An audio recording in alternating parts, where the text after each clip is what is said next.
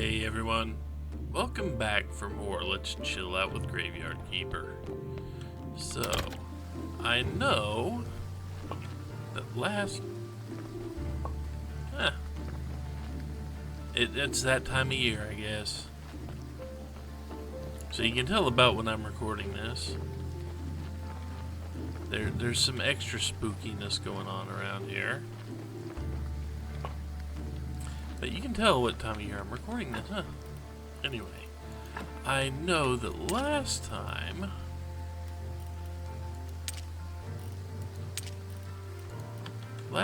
I said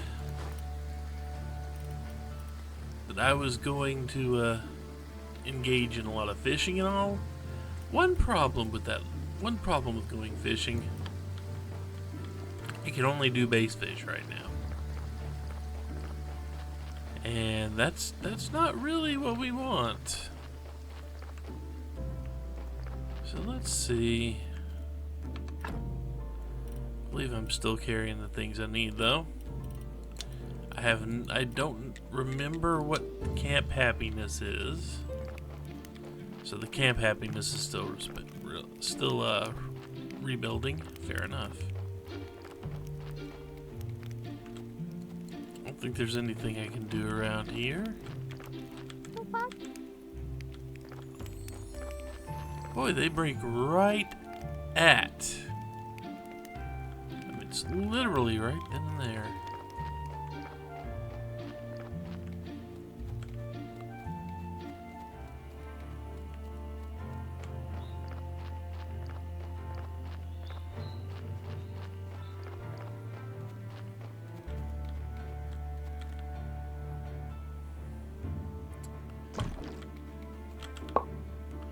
I mean, I don't know what I'm going to do with the bees now, because I can't build any more hives.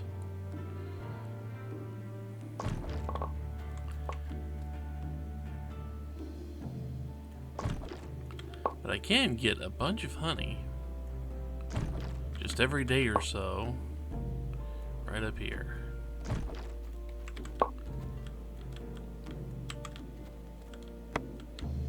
Okay, that one hadn't recharged, that's why.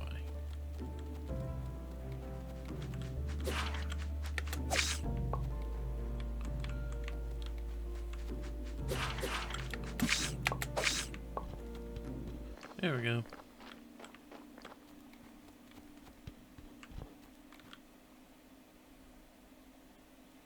I don't really need to go to those honey trees anymore.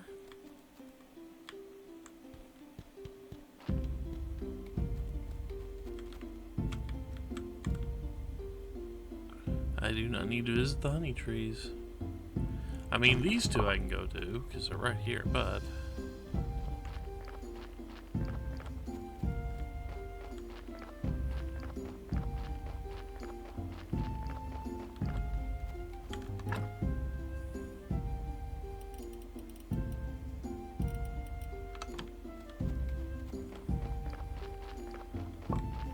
Okay, did everything finally finish here?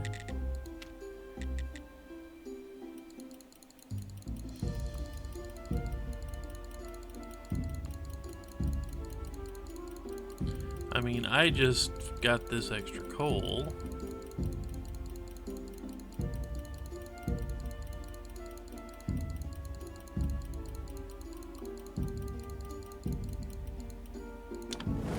There. I honestly don't know what I'm going to do with these extra bees. I don't need them for anything now. I don't have any more here, do I? No.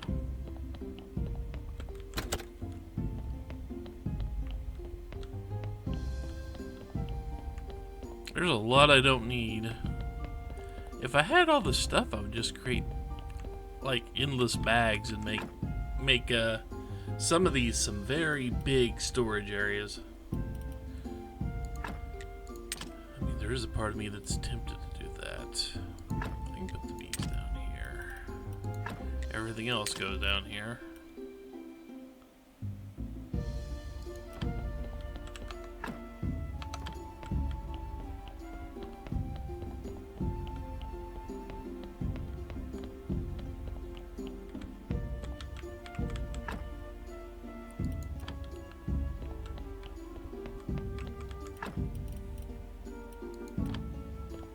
know, I am tempted. Since I'm waiting, the zombie brewery. Why not? Let's build a zombie brewery. We've got no reason to, except for the fact that it's there, and we might as well.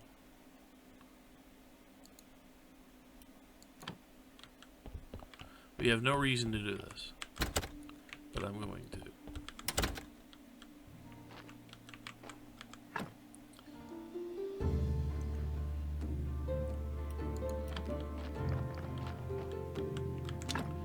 So let's see.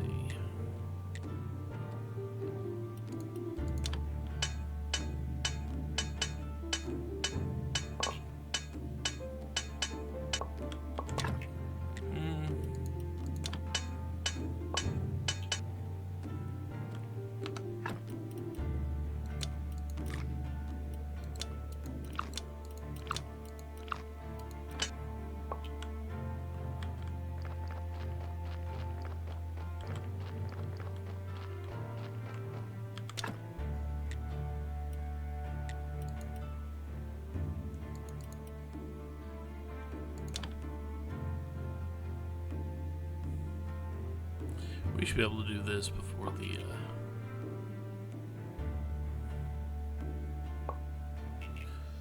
before it's too late to go get our weekly.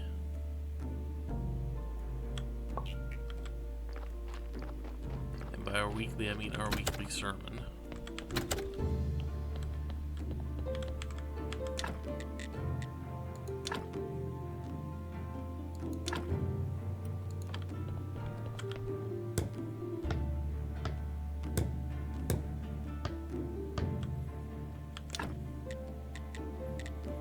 So yeah, there we go, we can make mugs of beer.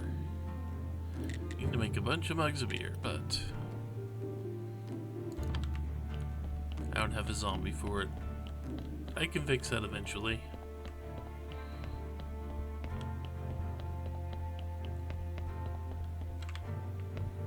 But we are going to need to do fishing today.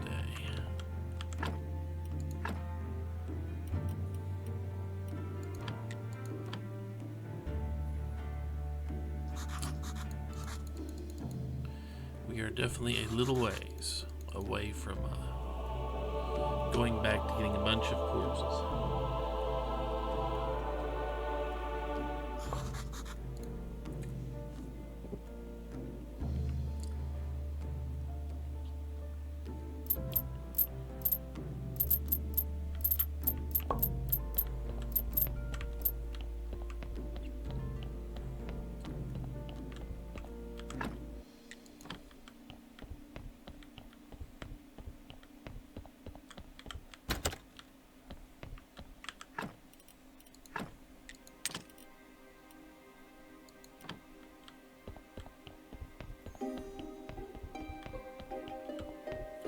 But I would like to finish the current thing for the refugee camp. I'd like to finish that.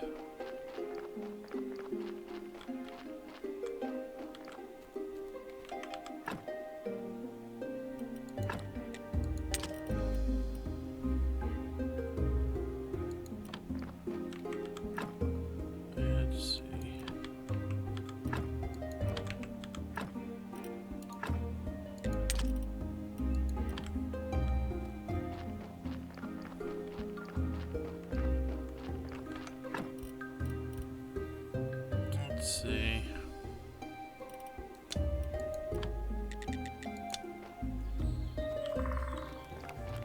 Only halfway.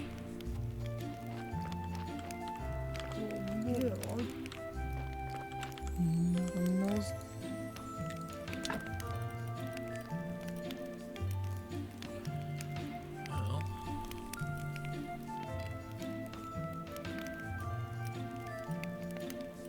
I think I already have those.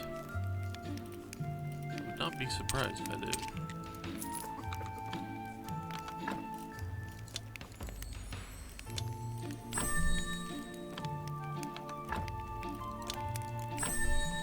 we know we have them now.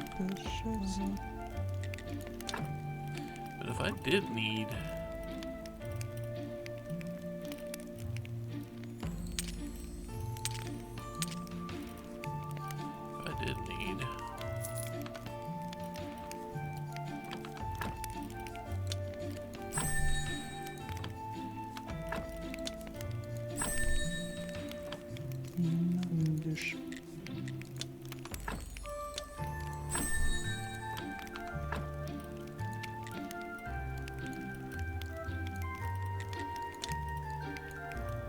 I guess that was it. I guess those were the missing things, huh? I don't think they're better than... I don't think any of these are better than what I'm already using. The ones from all the way over here. I mean, that adds 12. That adds 7.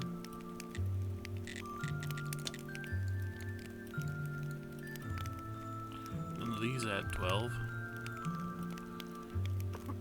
That fence had 7, but that's marble. Yeah, these just are not as good.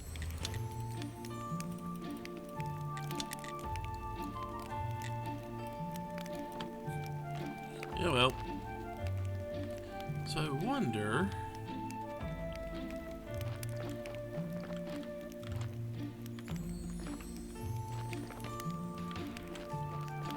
You're the money lender.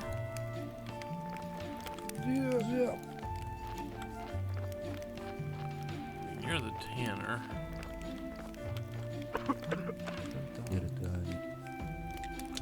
Anything new? No.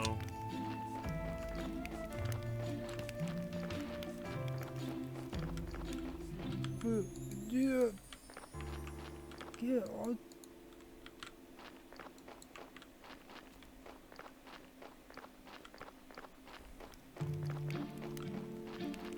Have anything new to...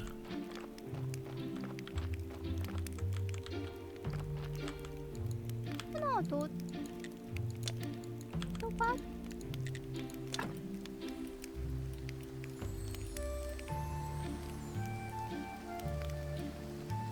I don't know if I grabbed these or not.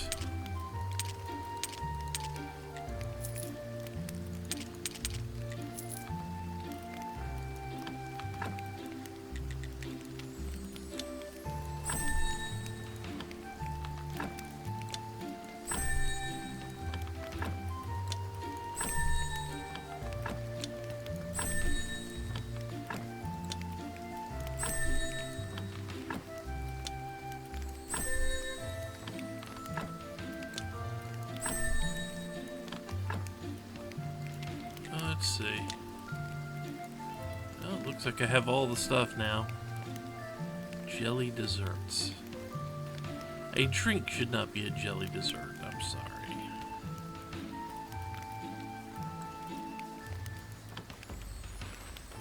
So there must be someone here that will teach me something I don't know. Whoa.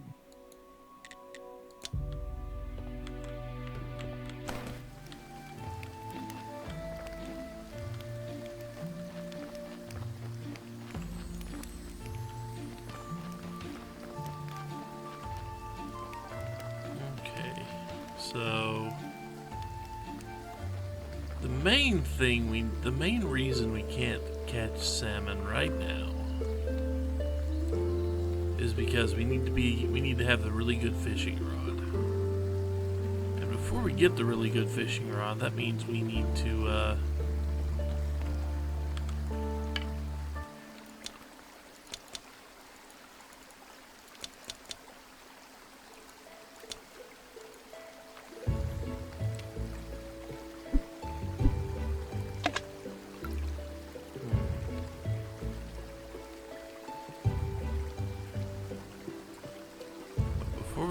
before we get the really good fishing rod, we need to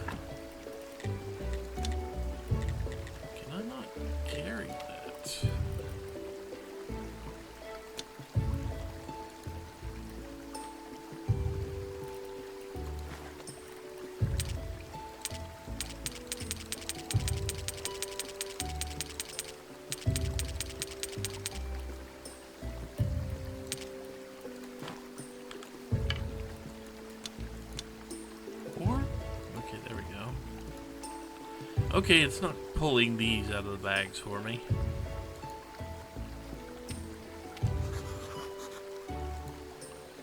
Okay, so...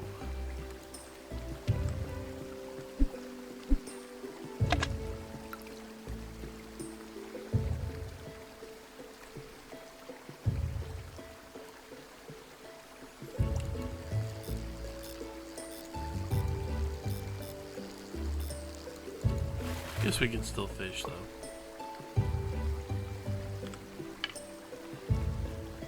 Let's see. Okay, so we will need lures. We will need the other types of lure to catch whatever's here. Let's do something.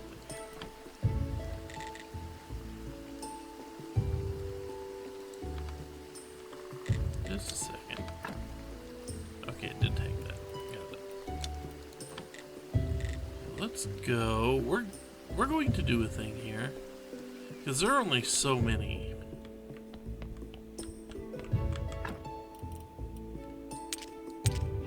Yeah, and those lures only have so much with them.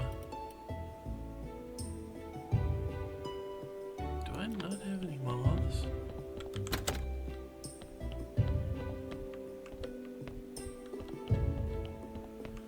I figured I would have some moths.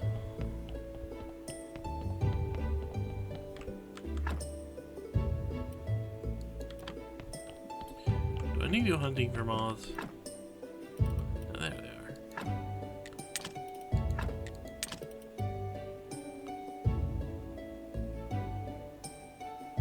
And before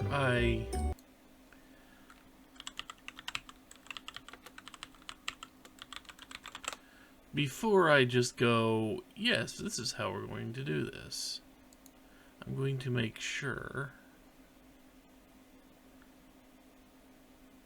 Okay, and the other types of lure, the other types of bait are fish we have to catch and then use those as bait.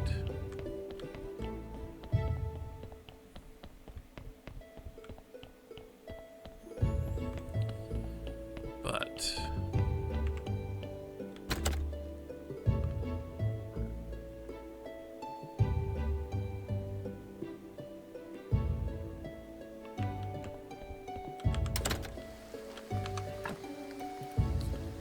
we are going to start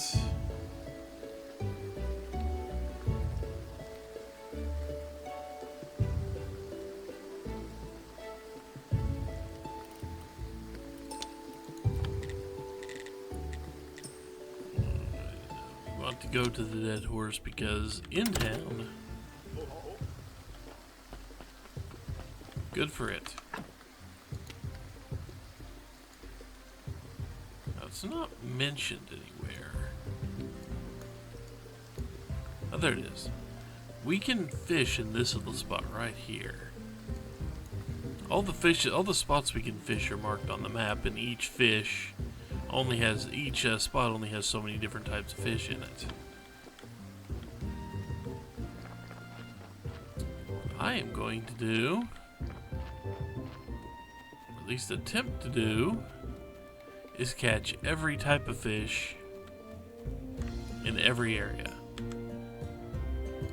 I've done it before.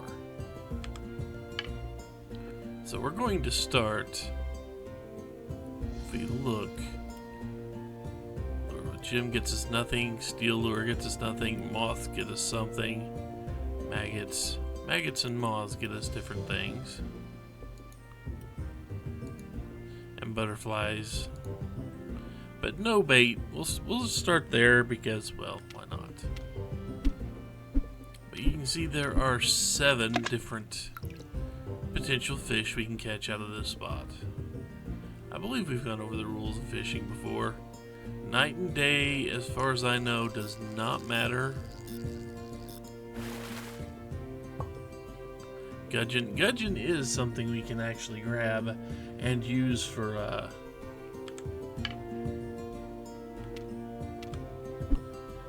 bait elsewhere. Gudgeon and anchovy.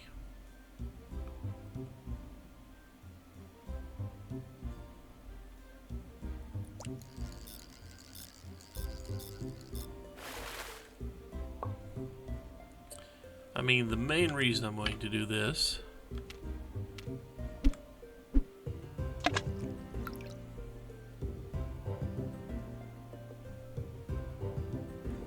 is to learn what's where with this rod. Then we can move up.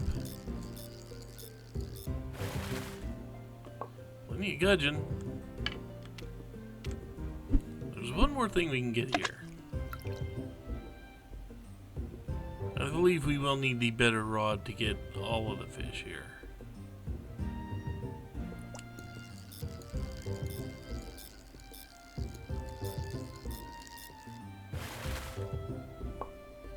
Okay, we've got tilapia.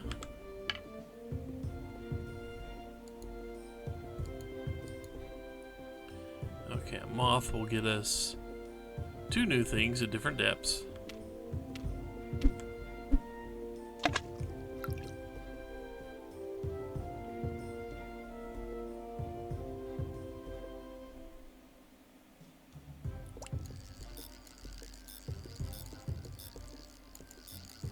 But one thing we definitely need to do right now is figure out how to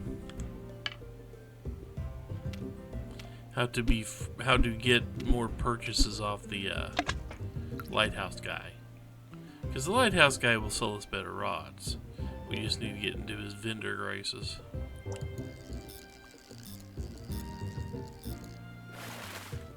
Frog. Let's see. So this will 100% catch us some perch and some of those, but it won't catch us. It won't catch us the one thing we're missing because we don't have a good enough rod for it.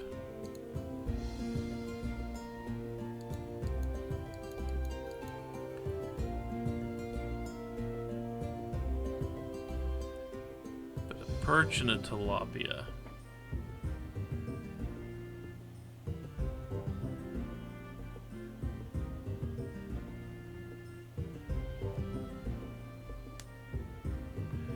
No, right off the top of my head, I don't know what the other thing is. I think it's a fish that has silver in it, I think. But it's only during the night, and you have to have one of the 2 better rods, if I'm not mistaken. Yeah. So we can't get everything here, but we can start burning some maggots.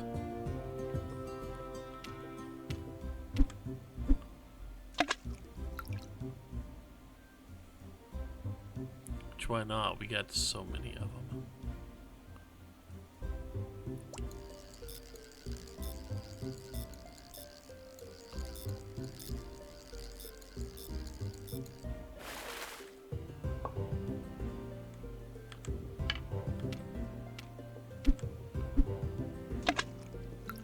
But we are going to spend a few energy bars just doing this. It's the fishing episode.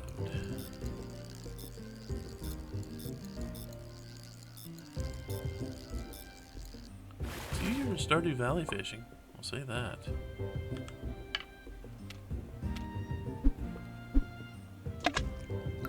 But getting both tilapia and perch, there's a reason we would want to do that, and right now that's to sell it to the one dude, or we can go ahead and just chop them up and turn them into things that'll sell.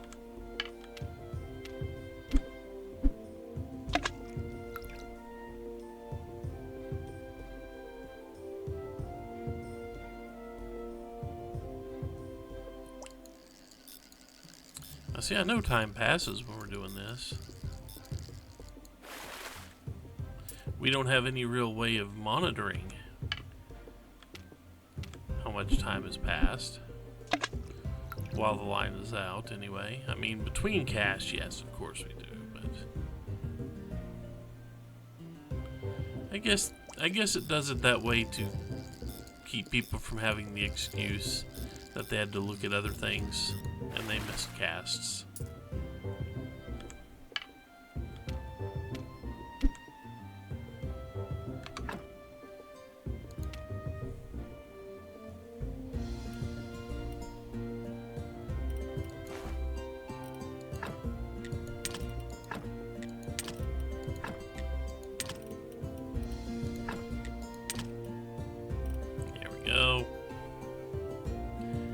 fishing bag for the moment.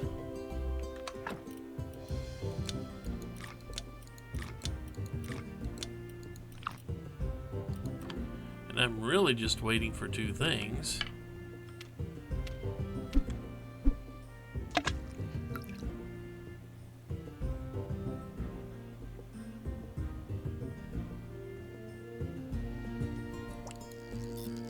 I'm waiting for daytime so I can go talk to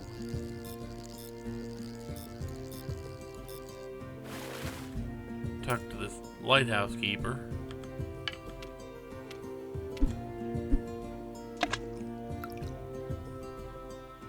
I also don't know how big these stacks are. I think they're only 10.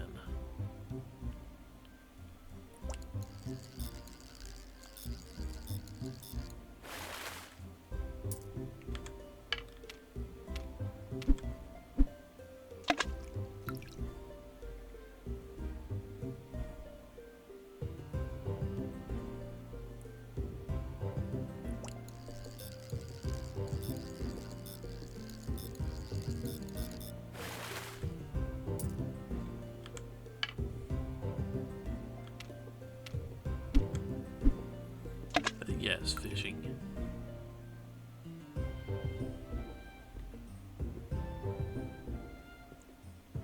I think we're making a night last forever, it feels like.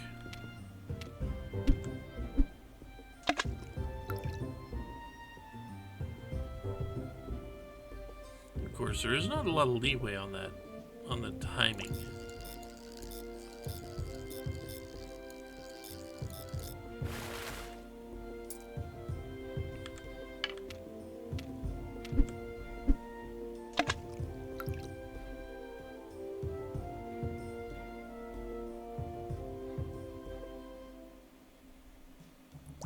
As you've seen, it's very, very tight.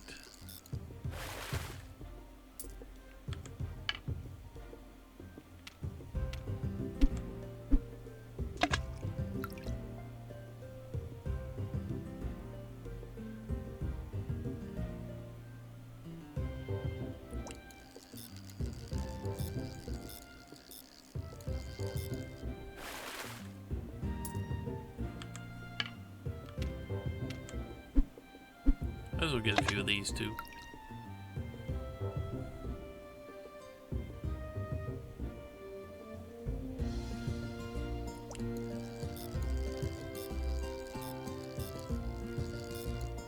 I mean, I'm guessing time just doesn't pass while we're actually engaged in the act of dropping a line in the water here.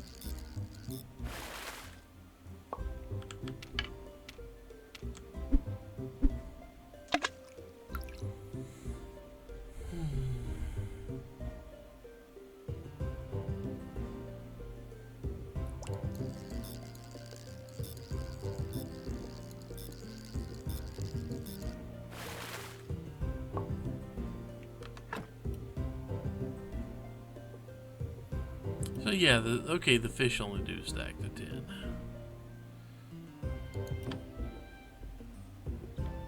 It's almost time for the lighthouse keeper to wake up. It's close to that time.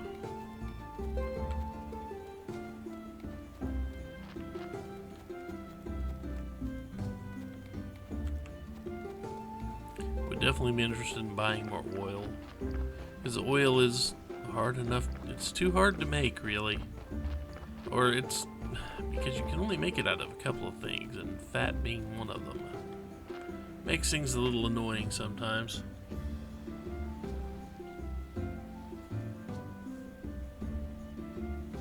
All the pumpkins.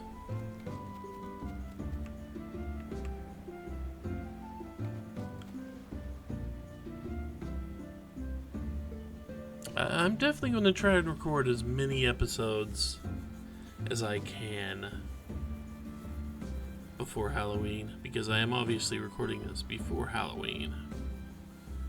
Because the game does have that coding in it to where around this time of year, you'll get some extra Halloween decorations floating around.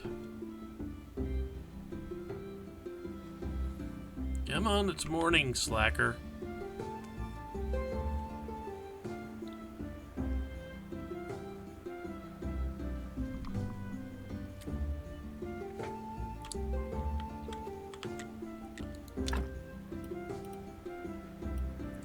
Okay, I'm already in the best.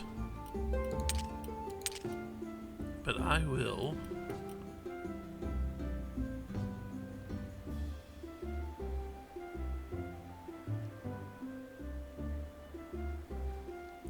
Then again, I don't know if the excellent fishing rod can catch all fish.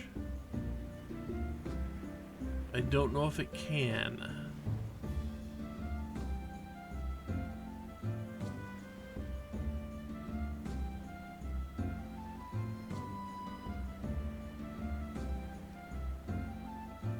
I'm going to look real quick.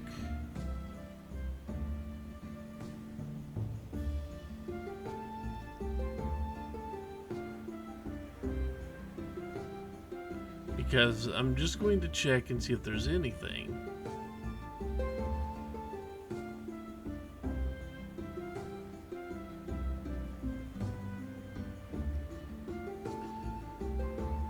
Okay, there are some. So if I get rid of the original fishing rod and keep the other two, are there any that I'm not going to be able to catch?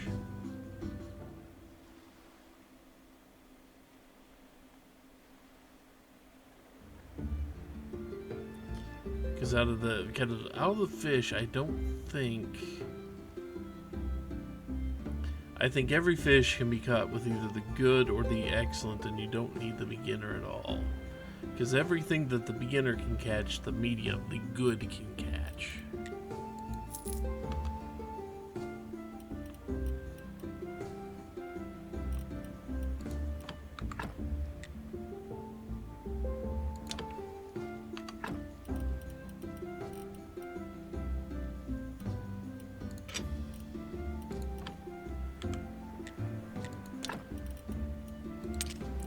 That, but well, you'll take frogs. You won't take the other ones, huh? Oh, you will. You'll take other stuff. I mean, I don't want to sell too many to you because, let's face it, that would get messy.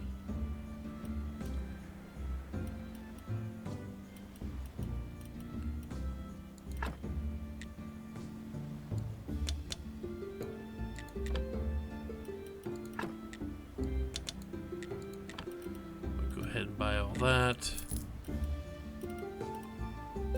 Okay.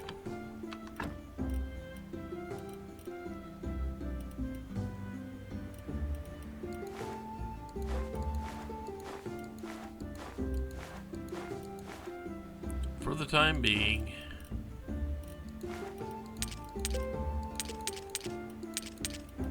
Okay. Obviously, you can't use them unless they're in your inventory and not in a bag. There we go. But they do wear out. You only have so many uses out of each one. Which one do I have? The good.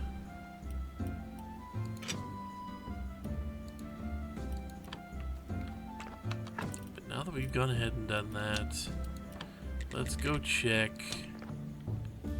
Let's see.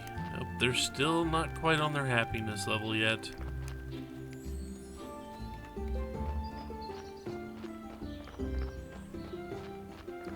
Their happiness level is not quite there.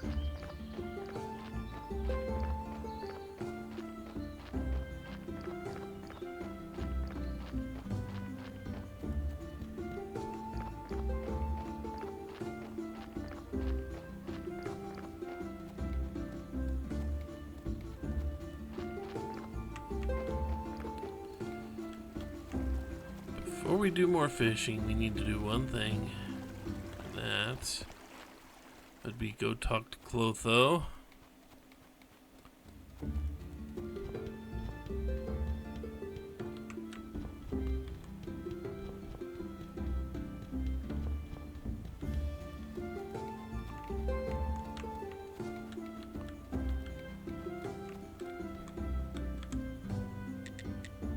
Tira. Oh. Oh. Tira. Tira. Couple jars of honey. Oh. Tira. Oh. Witch's ash. Okay. Oh. Tira. Oh. Tira. Tira.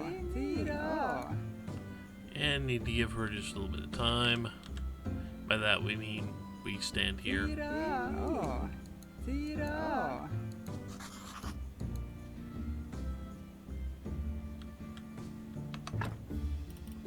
So I have no idea what we just learned or where it is. So I don't really see anything in here.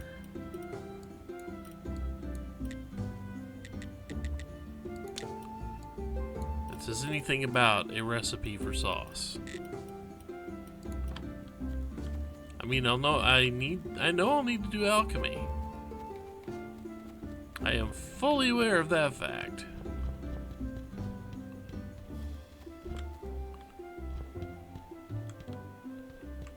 But you know, now that I'm here,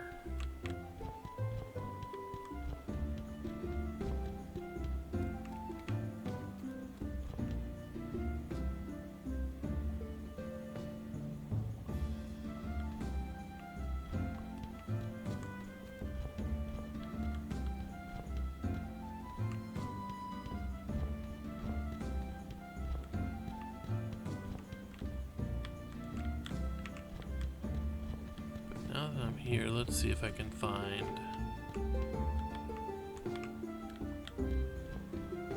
So I found it before, I just need to see if I can find it again.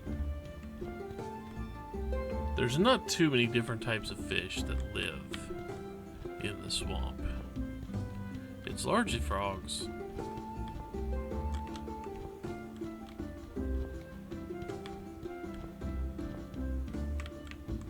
Luckily, I don't actually have to find my way back out.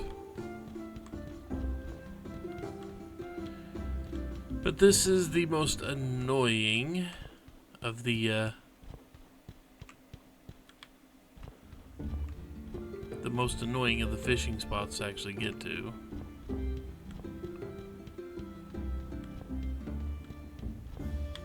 If I can remember where it is. I know it's somewhere southwest here. There it is.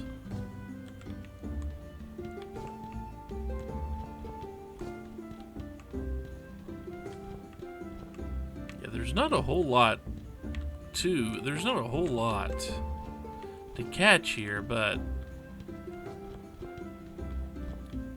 to tell you the truth, you do get an achievement in game for doing it. I've already done it, so I've got the achievement, but if you look here, we know what we can get. Let's see, no bait selected. It very much does not care about bait. We're gonna need the other rod for this, aren't we? Yeah, we are probably gonna need the other rod for this.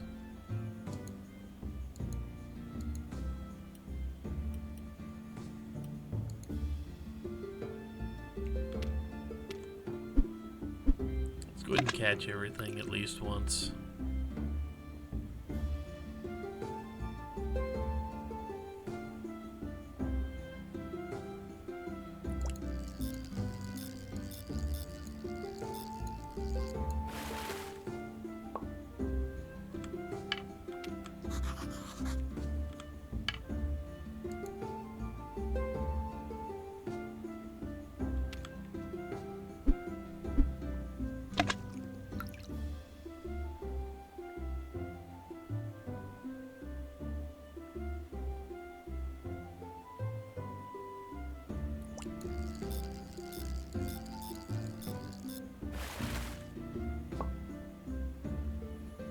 Okay.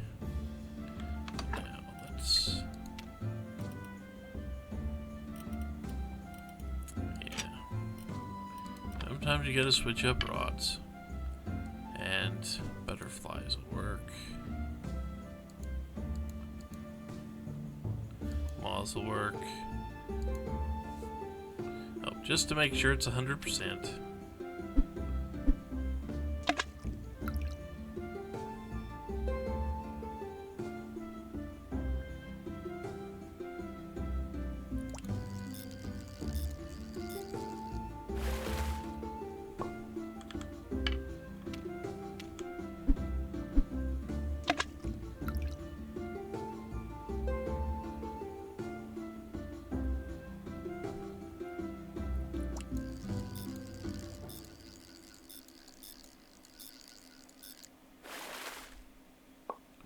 There we go. Now we've cut everything here.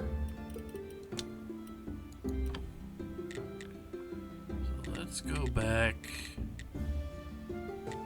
Let's go back to town now that we've got 2 things we need for that last fish in town.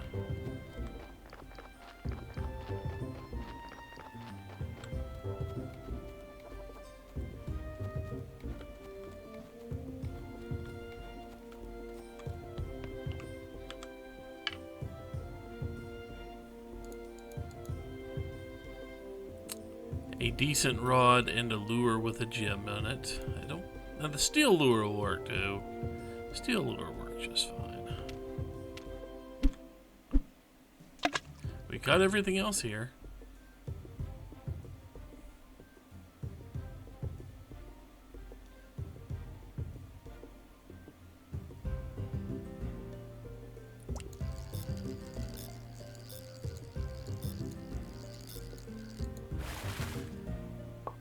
And a silver crucian. Okay. So we've got every type of fish available here and in the swamp.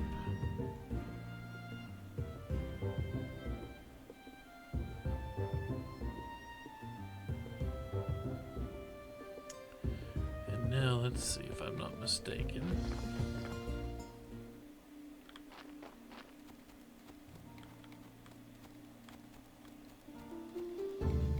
Should be a fishing spot somewhere up here, or just south of where we're headed. It's somewhere around here.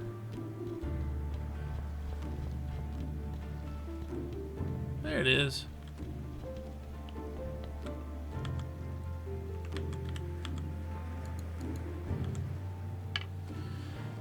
Boy, we've got a lot of question marks sitting right there. Oh, we got no bait. We also got things at every level we can get with no bait. So.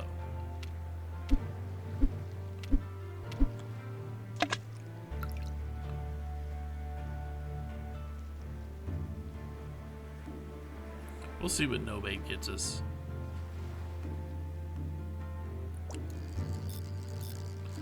Whatever it is, it's fast.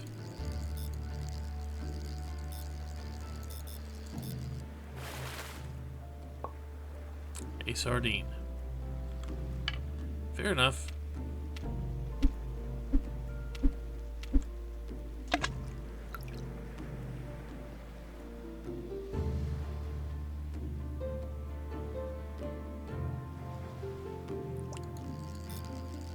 Okay, this feels like a different fish. The anchovy. Anchovy is a bait fish, too. Now, it looks like we might have to do a few casts of no bait to get both those fish in the middle.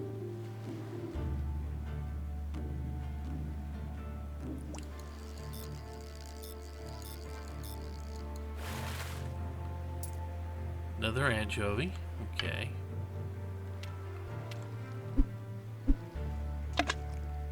We'll try. I mean, we can do 10 just because. Or 9, actually.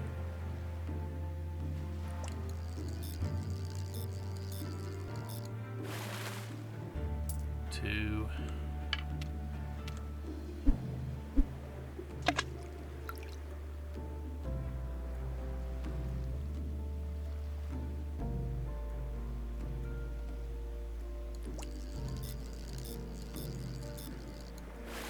Three.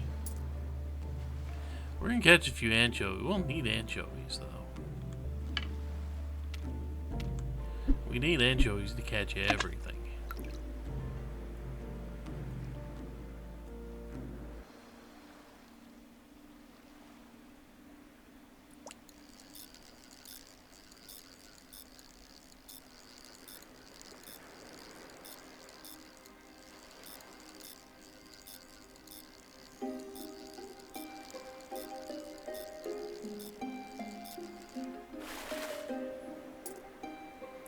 Tuna. Well, if we had a cat, the cat would love it.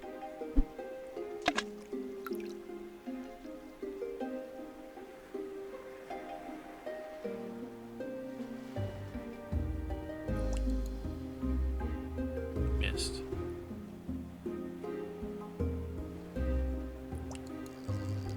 Missed again.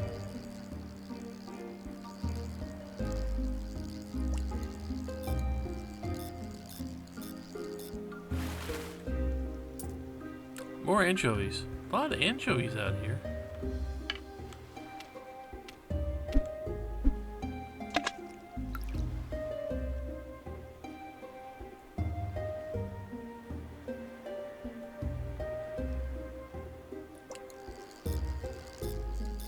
I mean, it is a 90% catch. It is a 90% encounter, I guess. But getting our hands on anchovies will help later.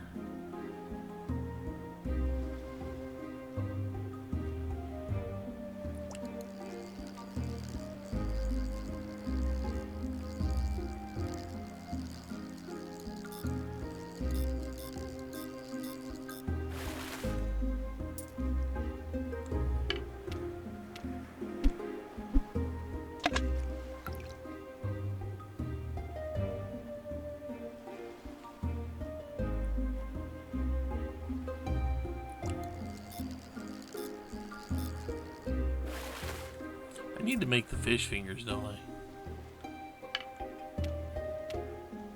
Think I got enough fish to make fish fingers to make this easier.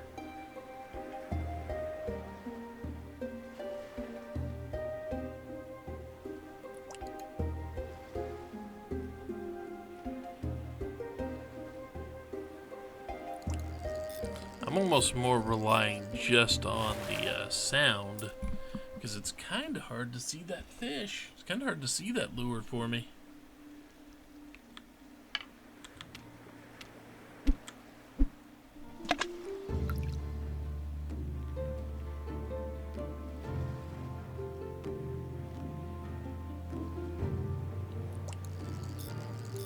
This looks like our other fish.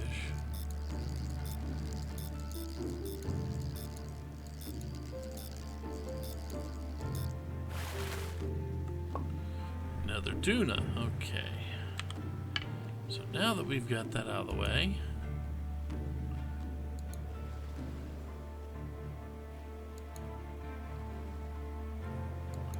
moth gets us nothing, so. Oh yeah. Now that we got that taken care of, let's see.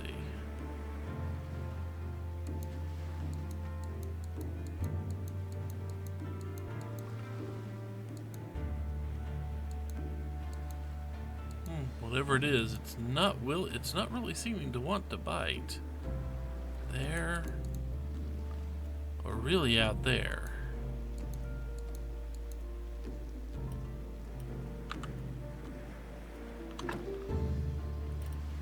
Where are my anchovies at?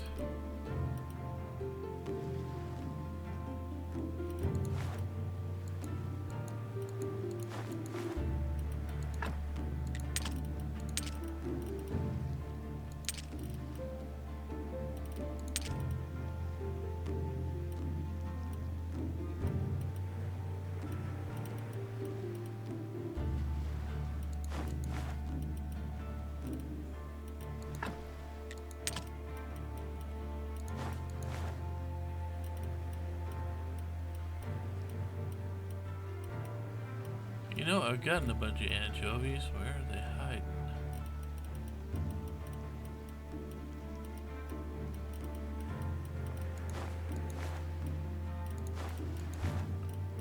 There's my anchovies.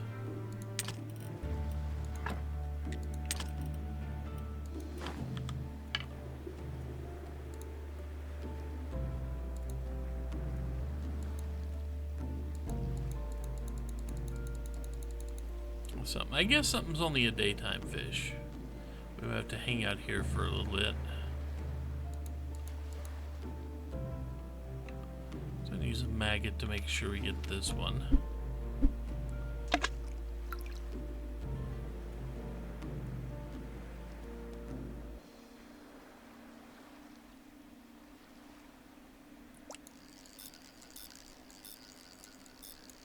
This is probably a salmon or something. Whatever it is, it likes to jump everywhere.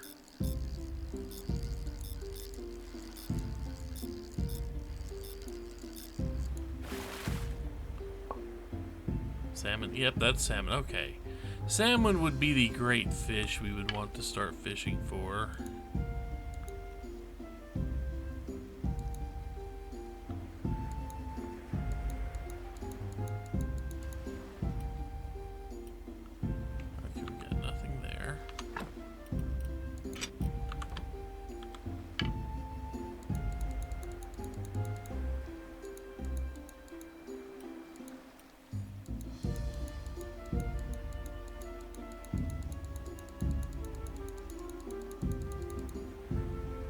Okay, so it looks like we've just got one out here, and I think that might be the fish that has gold in it.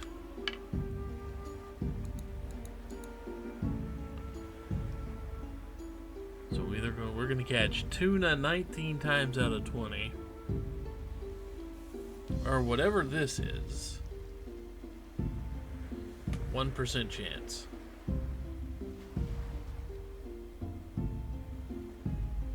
The other one has to be a daytime fish.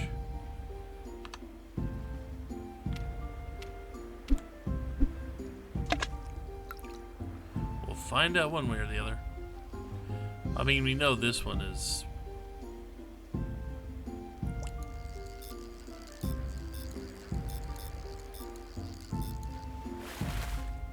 Of course, tuna.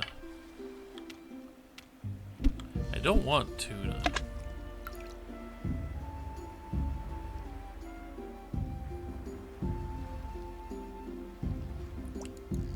I mean, and I would actually want tuna in some circumstances, just not this one.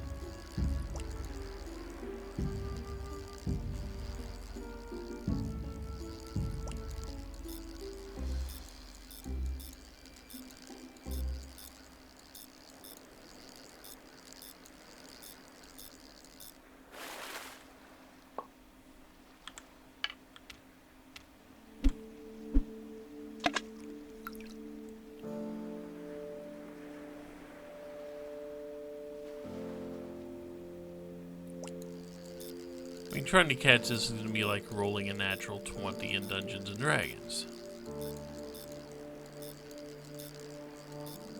Same odds.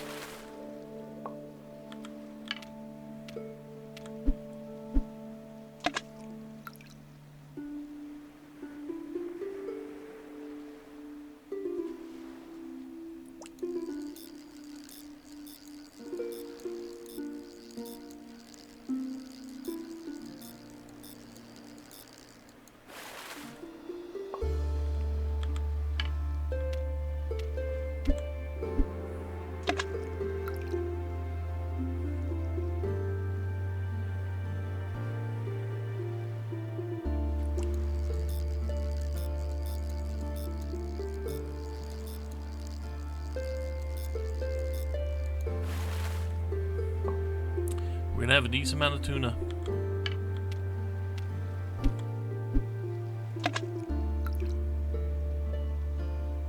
I'm pretty sure the other one has to be a daytime fish.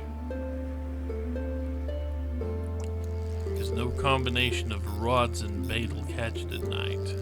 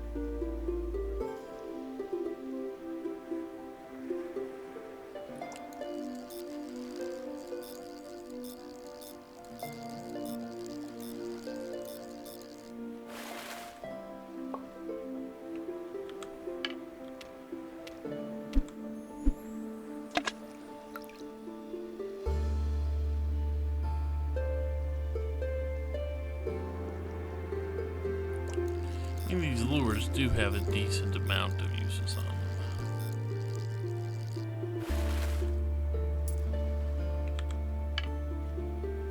But you can tell we've almost worn this one out.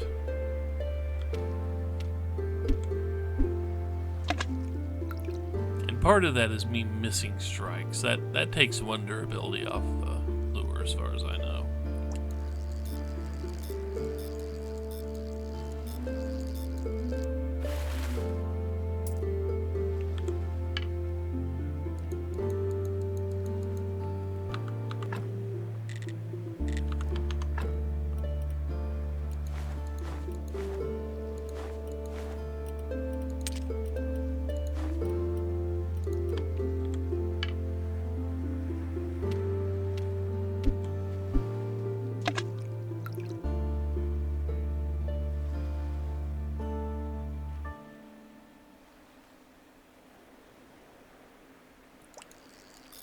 All I gotta say is this is not the very efficient fish to catch.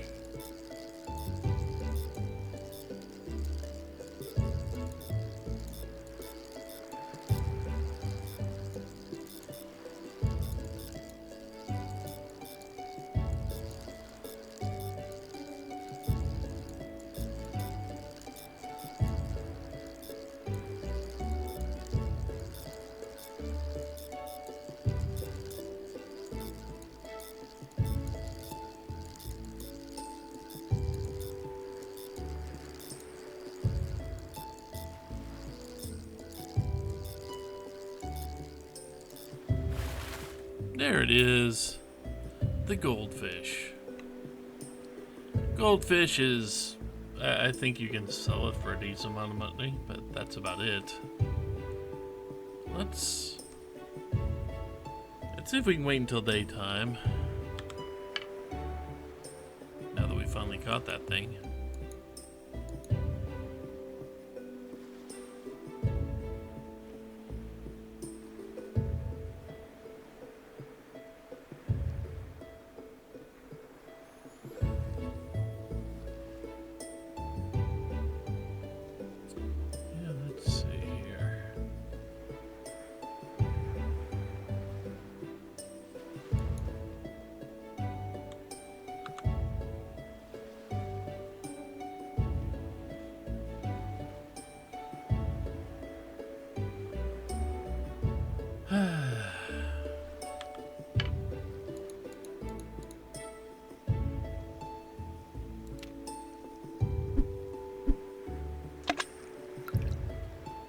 Didn't really mean to fish, but there you go.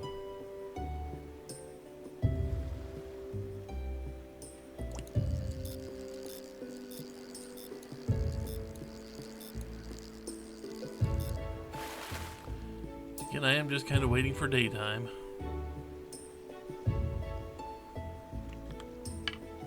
There we go.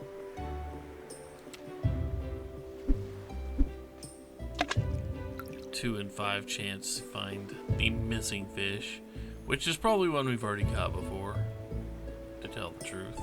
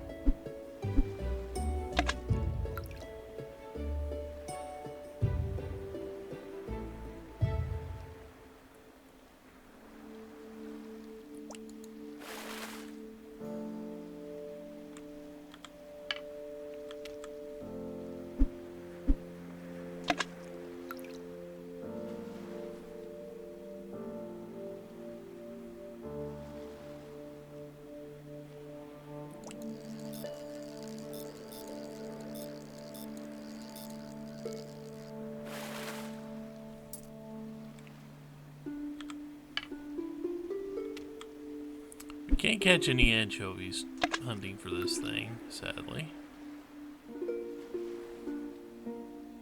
Maybe if I drop down a rod.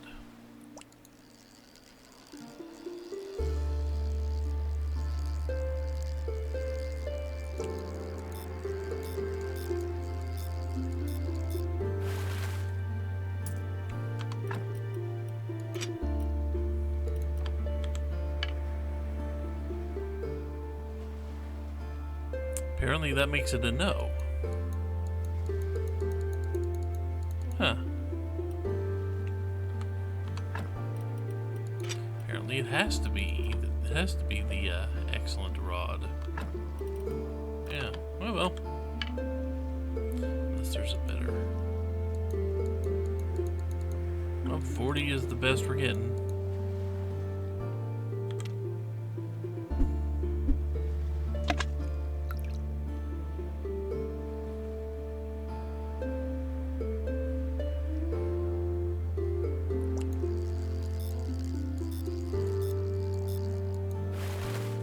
Just an eel. We've gotten eels before.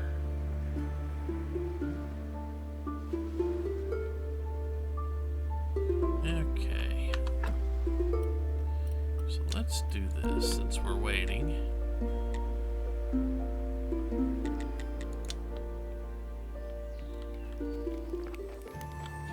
Oh good, their happiness is finally up.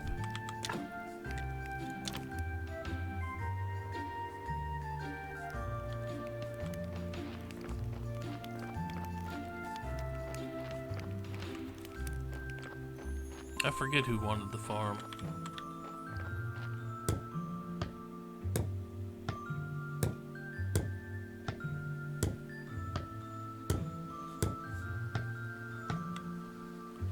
There we go. The tanner. Okay. I got your fence ready.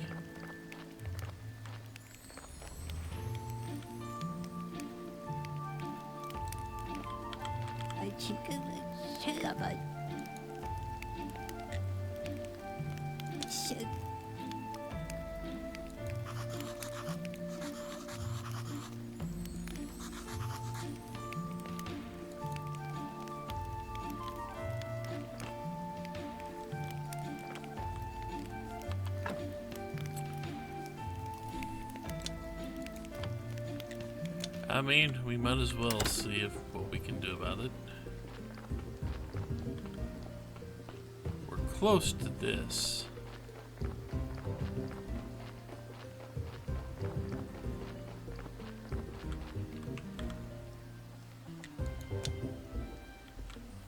Okay, we bought some hens. We don't have to carry them, thankfully. But we did buy them.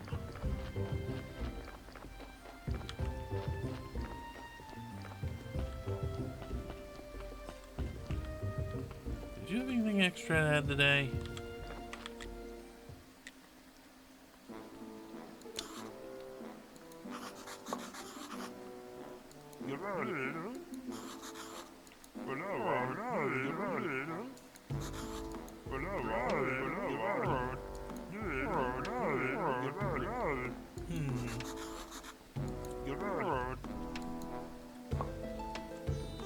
Oh, that took care of that.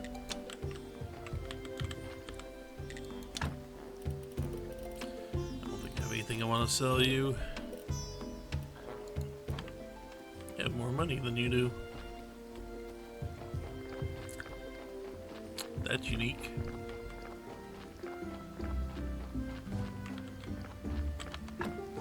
Okay, so let's see. Up there near the village, right? Near the... It's not gonna be you.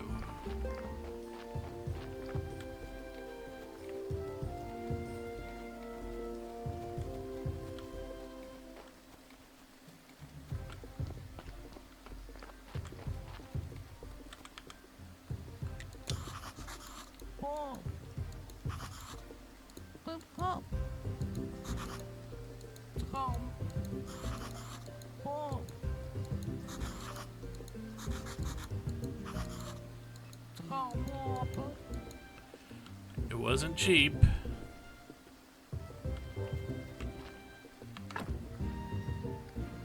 But it's done.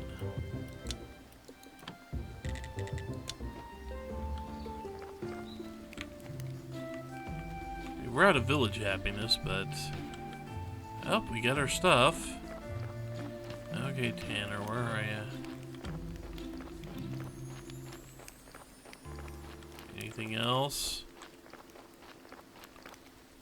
Where are you?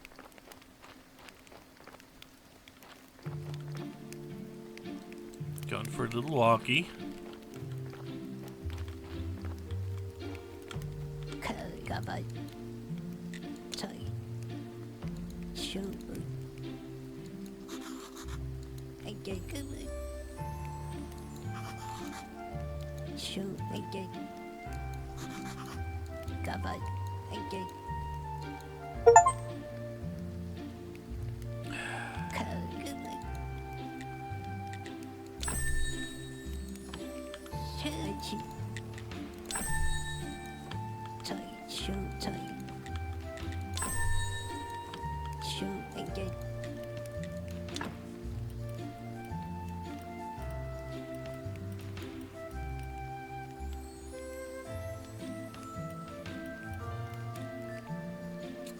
These were expensive, but for recipes,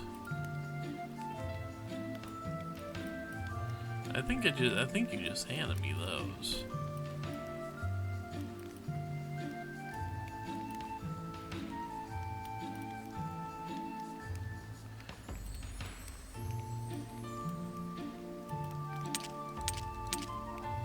I mean, it's expensive, but I don't think he gave me tool.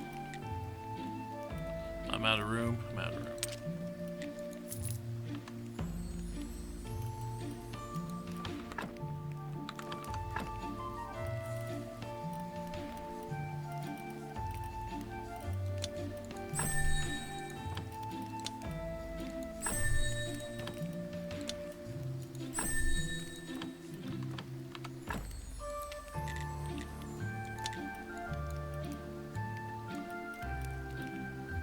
So what do they got? Universal Fisherman Builder Food.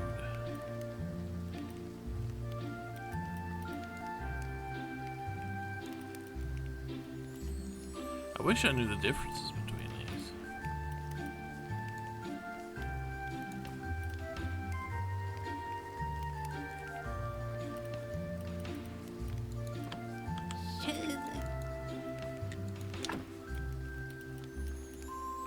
Alchemist, Fisherman, Farmer, Tool.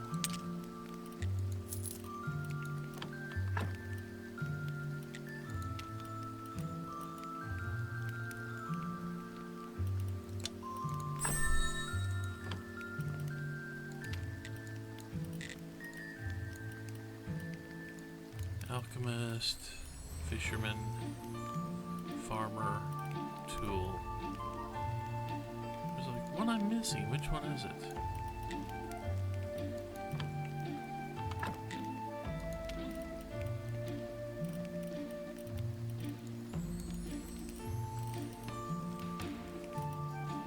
I didn't buy any others, did I?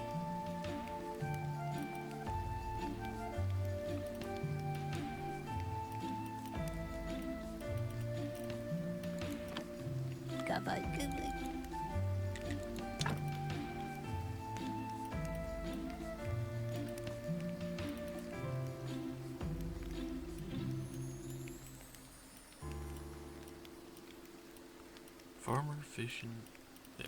Farmer, fisherman, alchemist.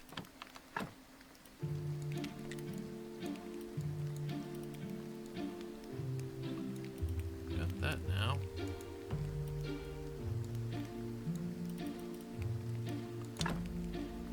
I don't know what that one is.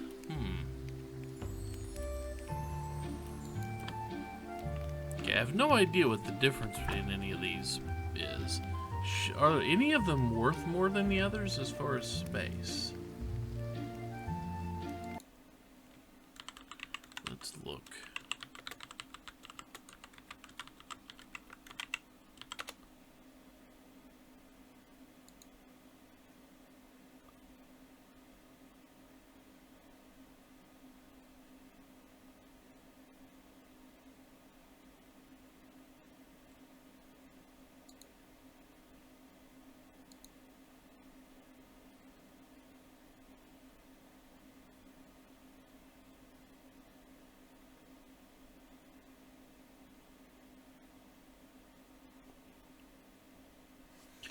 Oh. Okay. There's a big universal bag. That is the last thing, and then there's a whole bunch. So while I'm looking here, let's see if I can figure out. Because universal bag is universal, obviously.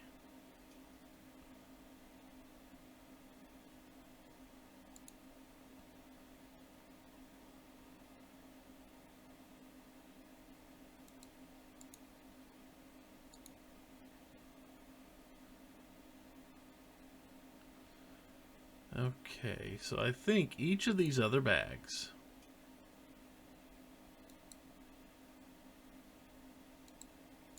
if I'm not mistaken, each of these other bags will hold the same 9 slots that Universal does. But they can only hold their thing. They can only hold one particular type of thing. But they are easier to craft in most cases. Like, I think they use like less skin and tanning agent to make, but they can only hold the one thing. Okay. We've done that. Let's see something about what I'm carrying here.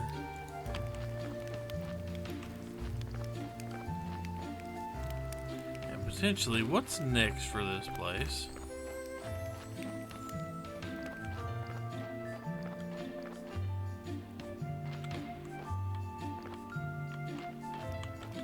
You look like you got a tumor.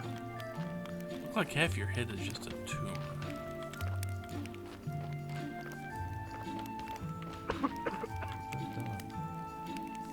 Oh. Just gonna leave. Okay.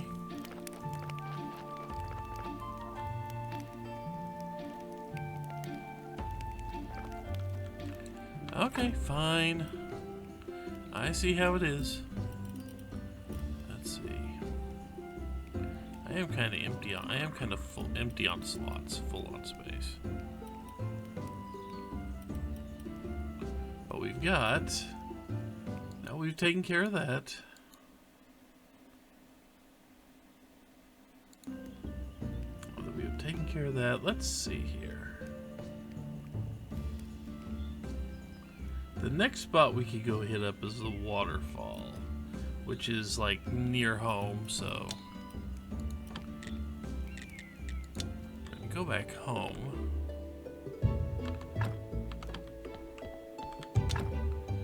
Let's see. I think I want to keep the anchovies. So those I need to take. These I want to keep, but these.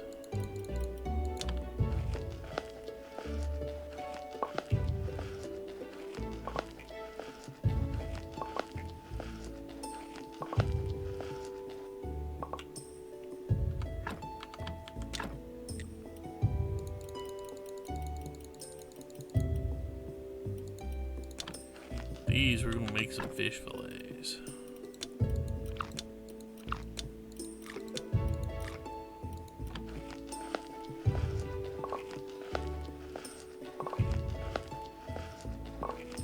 We're gonna cut up all this fish.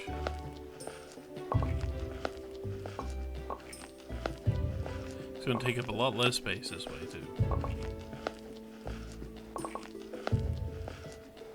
Mostly because I'm gonna turn it into baked fish.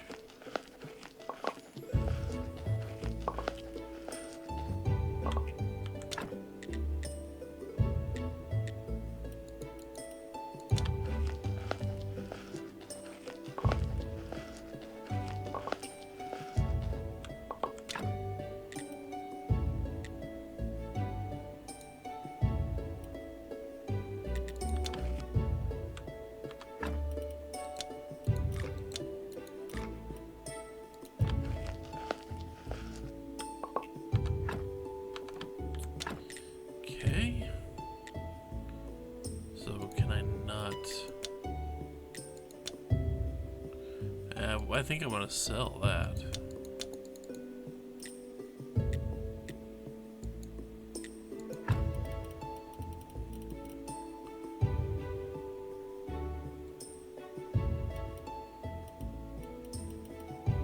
So what can I do with those?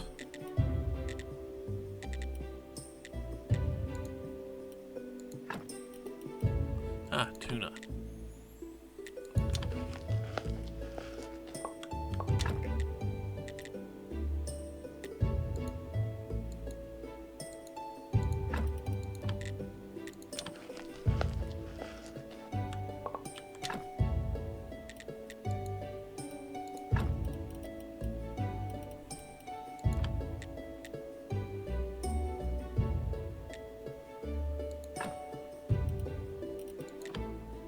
There we go. Fortunately, this just might take a few extra moments.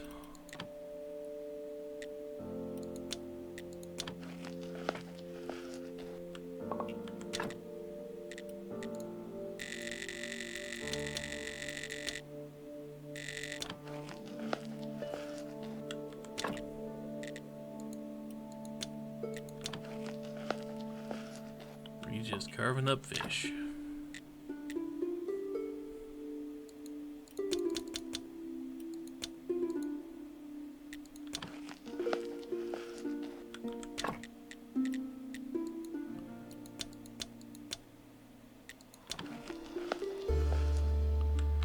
A lot of tuna.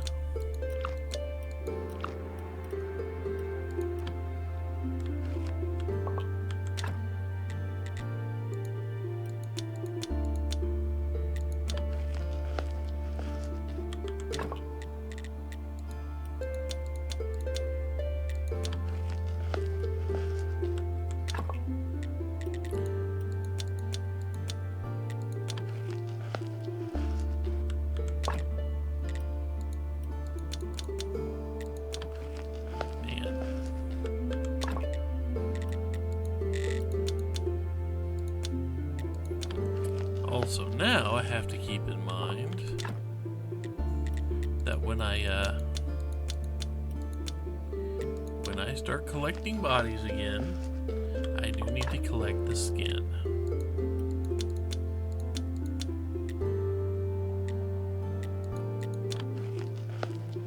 I'll need it for the big bags.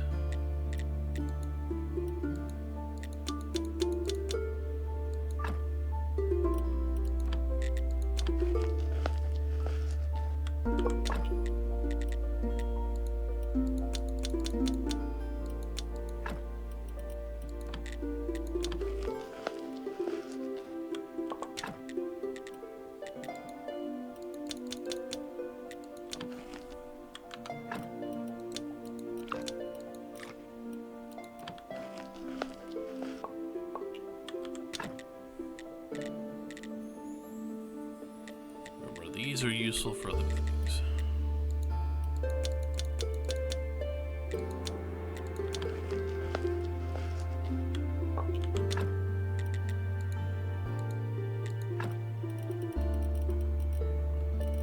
Let's see. Silver crucian.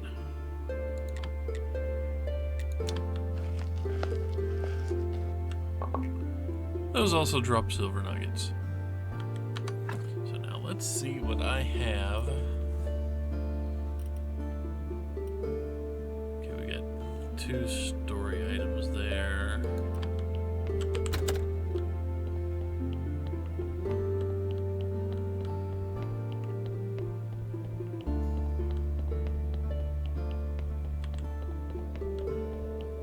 And a story. Granted, high quality story. Don't get me wrong, high quality story, but you know.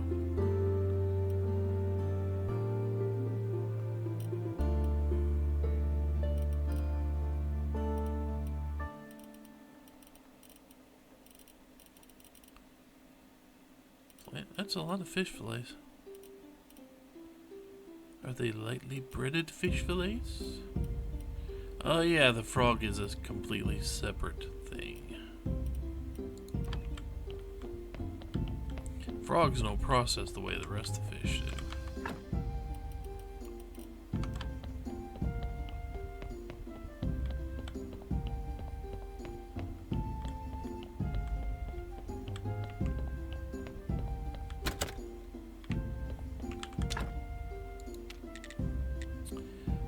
We have to have 3 frogs and they turn into meat.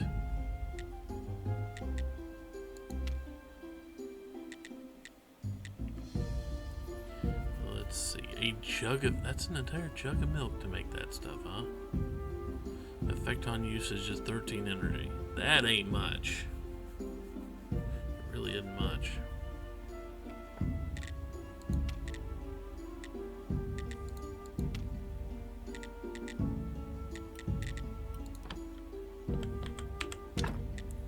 Let's see, what do we got for fish?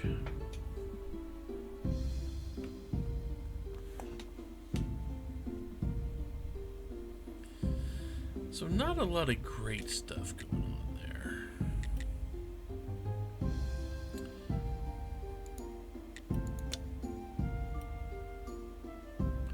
If I could only make 3 of these.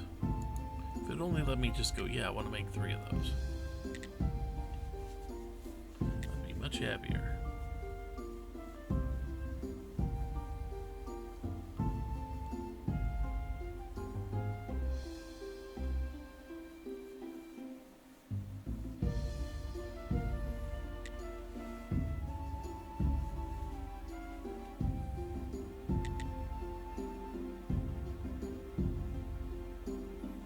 Fish soup would not be bad. I don't think I'm going to burn all my carrots, but yeah, these would be even better, I think.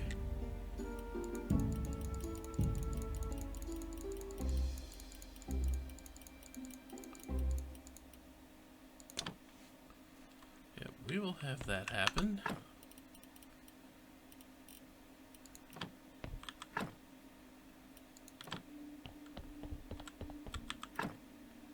So let's see.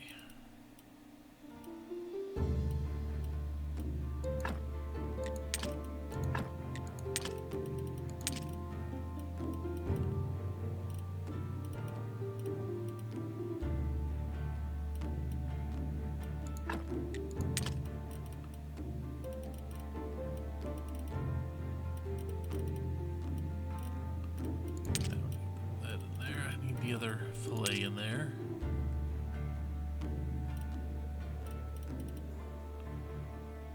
Okay.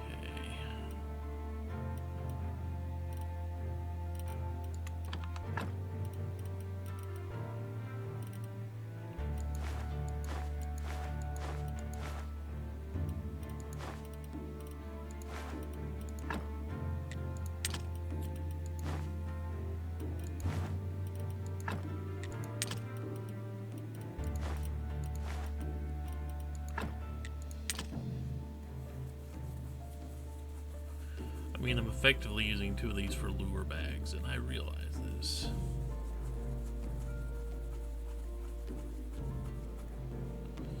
I need to do well, when the day comes around, I need to hand the ash and the invitation in.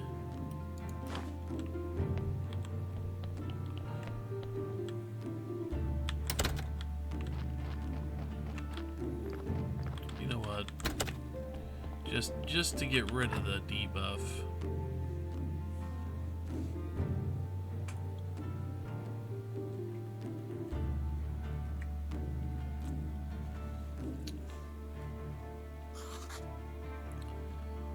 We'll wait until that's full.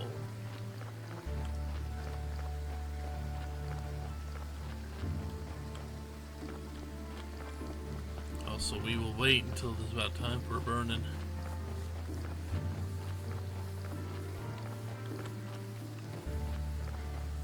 And I am partially concerned that this game is just a little glitched out.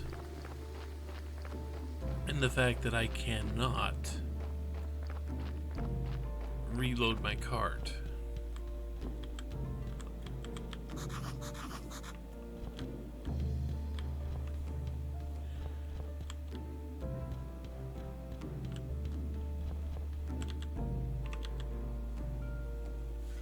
Let's just wait so we can get rid of that witch's ash.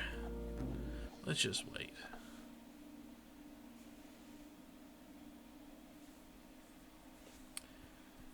Then we can go back to fishing for a couple of days and we can turn in that invitation.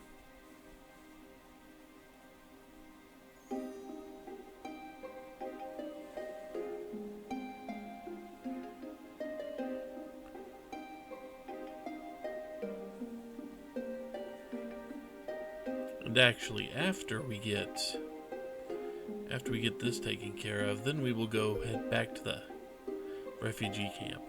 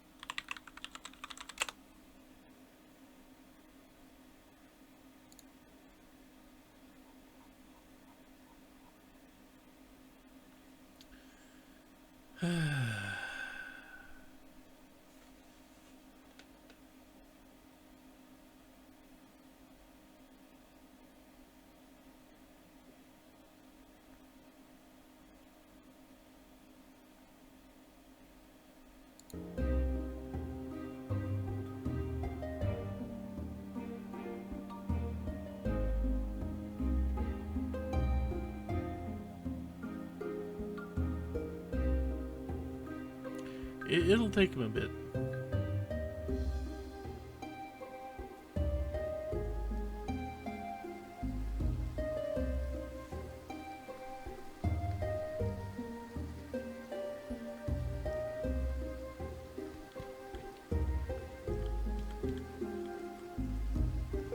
Old man walks up here every week.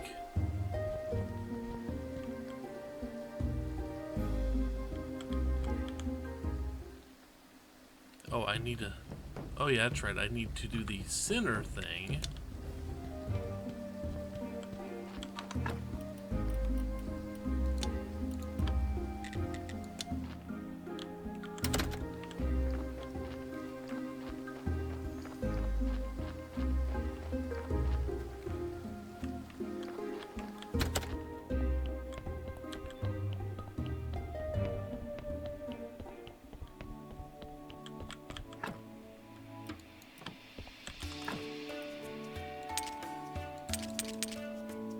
Just in case.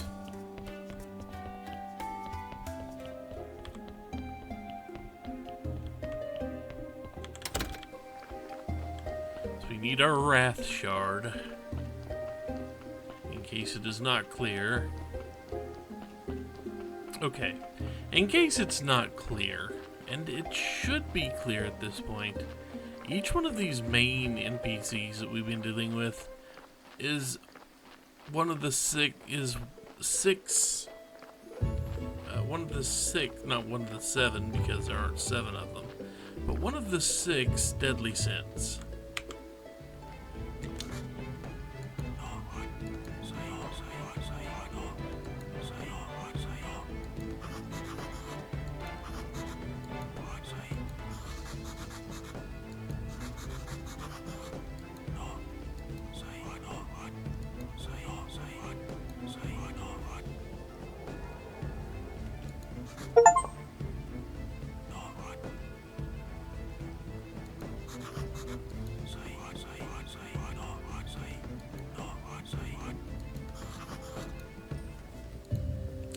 Okay, I guess we can't do another burning.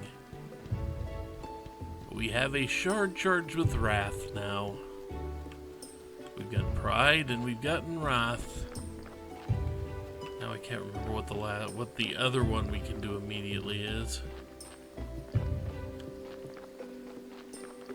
I don't know if it was gluttony or not.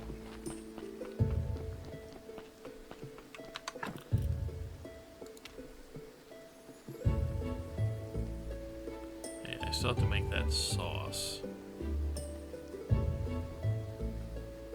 I have a funny feeling that sauce is the next thing. Let's start love story. We've been supplying him with blood. Gluttony, okay. So I'm willing to bet that the sauce is going to supercharge his gluttony enough to turn a shard into a charged shard, and we can do the next steps here.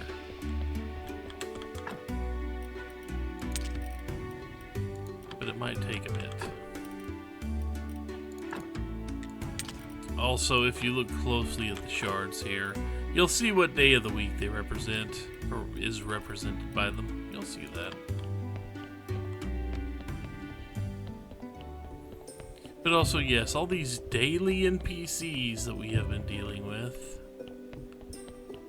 Well,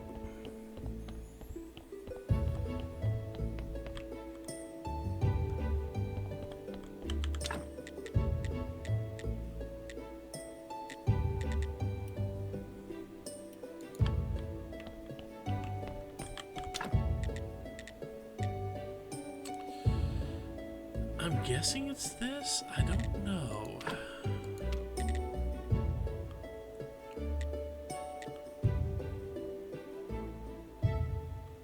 Is it this stuff?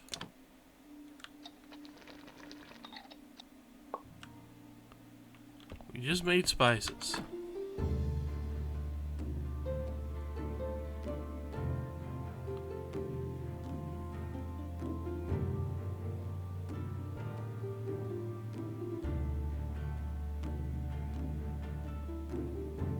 Where's the merchant?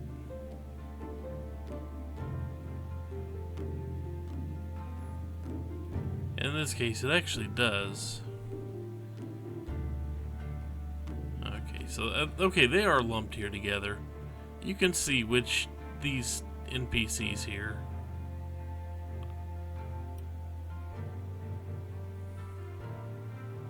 So how would I go about that?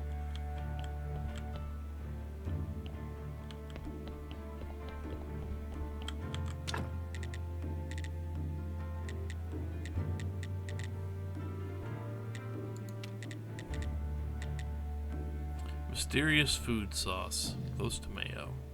We need 2 eggs. Okay.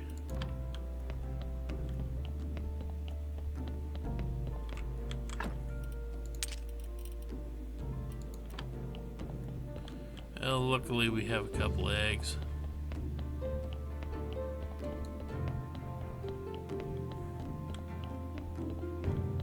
We'll just have to actually remember to pay attention so we can actually catch the merchant. Because I've missed so many of those.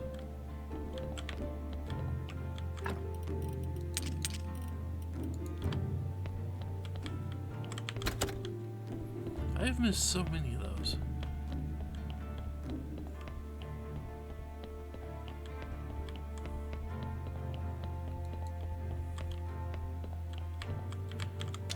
Kind of surprised I'm making it here, but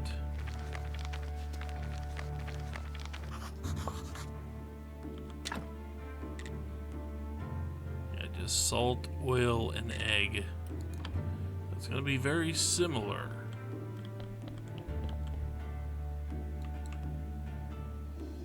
We can do that next. We get to do that next week.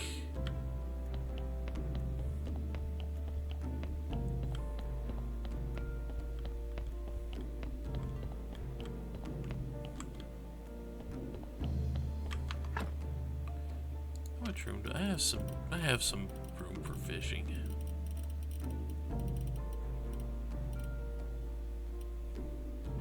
So I think I can...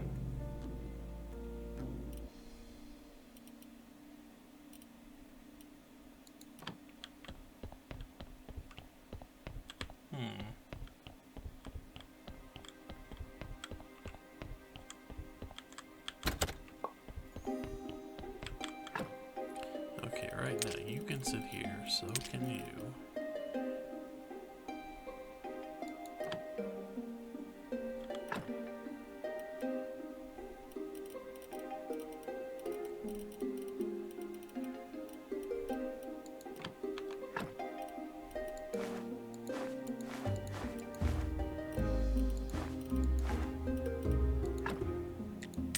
We're just gonna put those in there for now.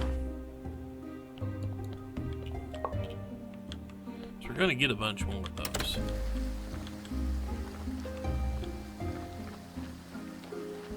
Also rain.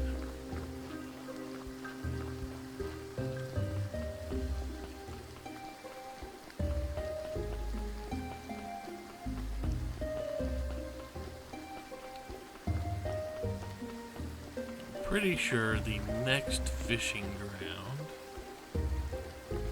that I am going to tinker with is the one that's up here.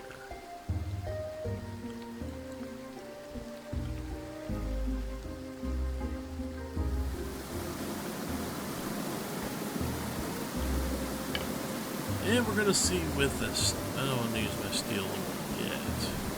Okay, the anchovy will get me something in the middle there. Moth will give me something there. What will nothing give me? No bait selected. Will give me most of these. Okay.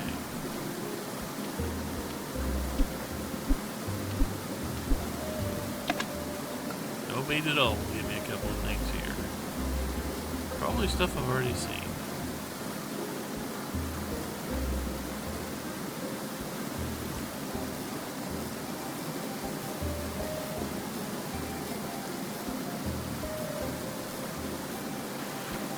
Hey, that felt very familiar.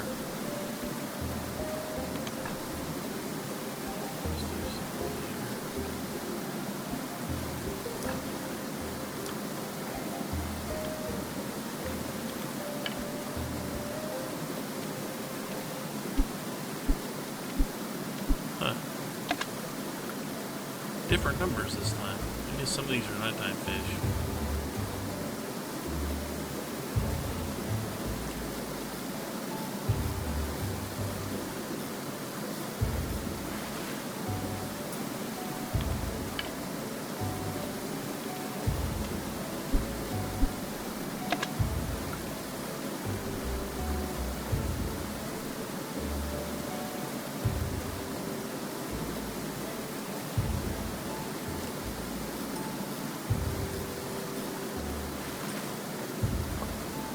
Sturgeon. 60-40 split here. Sturgeon and something else.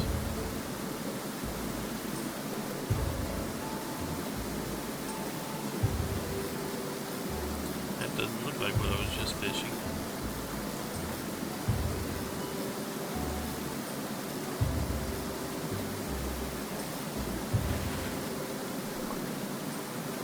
Yeah, we just more carp. 50-50 split for up here, huh?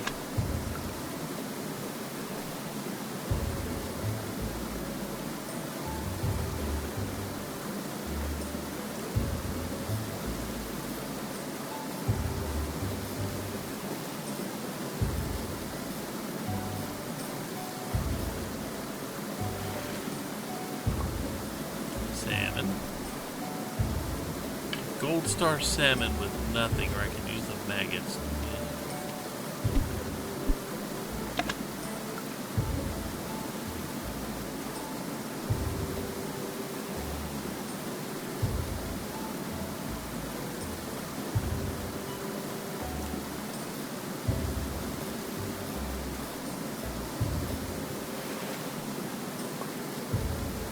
Okay. Let's see. I was using a steel lure, not just a nothing. Moth. Maggot.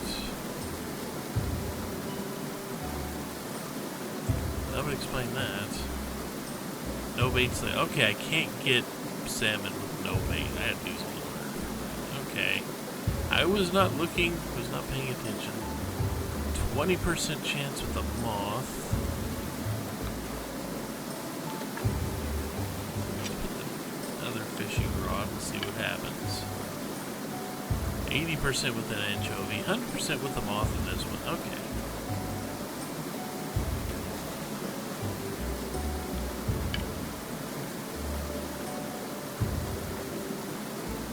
Or a maggot.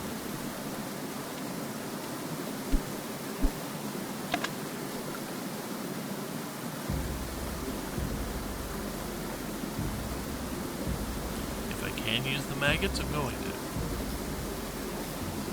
This is a very chilled out fish. It is just a perch. Okay. Well.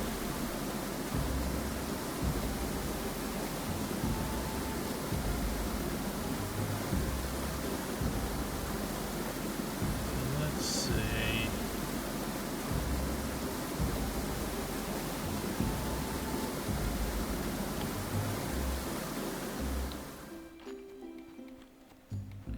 You know, I never did open up this path. I never did bother opening up that path.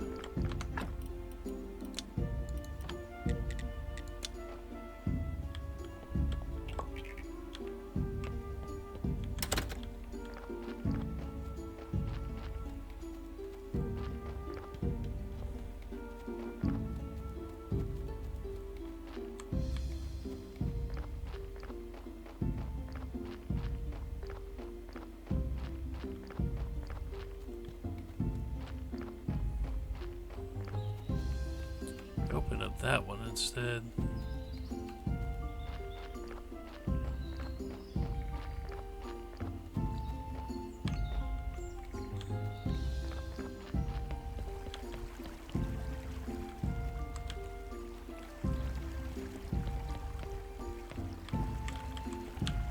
I believe here, yeah, here is a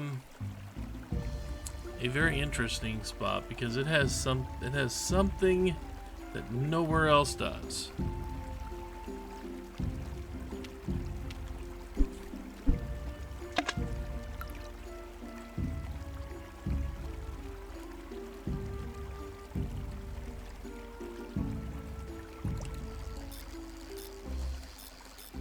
And I'm pretty sure we can only catch it. Oh, this is pike. I'm pretty sure we can only catch it with the best of everything. Lure with a gem is right there. Anchovy.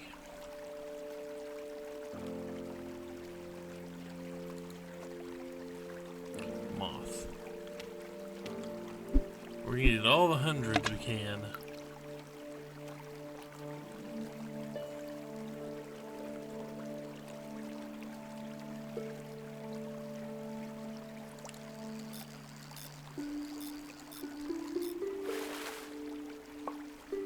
Sturgeon out there.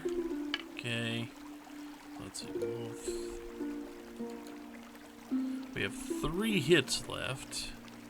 Lure with a gem is all the way out there. Well. It's like right next to the dock.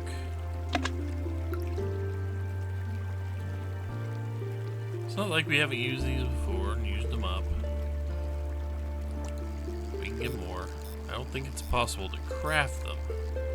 We can get more. And that is just a pike at that range. Okay. So what about these two? A 2 and a 4%.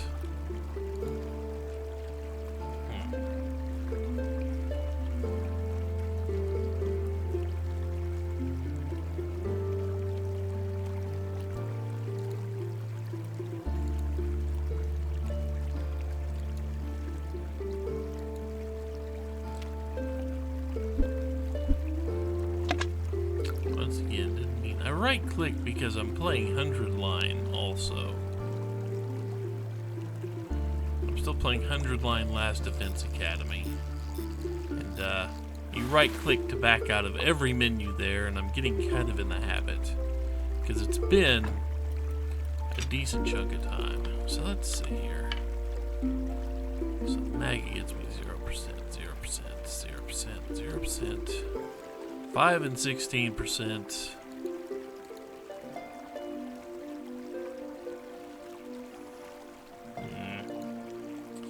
Okay, so the thing we are doing, the thing we want only really responds to other fish as bait. We can't catch any of those fish here. We can catch them elsewhere. We don't have a lot, so we've got to hope. Let's start here.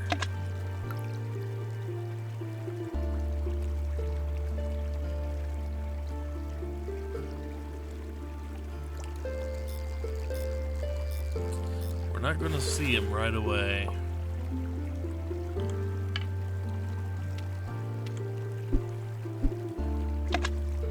Again, it's only a 5% shot to see it there and a 16% shot to see it in the other place. Which means I need to go fish up more. Fish up more of the bait fish. We're gonna get more pike though.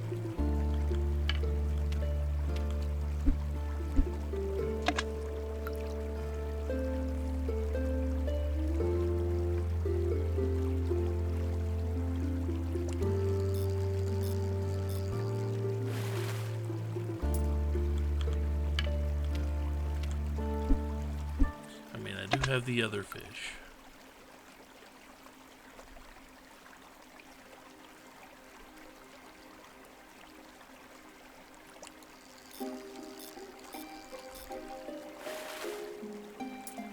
We're just gonna sturgeon too, huh?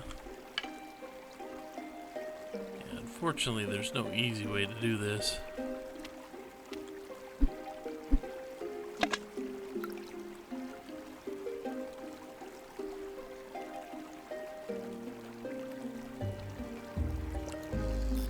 Like I said, it's like trying to roll a natural 20 for all of you D&D players out there.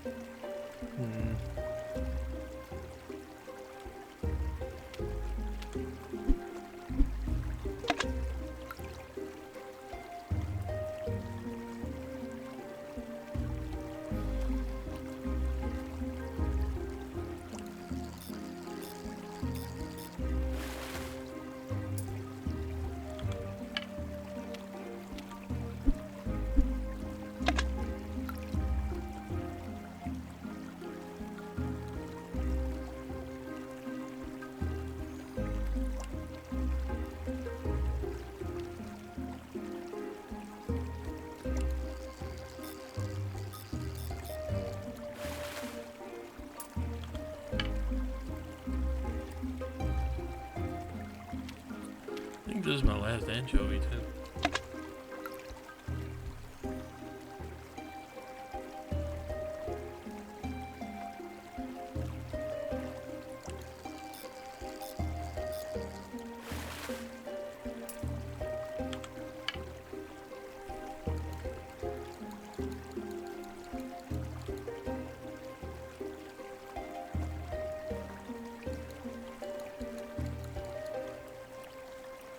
And also, if I'm not mistaken, I'm gonna have to catch the same fish twice.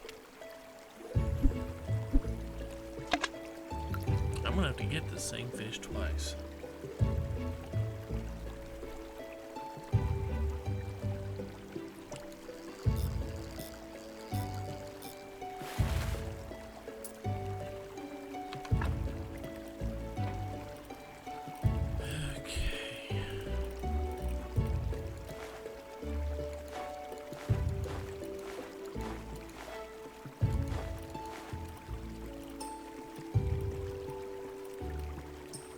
I don't have very many of these.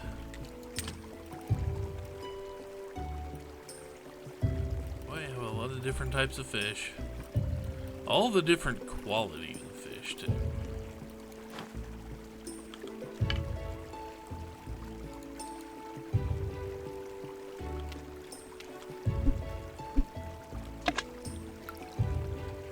As far as I'm concerned, we need to hit both the 5 and the 16.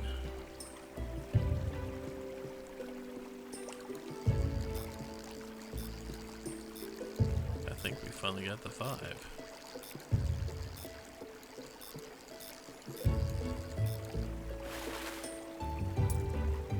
Golden Crucian, finally.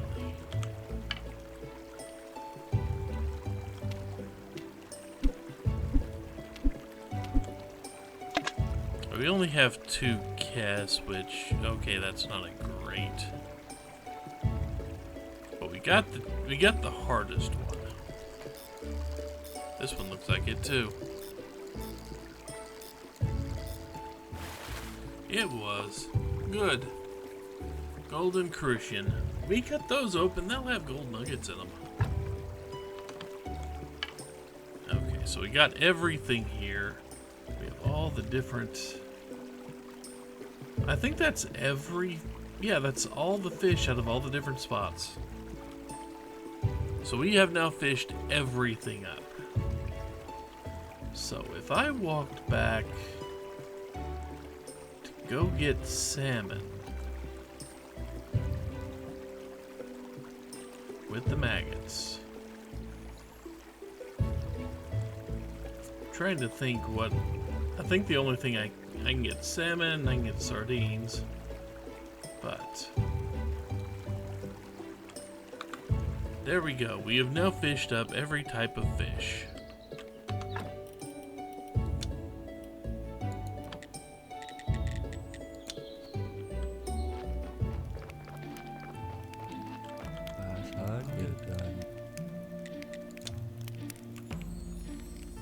So now what?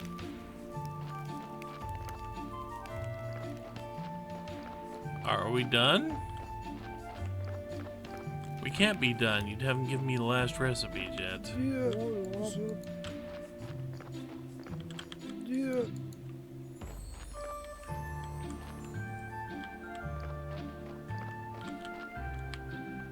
I mean, the tanner.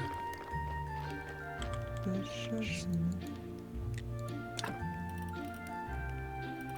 don't need any of that stuff.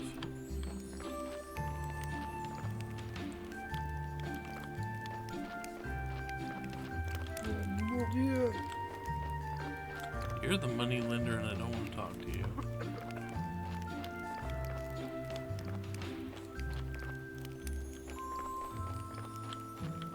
I get shit.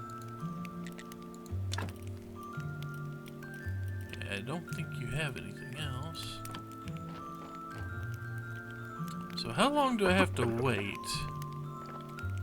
before you guys want to go to the next step?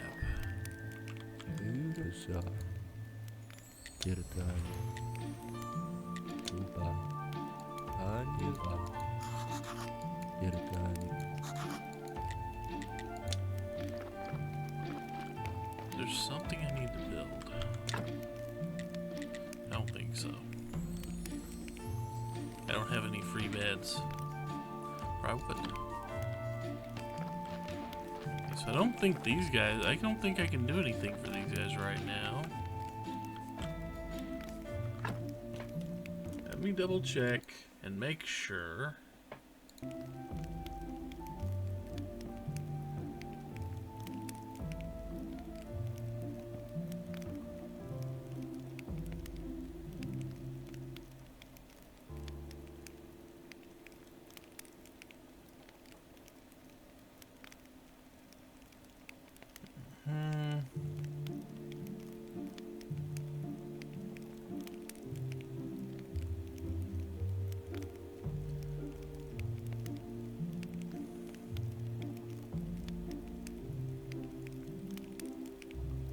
According to that, I've done everything here. What else is there?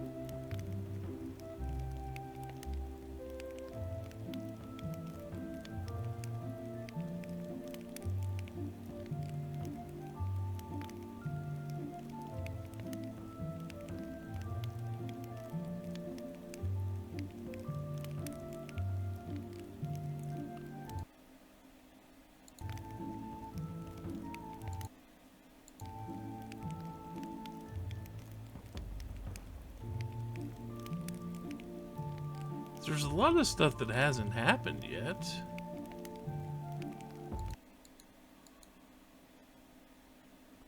Because I'm just looking here. I'm beginning to think that this guide is wrong. I'll read what this guide says. Just in vagaries here. It's the one up on NeoSeeker that I'm looking at the moment. As we built the well, built the tent long time ago. Residential tents in the water wells. Yeah. We did the garden. We did both the garden.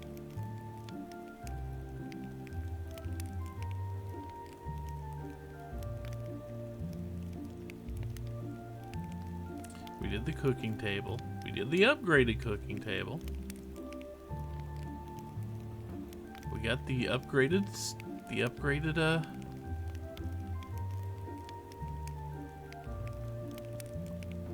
okay, let's see. So yeah, we got the Inquisitor to show up in our house. We talked to him and we improved the storehouse, we improved the campfire, we gave him a workspace, gave us the universal bag.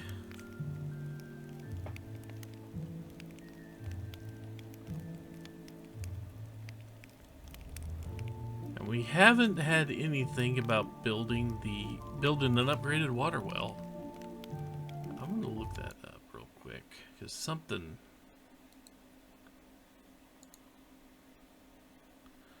seems wrong.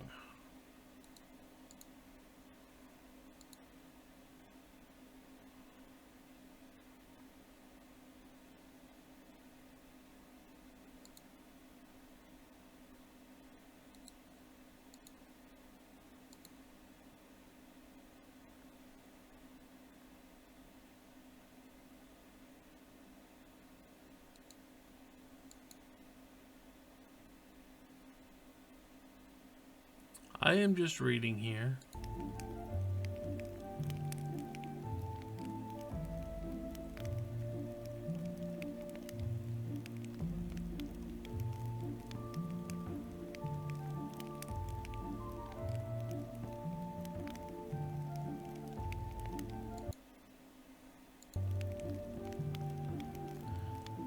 Let's see.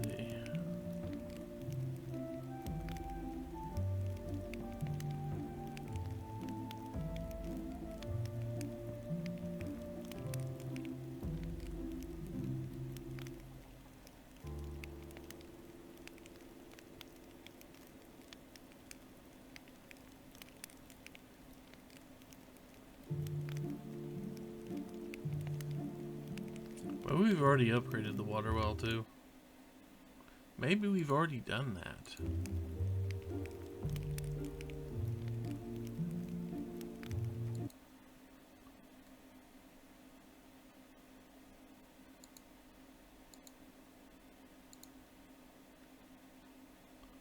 So I'm definitely missing. It feels like I'm missing something.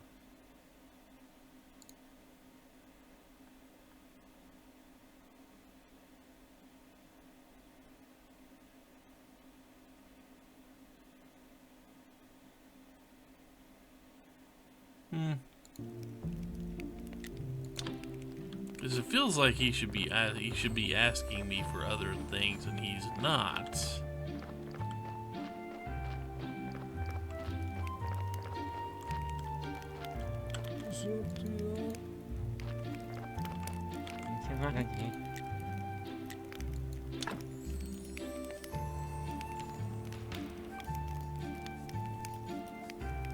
I have no idea. I think you select gems. I don't care about that. Oh mon Dieu.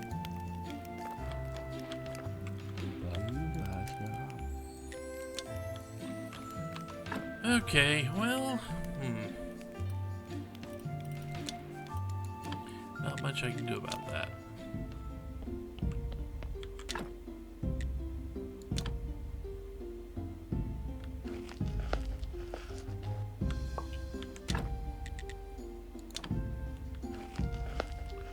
Now I don't have to worry about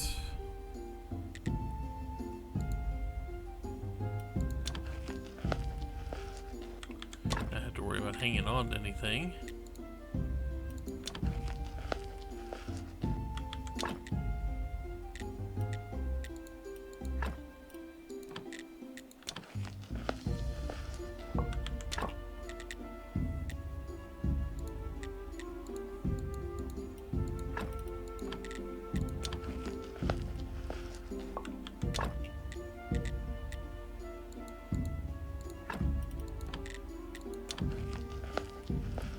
It would be nice if I didn't have to select this every time.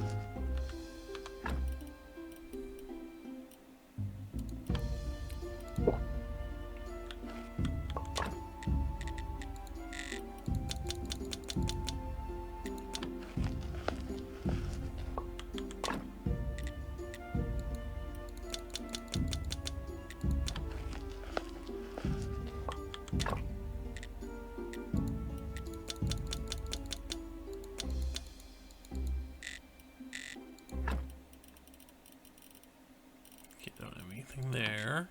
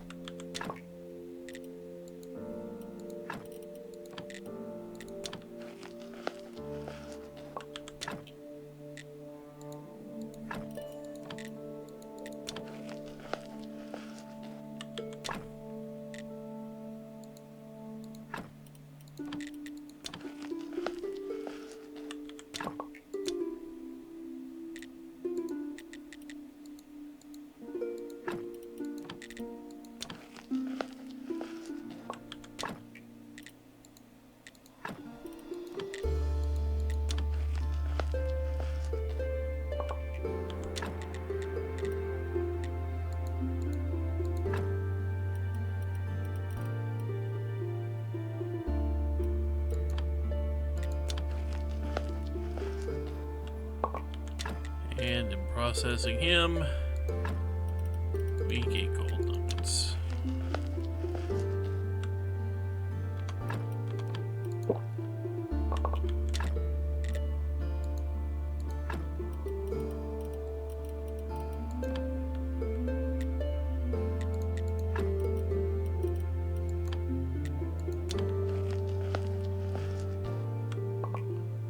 Now we have a whole bunch of stuff we can make.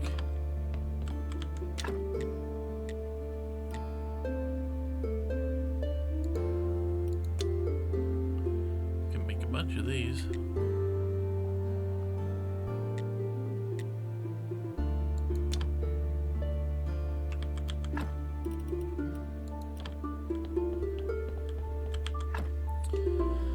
See, I don't have a lot of space left over for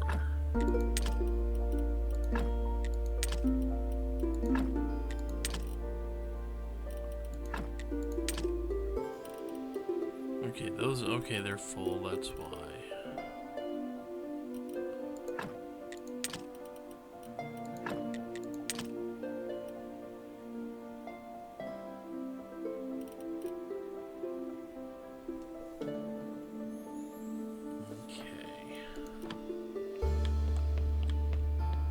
Sadly, that's going to take a long time and I can't make more.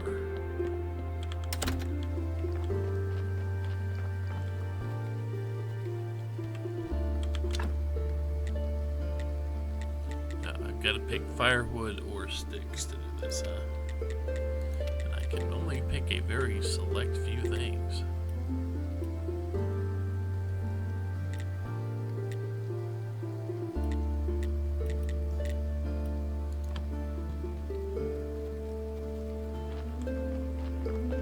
Never used it before.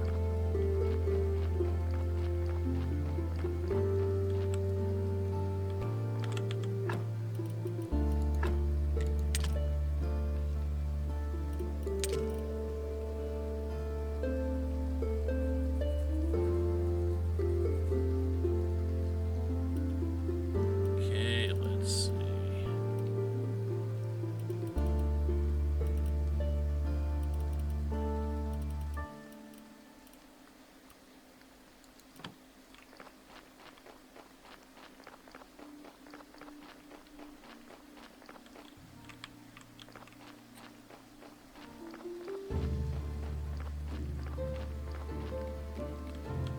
Let's go ahead and do the thing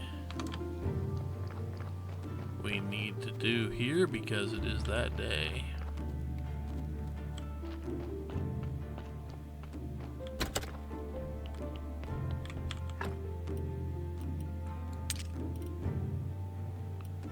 Yep, accepted invitation.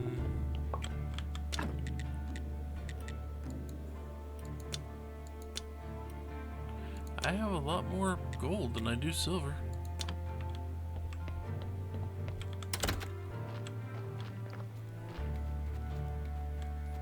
Sadly, it is going to take extra time to tend to that. No idea how you're going to react to this, being that seeing as how that's your brother and all.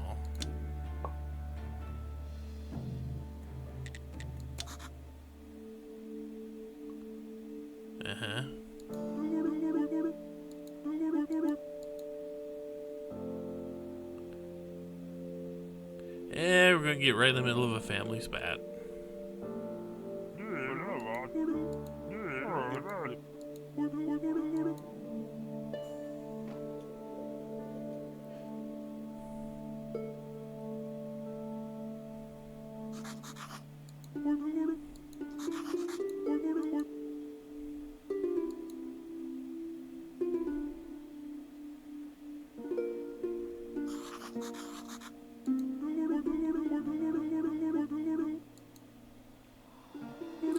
This is a little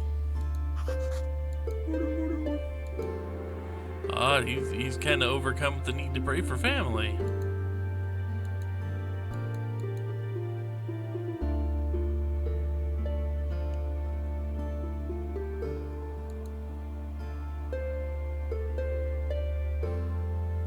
Well, there wasn't a lot of backstory here. We just knew he was ashamed of his brother, and well, now they've reunited.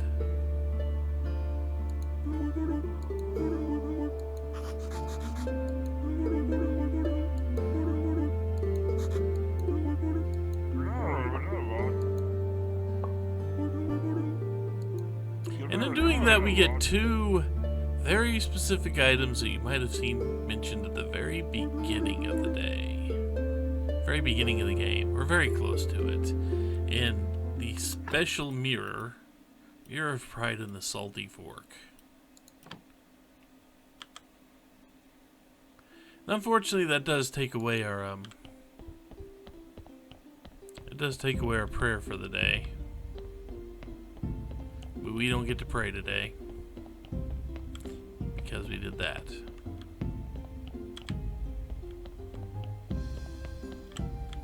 Which is kind of annoying, really. Is there anything in here I need to put up? No.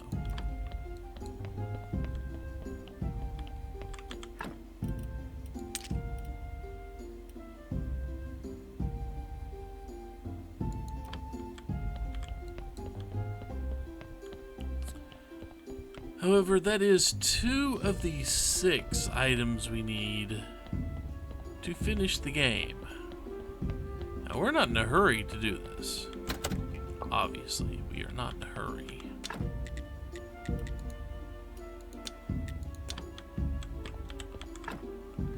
I have any space for this stuff? Not really. I mean, I have baked salmon, but I don't have anywhere for royal fish because it's going to take even more spaces, but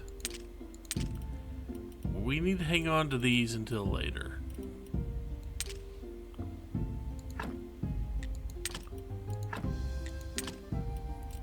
these. I'm not going to use them for anything.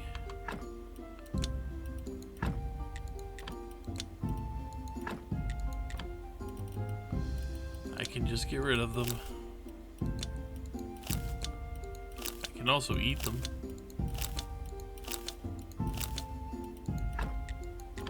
Although I don't think I need to bother with that.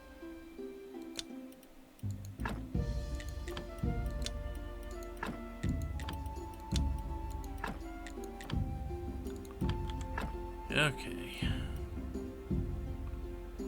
This stuff, I don't think we need that either.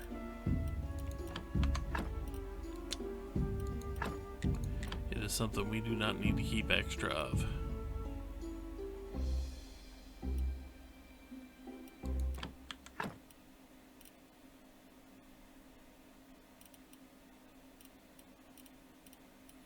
Eventually we will take advantage of that.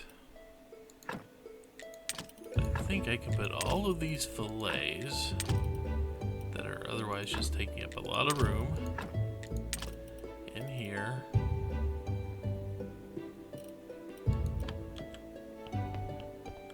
Okay, and now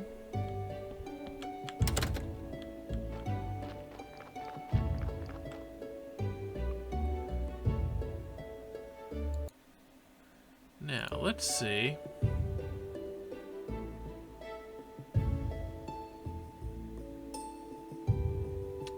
We can just head back out to the sea.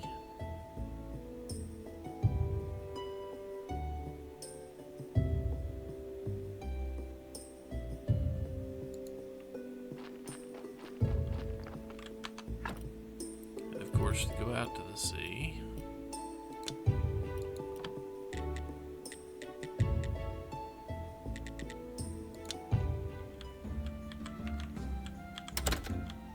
I still want to pet the cat in there.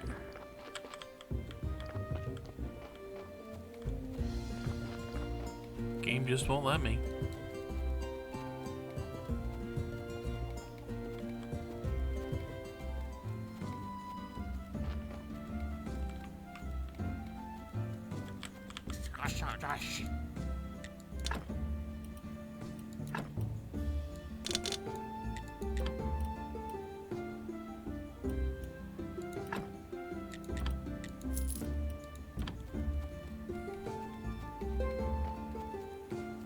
But we kind of need that oil.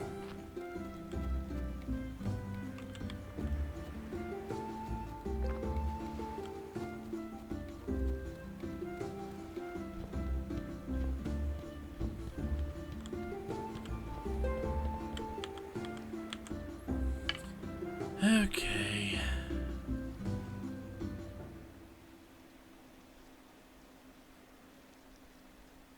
Which one is that? I think that's the anchovy.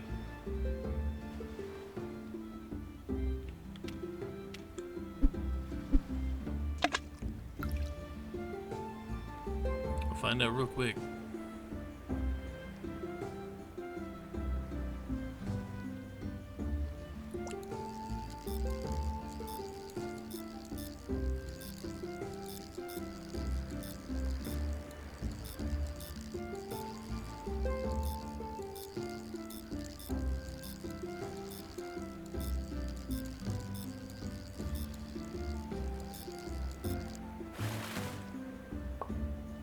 Yeah, there it is.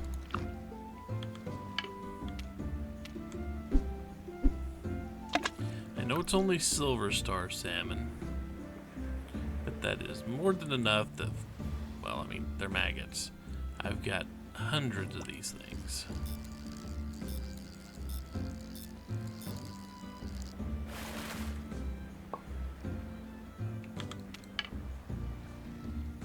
Hell, didn't mean to do that.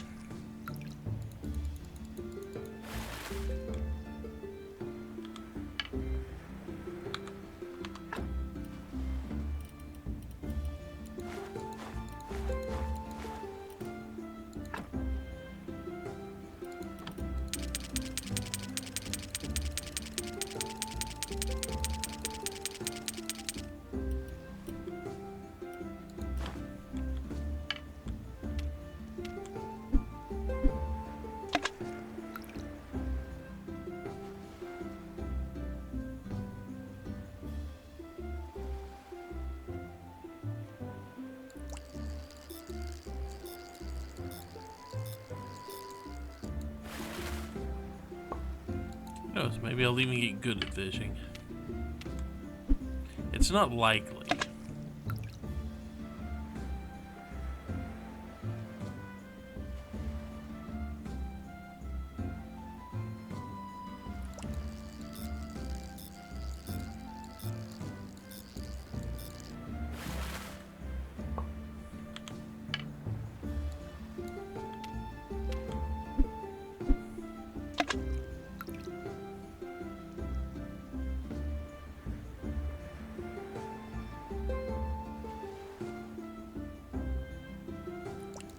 There's not a zombie cook, is there?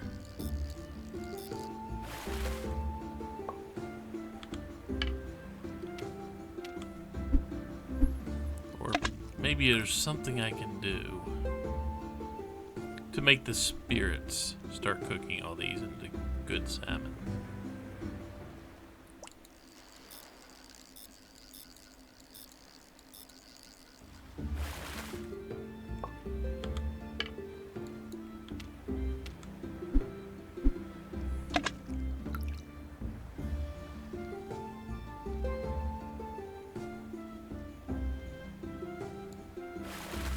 Dang it.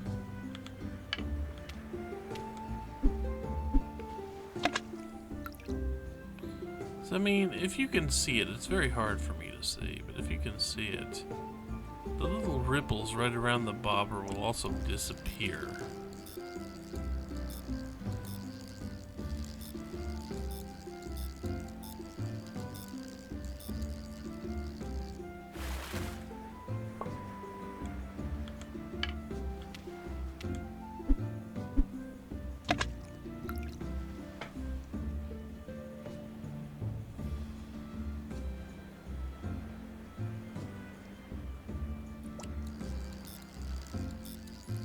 They tend to disappear like right before the his strike happens.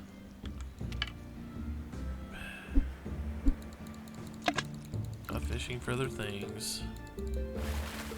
You can say it's a waste of a maggot, but I can also say I don't really care.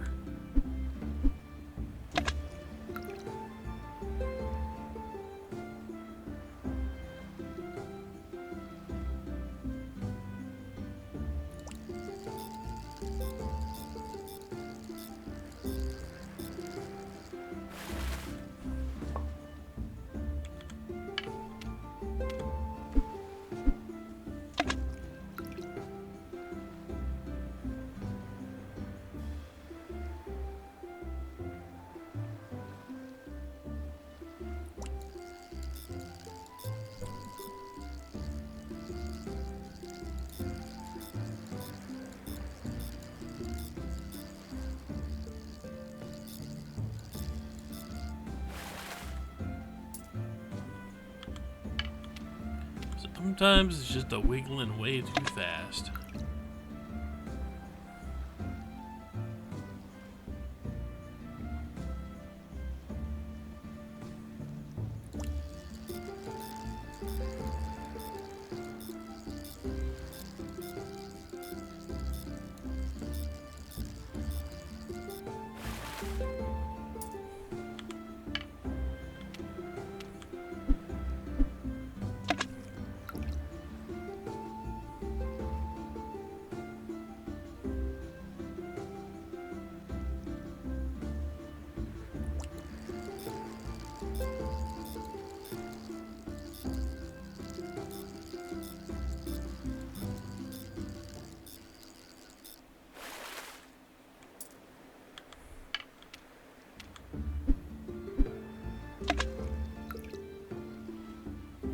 Once I finish out this stack of maggots, I will check and see just how many open slots I have left.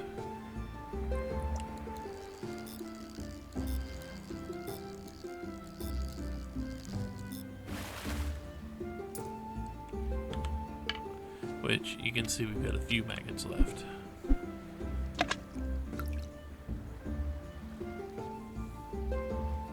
We may spend the rest of this 4-hour block just fishing. So I got enough maggots to get that many salmon.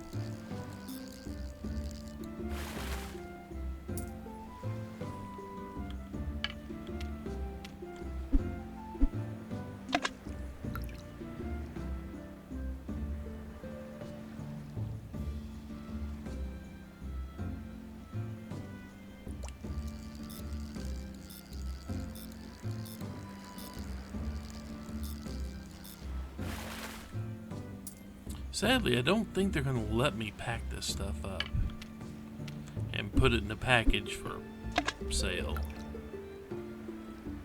I don't think you can do that with fish.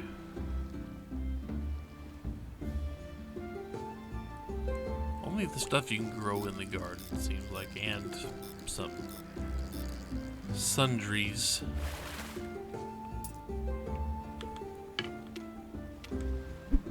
Things that people build.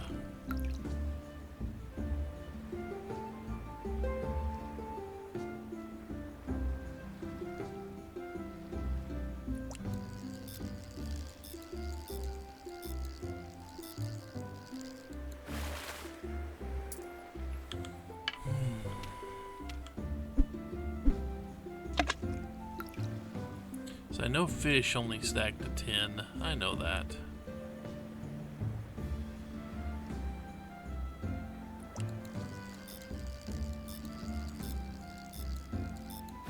Also, keep in mind that time is not actually passing much.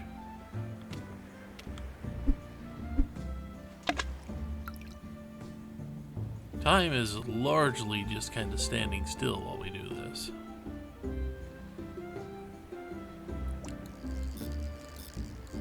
So we are not missing any events, not that we have any events to actually miss.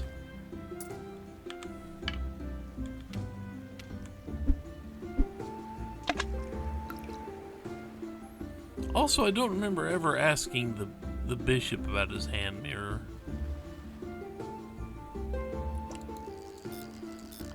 Or the merchant about his fork.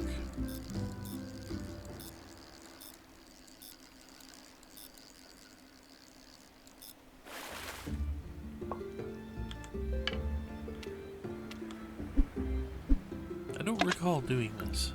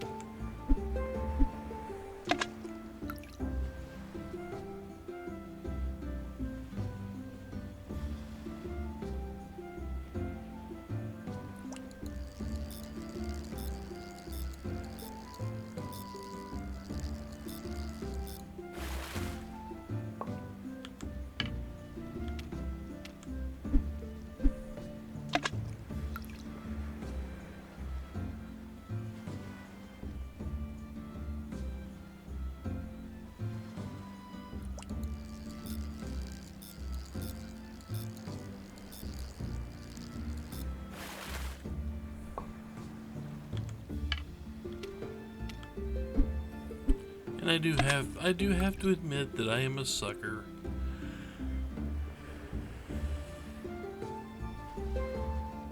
Oh, you want to elaborate? Sucker for a good fishing game. Or at least a good fishing minigame. I could spend forever doing the one in Stardew. I've caught every type of fish there is to catch in Stardew, or at least did as of some previous build. I don't know if there are any new fish that got introduced since I stopped playing that.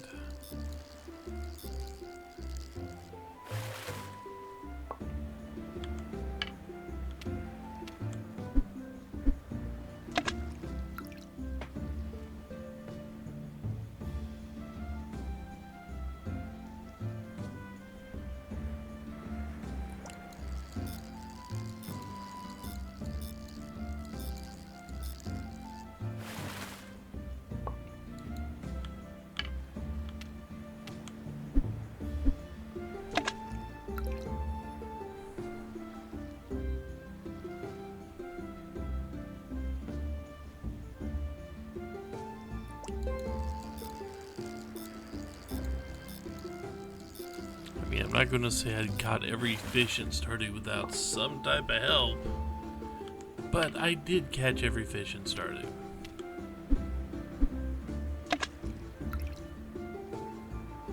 Help as a guide.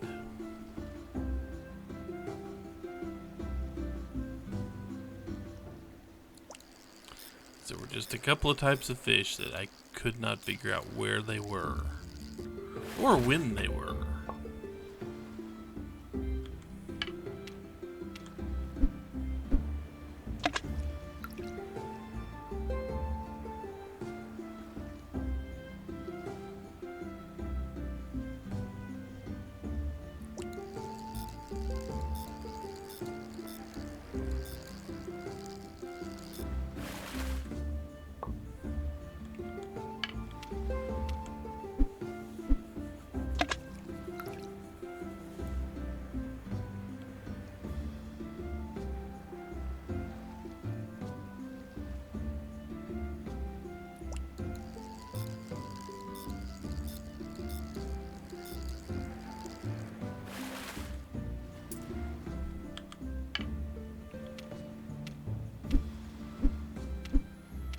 Oh, that's annoying.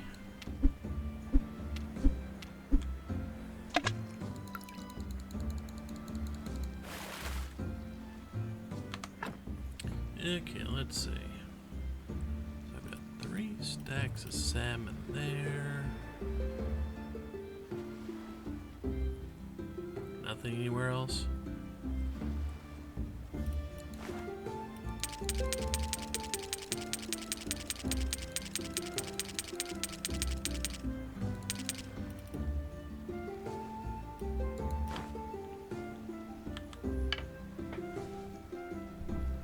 There we go.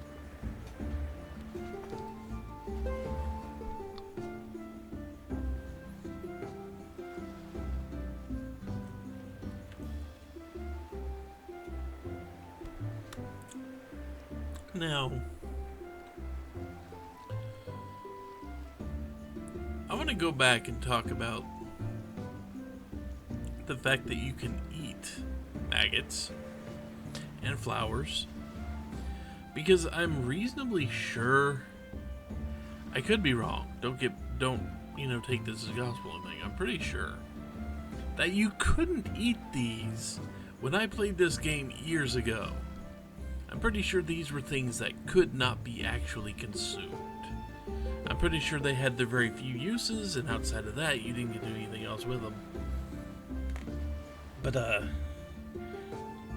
I don't know. I'm trying to figure out...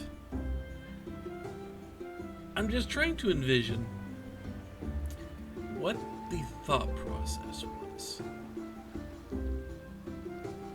Did the developer... Lazy Bear Games, did they field a bunch of we can't keep using all these things that we keep picking and growing, excuse me, we don't have a use for all these flowers and all these maggots and all this and all this. It's like, right, they're just going to waste, and we're having to destroy stack after stack after stack, and it feels wasteful. Because again, I don't recall them being consumable originally. But, yeah, it's just weird. Because I'm just trying to figure the thought process is like, well, what can they do with flowers and maggots? They can snack on them.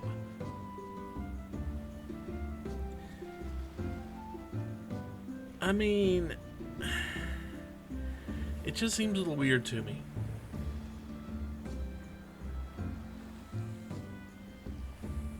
Anyway.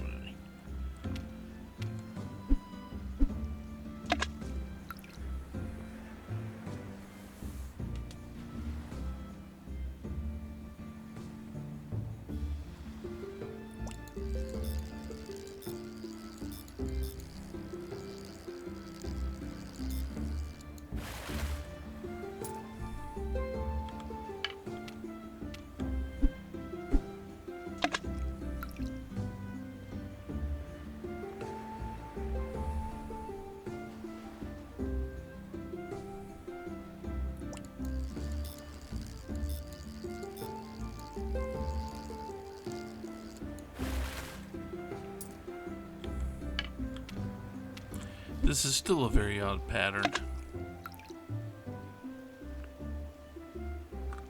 And there is a pattern.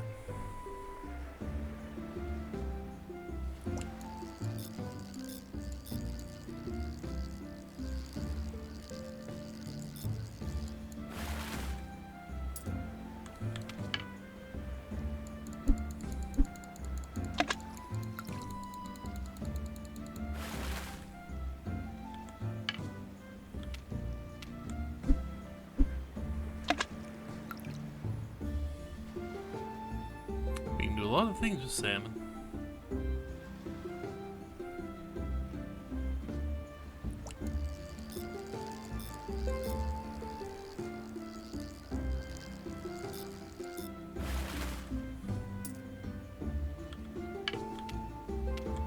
Okay, we can't do a lot of things with salmon.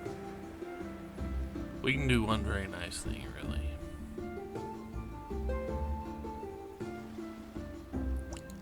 At least for now.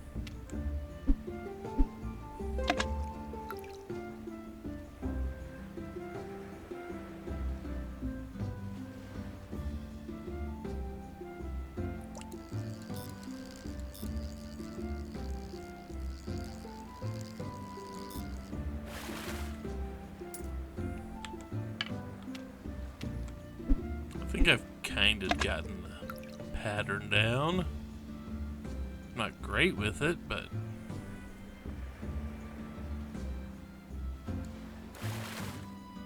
huh. Thought it moved. It did not.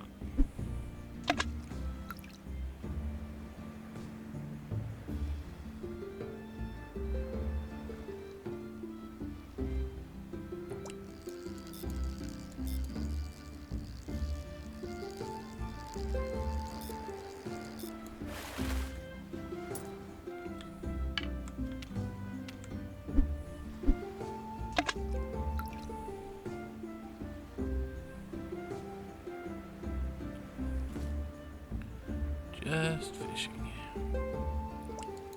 For now, anyway.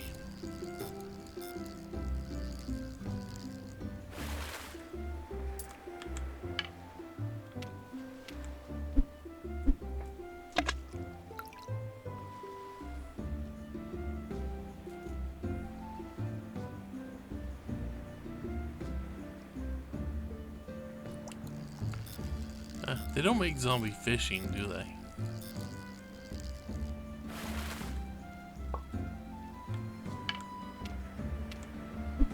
Yeah, it's not one of the zombie uses.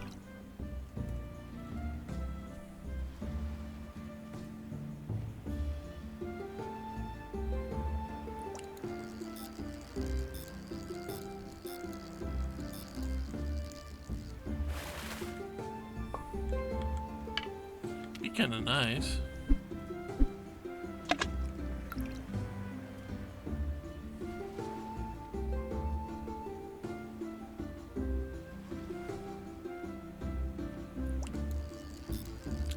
Sadly, as far as zombies go, I did kind of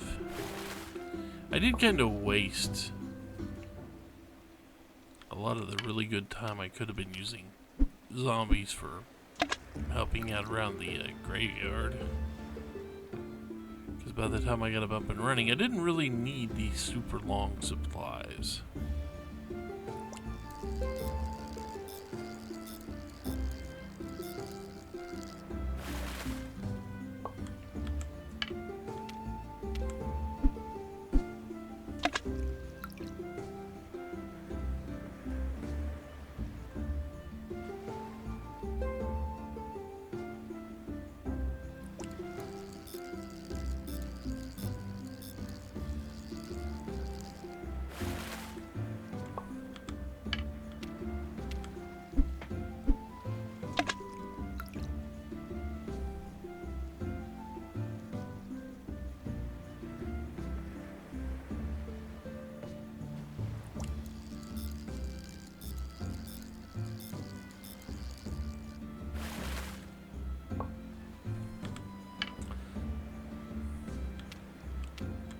kind of wonder if zombies could eat a fish. I don't think they could actually operate the rod and reel. Okay, they physically have the ability to, but I don't know if they have the mental acuity to operate a rod and reel, and only do so when a fish bites. I don't know if a zombie has that much mental acuity in it.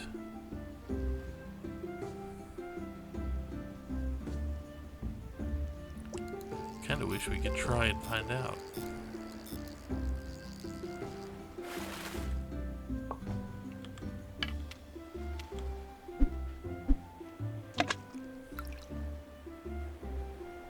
At least I am getting use out of these maggots. At least that is a thing I am doing.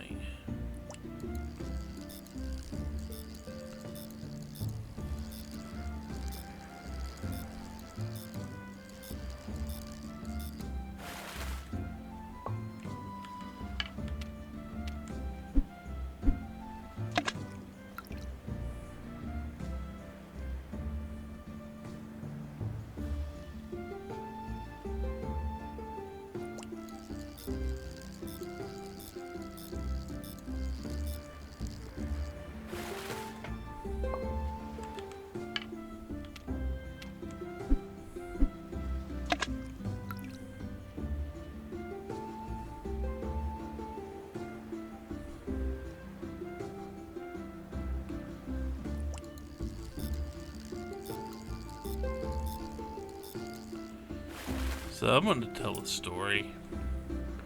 It's a true story. Could be slightly funny, I don't know. But in the past year, maybe?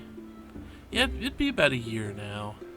I decided I'm like a freaking old adult. I'm older than Star Wars. Yes, literally. I was born before the first movie hit theaters.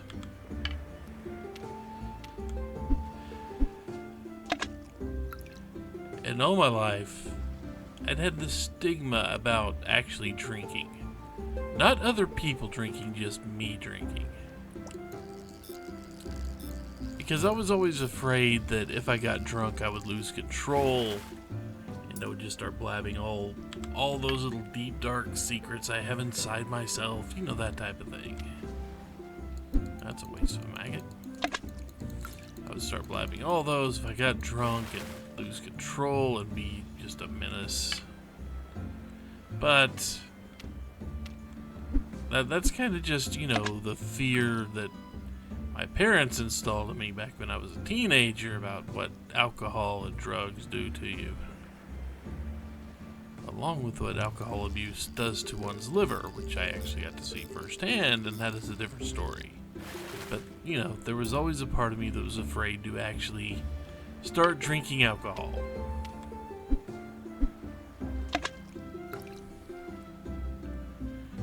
Until last year, and I don't know what it was. There's something inside of me flipped a switch, really. Maybe it was the fact that one of my... I'm going to say friend, because I believe we are friends. It's one of those things. One of my friends started working at a brewery. And would come home with stories about the shift beer and all the different craft beers that this place makes.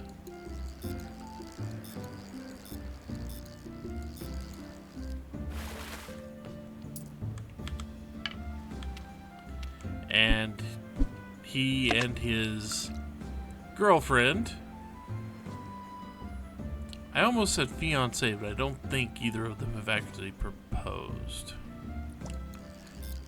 I mean, it's kind of the fact that everybody pretty much assumes they are going to end up together and stay married. I mean, they are together now, but they're going to end up married together. We kind of assume they're getting married in the future, so we could call her his fiance, but I don't think either of them have actually made that official yet. So... but they have stories about this brewery and all that, and I think I was beginning Not so much to feel left out. Oh, there's no room left. That's annoying.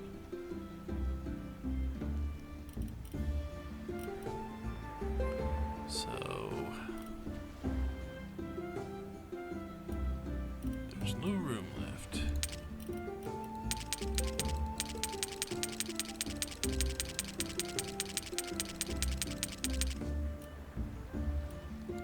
There.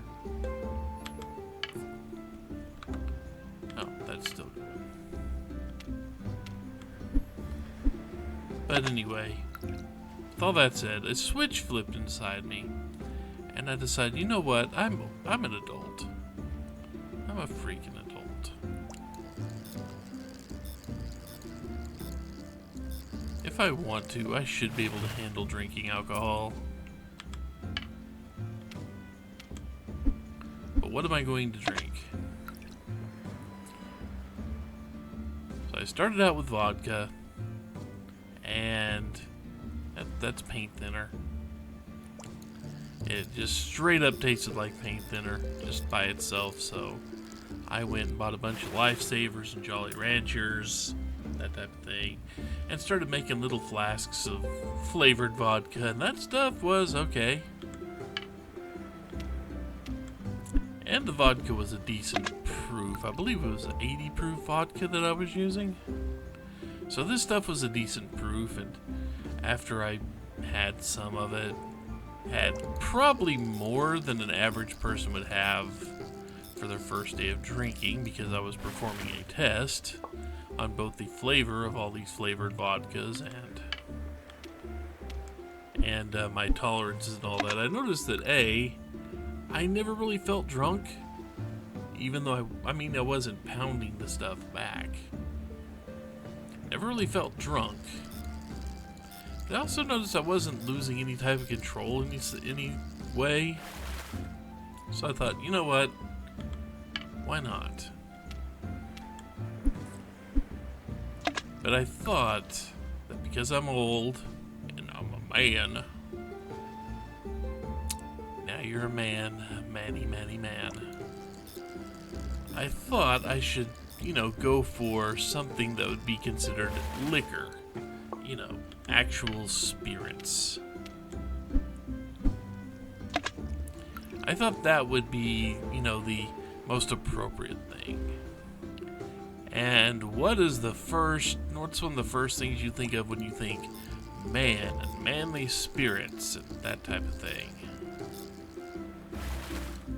Whiskey, or bourbon, or scotch, or one of those. It's in that range.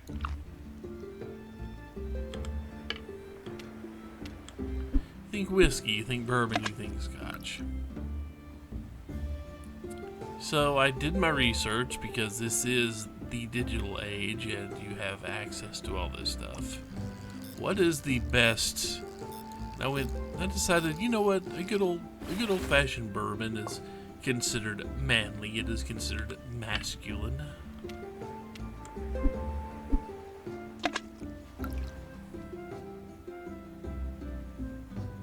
So I did my research, and the one thing I did know about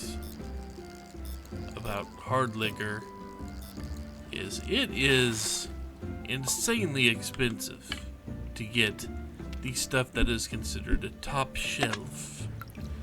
And top shelf, actually, if you don't know, top shelf actually comes from the fact that liquor stores will place these items on the top shelf in the store aisles.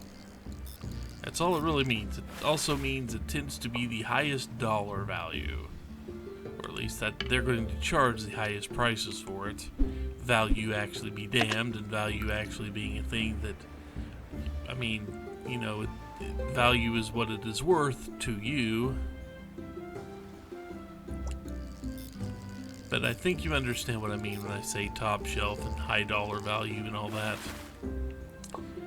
So, starting with, going out and looking for like a bottle of old Pappy Van Winkle. And Yes, I actually already did know that name. It's kind of famous for being really expensive and really hard to get a hold of.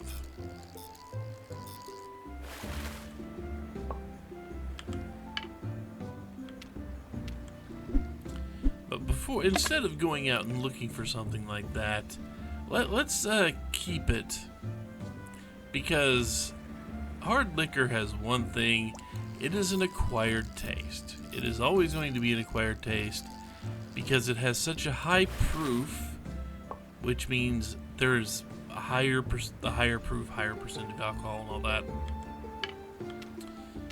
that you're going to have a hard time actually distinguishing everything that, well, the experts, even on YouTube, the quote-unquote experts, the people that make videos with shelves that are lined with literally dozens, if not hundreds, of bottles of, well, in the bourbon and whiskey channels, whiskey and bourbon, and they're all different. It seems like it. Seems like they don't put too many repeat bottles back on that shelf, but it sure does have dozens and dozens and dozens of bottles out there. More alcohol than anyone could reasonably drink in a lifetime is sitting back on that shelf. And I guess it's a good thing that bourbon is a liquor that doesn't actually go bad over time. It doesn't spoil. There's too much alcohol in it.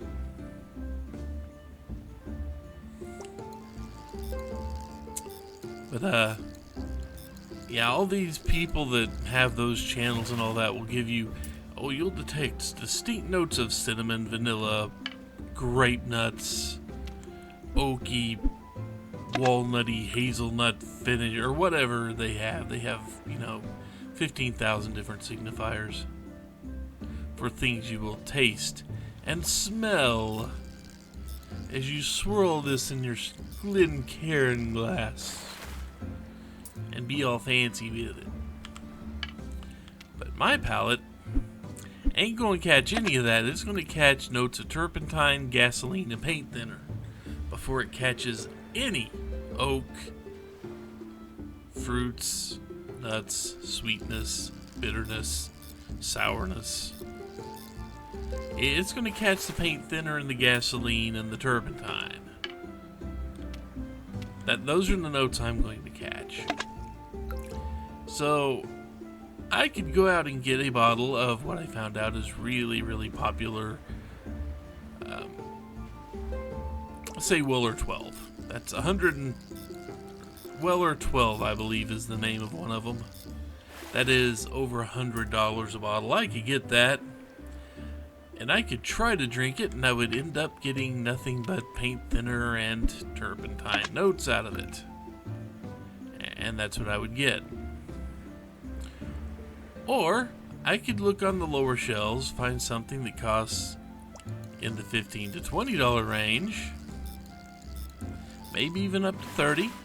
I'd be willing to go up to $30 because, and still get the same notes, but actually use it to kind of sort of develop a little bit of once I get used to the whole harshness of the alcohol, I could actually start to tune that out and tune in all the other stuff. Like I said, acquired taste.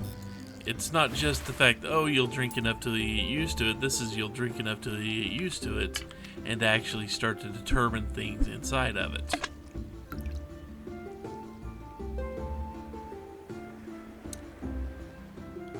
And I said all that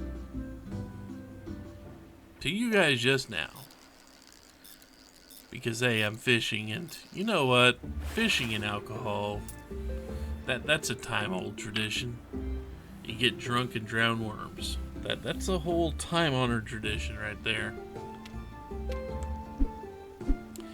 I'm saying all that to say, yes, I'm recently started doing the whole, I start looking for videos that say, what are the best bourbons, and what are the best whiskeys, and what are the best scotches, What are the best Irish, whatever, because I've decided the whole whiskey, bourbon, and all that is going to be my real starting point in that whole journey.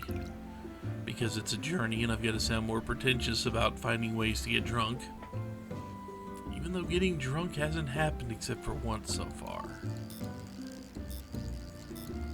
And I can talk about that, but I won't yet. And even then I didn't feel drunk. I felt perfectly clear of mind and I wasn't stuttering language or anything like that.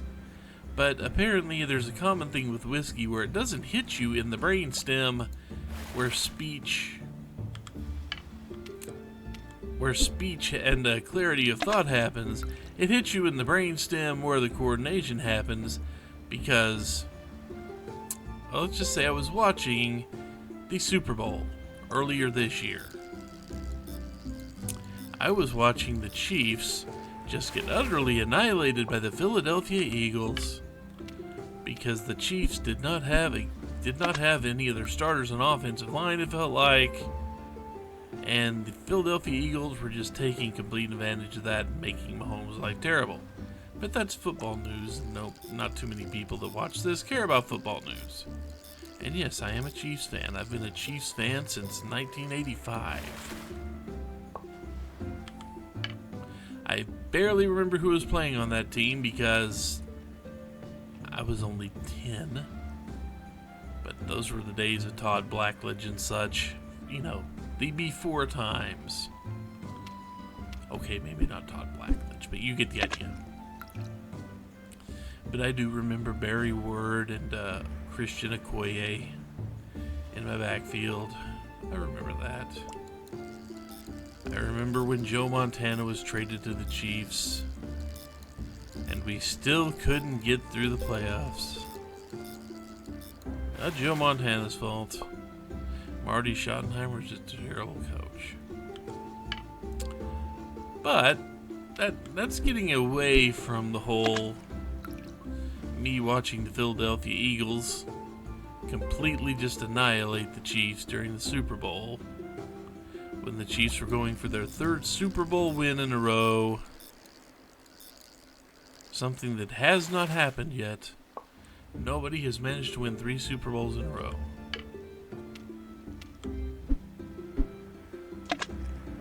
And the Eagles made sure it didn't happen this last year. But I was watching that, and just as the play was going, I was downing more and more whiskey. Didn't really feel anything going up, getting up in my head. No slurred speech. Thought wasn't muddled or anything like that. But after drinking 60 to 75% of a 750 milliliter bottle over the course of maybe an hour and a half to 2 hours, I had to go pee. So I tried to stand up. It took a few attempts. And then I realized, oh, I guess I am actually drunk. My coordination is completely gone. So I got drunk, but it was an interesting feeling. Okay.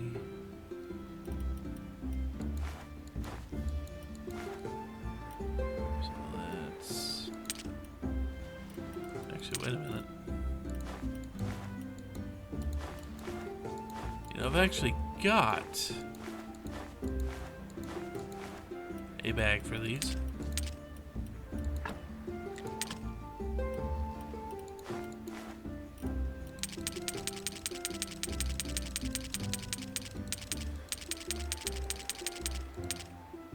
There we go. Actually,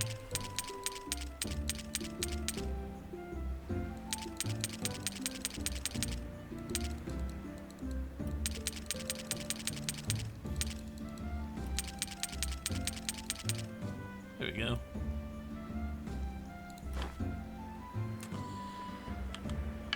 So anyway,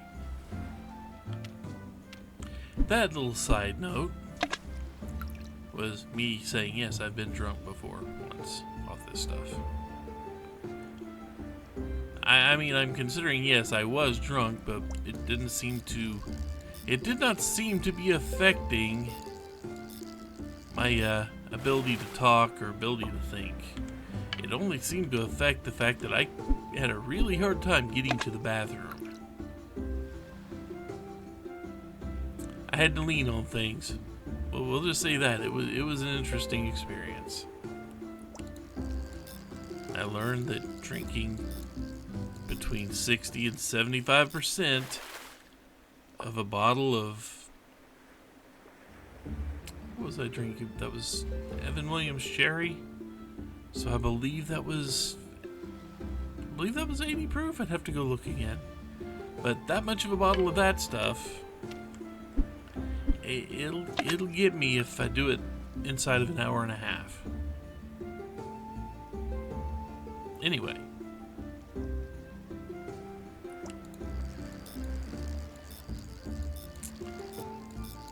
So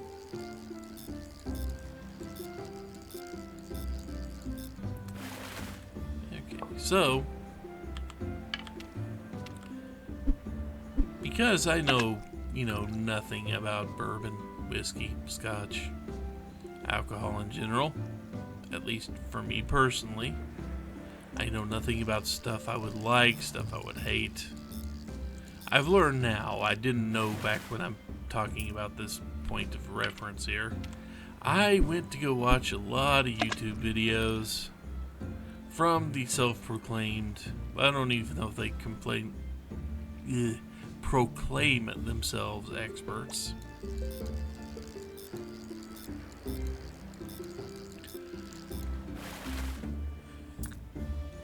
I watched a lot of videos from those people looking at best bottles for beginners, best bottles under $30, etc., etc. So I tried a couple different bottles and I finally found one or two that seemed to be really good, that seemed to be something that I can drink and wouldn't just taste like paint thinner and turpentine.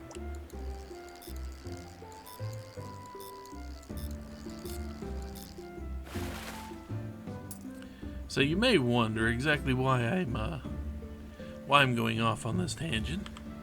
Especially since I can't speak now. Hang on.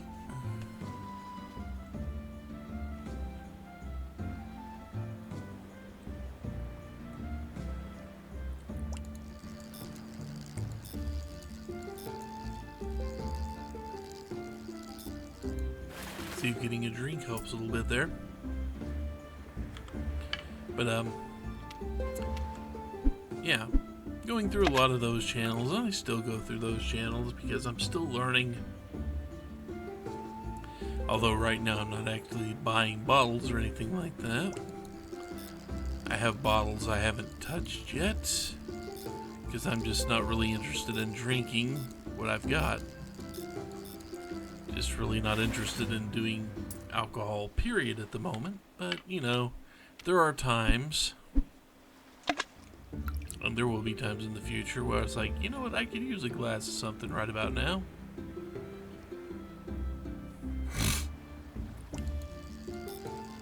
Excuse me. But I'm still learning. And now we finally get to the point of why I started telling this story. Again, like I said, I go on a lot of channels and I see people talk all this about, how much bottles are worth, how good they are, and is it really worth paying $75 for this bottle of whatever, this bottle of Buffalo Trace or whatever. And I don't think Buffalo Trace is one of those products that is over $30 MSRP, but people will mark it up to 50 or so. But we're talking about people saying, yes, this bottle is totally worth $75, $80, $90, $110.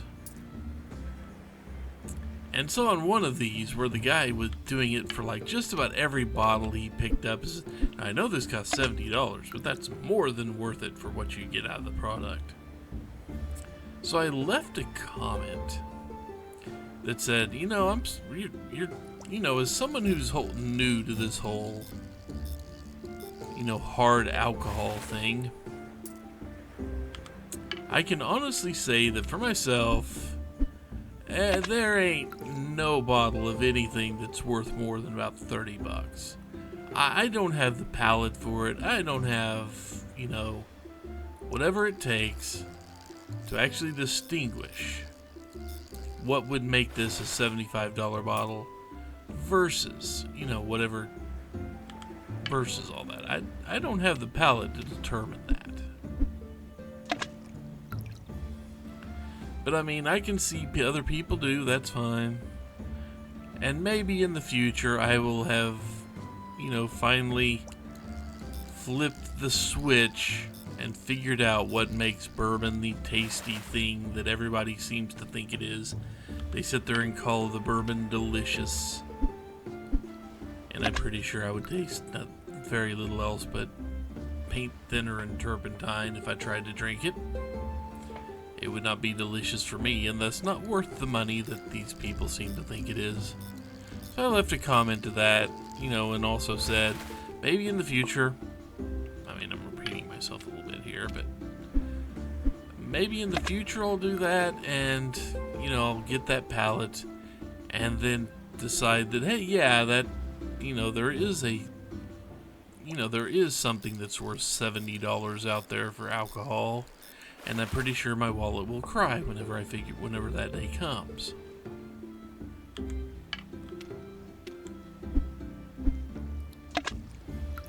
So that out there, I left that comment, and then someone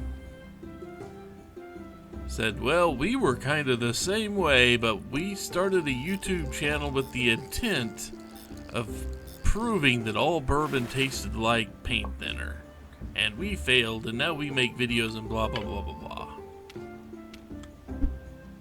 Not gonna call them out, except to say that, yes, this was the return comment. I am not calling them out. I'm not pointing to their channel or anything like that. But I went to go check their channel out, and I hit their channel page. I looked at the video that they were promoting as their main video. And,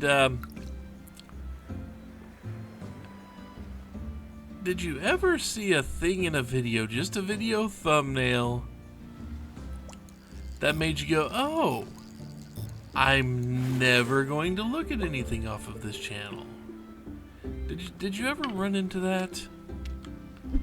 Because I took one look at the video thumbnail that they promoted, which in the same vein of every other bourbon whiskey review channel, is just one of their rooms that has a lot of alcohol in back, and you can see their wall decor, and on this guy's wall, big old Confederate flag.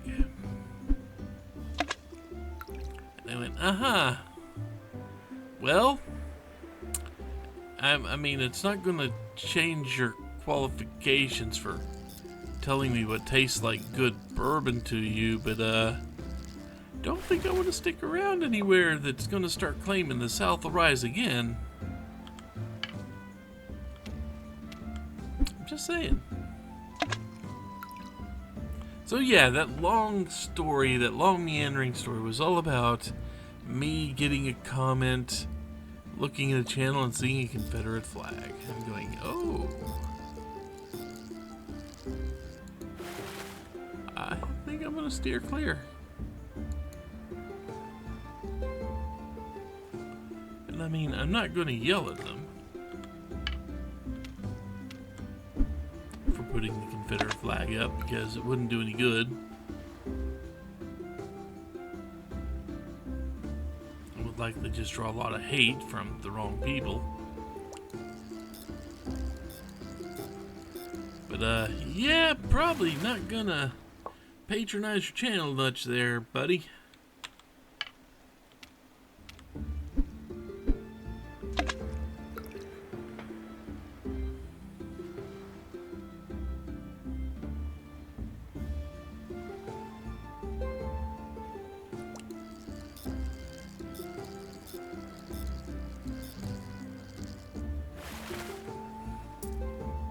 So yeah, there's a whole story about me going out and finding, oh, Confederate flags. And it's not that uncommon a sight in these channels. It really isn't because, well, let's face it, running moonshine and all that is not that, you know, the people that are big on moonshine and all that are not going to be very far removed from the bourbon and whiskey crowd, because if you look where they talk about bourbon and whiskey, it's like Tennessee is one of the big ones. Right in the heart of the Confederacy country.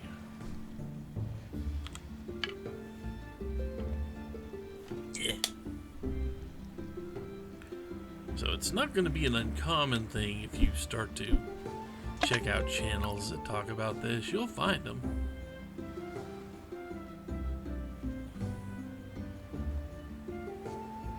Tennessee and Kentucky and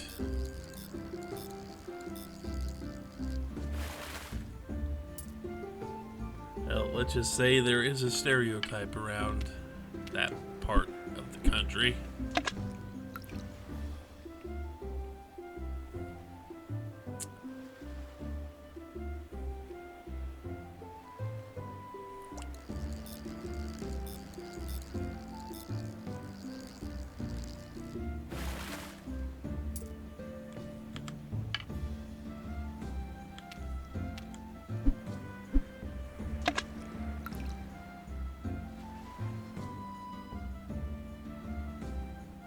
But anyway, yep.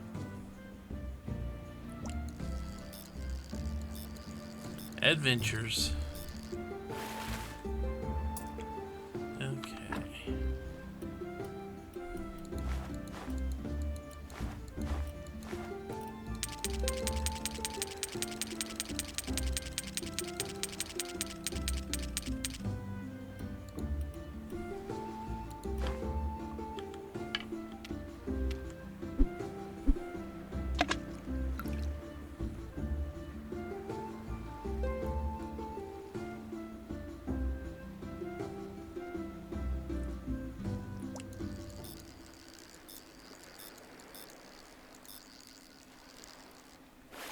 And I'm also not saying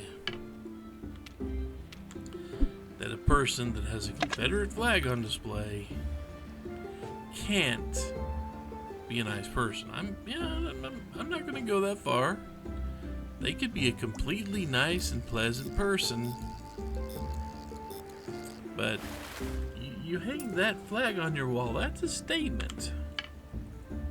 There's a statement you're making there. And it's probably not, and it may or may not be the one you're thinking of.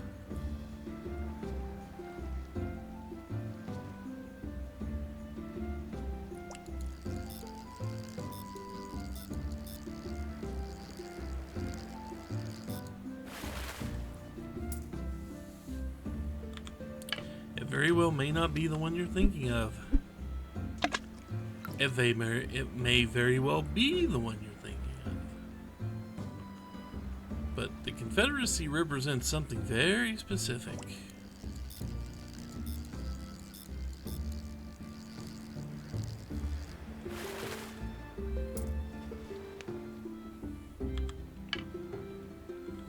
And you can attempt to argue that they were only fighting for states' rights. You can try to make that little comparison. But I'm going to ask you right back, and you've probably heard this in response at least once, but the what were the states wanting to do that they needed their own special rights? Can you answer me that one? The Confederacy was fighting for states' rights? The states' rights to do what exactly?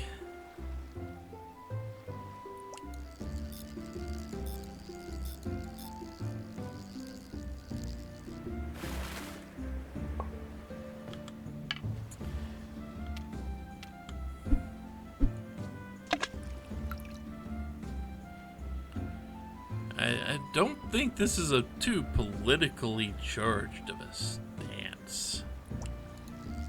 You know, I don't think it's too political. It's too politically charged of a stance to take here. That the Confederacy was generally not in favor of treating all human beings as equal. Well, we'll put it that way. I'm pretty sure the Confederacy is, you know.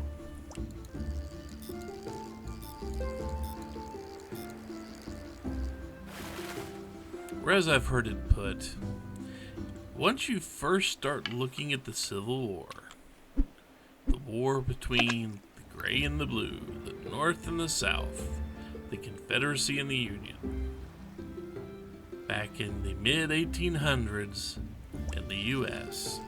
So I'm talking about that Civil War. Or as one side calls it, the War of Northern Aggression. Because, yeah, they have to blame everyone but themselves for this. When both sides had their share of blame in it actually leading to war, but one side definitely holds a bigger chunk.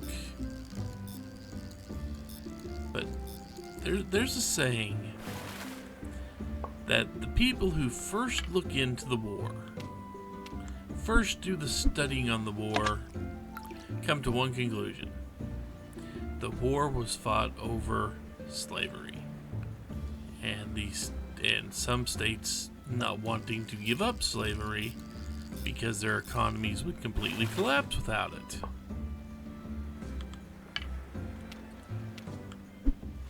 The saying goes on to continue, those that do surface level research, maybe they dig in just a little bit and actually learn a little bit more about the economy,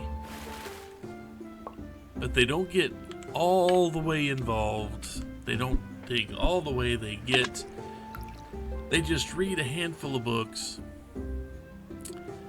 They may have taken the class in middle school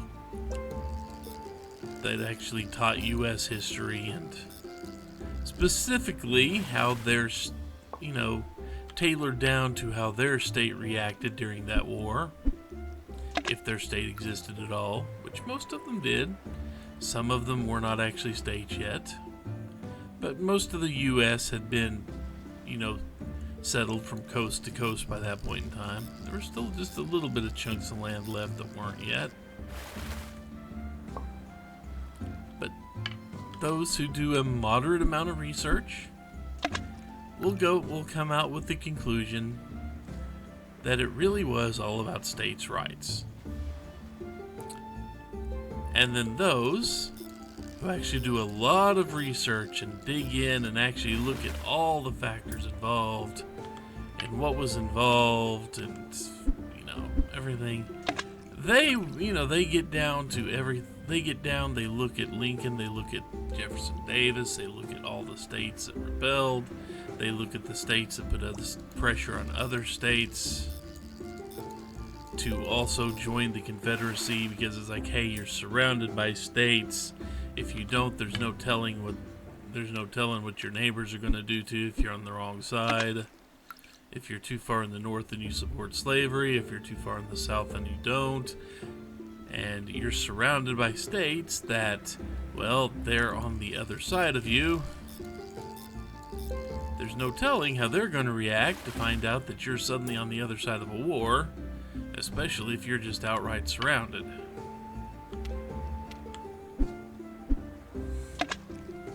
Specifically, that's the excuse the Oklahoma history textbooks gave.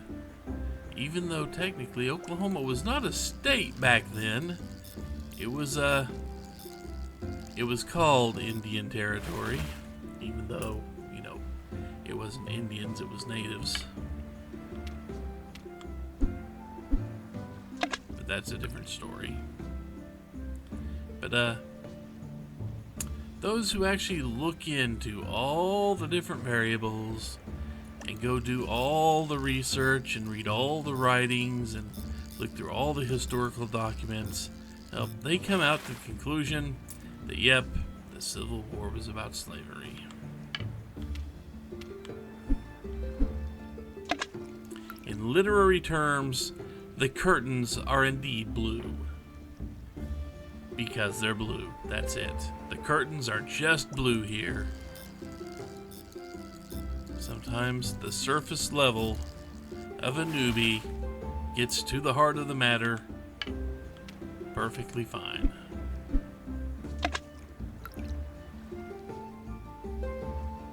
But, you know, I actually do try to avoid politics on this channel. But like I said, I don't think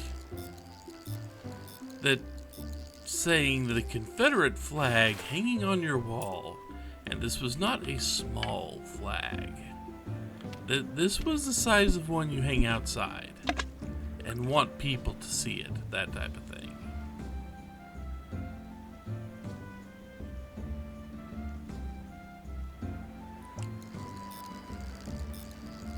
I'm pretty sure that I can say, without a lot of without a lot of people yelling about me doing politics, that the Civil War is, you know, Civil War's about slavery and putting up a Confederate flag, the stars and bars. You know the one. The old Dukes of Hazzard flag, if any of you are that old. Pretty sure that displaying that flag is you making a statement of some type. And it's not a statement I want to stand behind.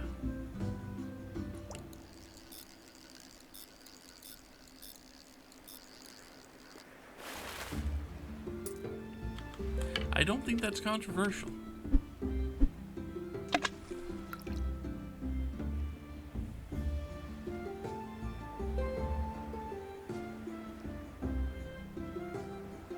I mean, you can call me crazy for thinking it's not controversial, but I don't think it is.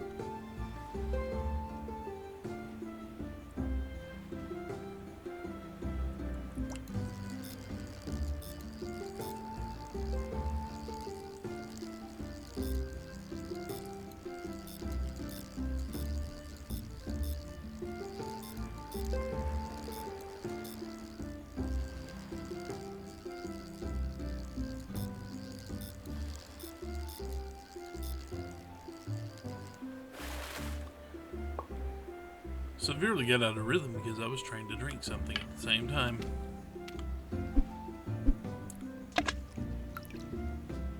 Not a great excuse, but I was.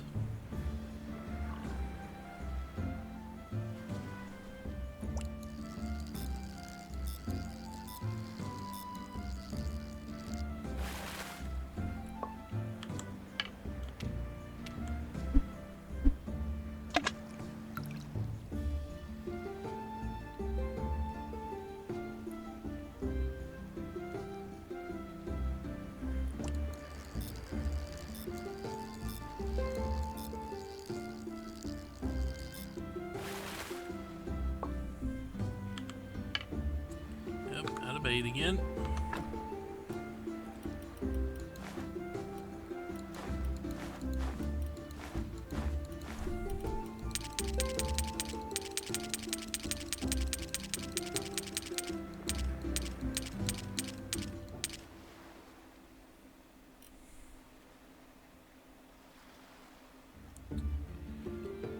I don't have a whole lot of space left. I don't know if I can finish all these.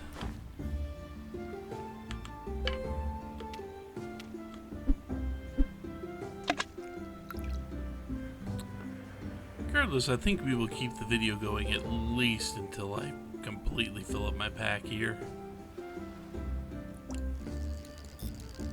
Now, for future trips, and there may be more fishing in the future, just so I can burn through a lot of these maggots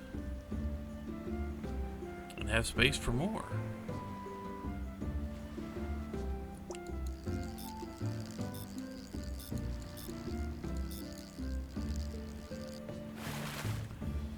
In the future, I will not have all of the baits with me like I have right now.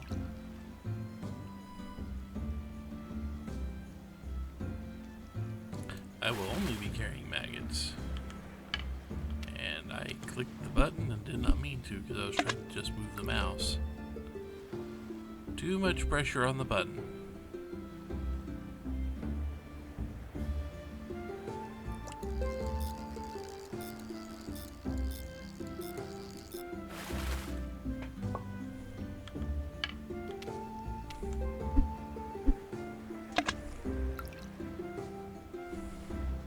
Also, I did not mind telling the story that way because we had a lot of air to kill. We had a lot of air going.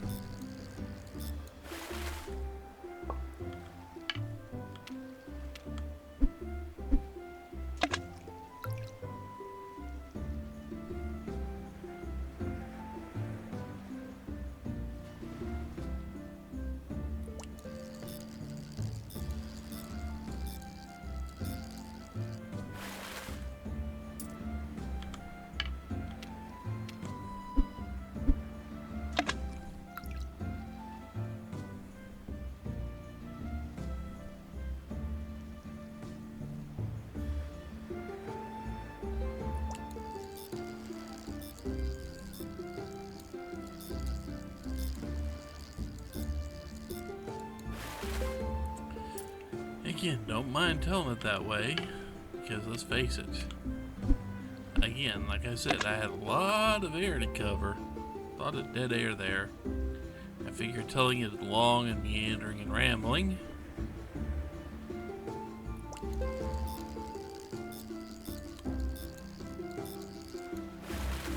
Filling it out that way makes everything seem to work better.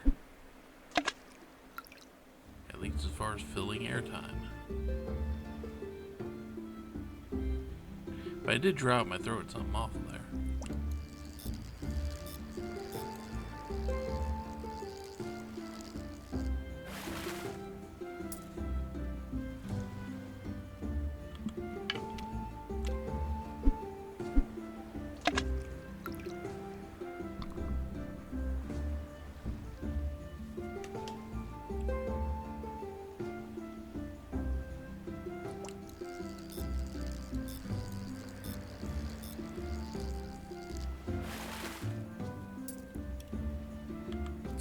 Fishing is not difficult. We'll just say fishing is not difficult here. The only contentious point is clicking in time after the bobber activates, which there's not a lot of time.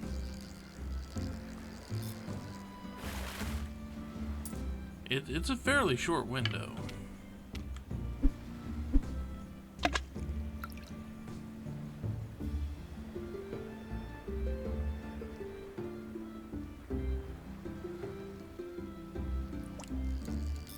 I am fully aware that there are foods available that give you extra time to hit the button. I'm fully aware of that. We've used them before during this video series. The fish nuggets.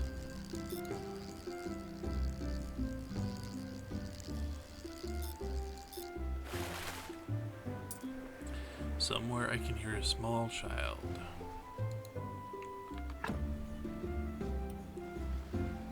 Small child screaming about nuggets. Or maybe I just spent too much time with Star playing kindergarten. We still need to finish recording the second one as of the time I'm recording this.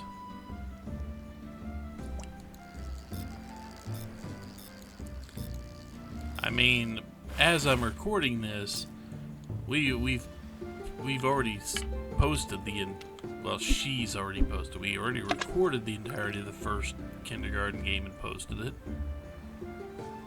And I believe we still need to finish recording Kindergarten 2, but it's mostly recorded. I think we only have like 1 or 2 videos left, maybe.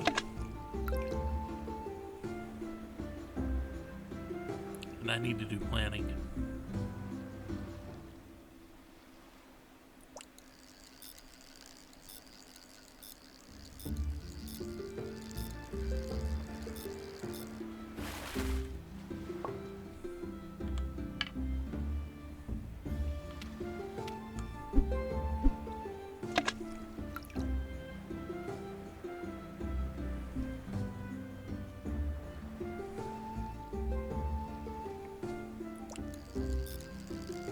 Okay, so I do need to pay attention to make sure we're not completely passing Merchant Day, which we're not.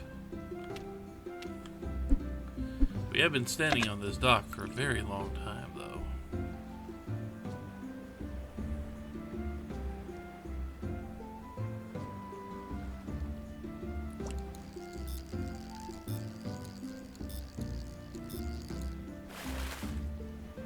It is good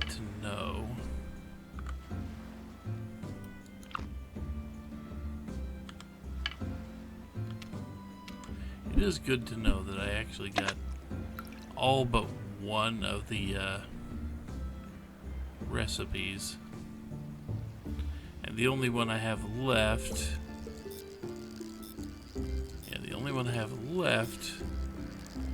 is one I can't get until I finish the refugee camp. But as far as I know, I've gotten the refugee camp finished. Maybe I have to complete. I don't know what I have to complete.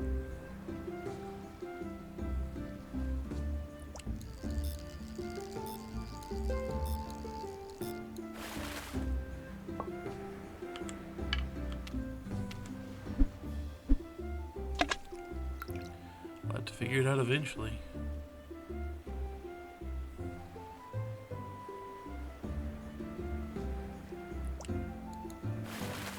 Dang it.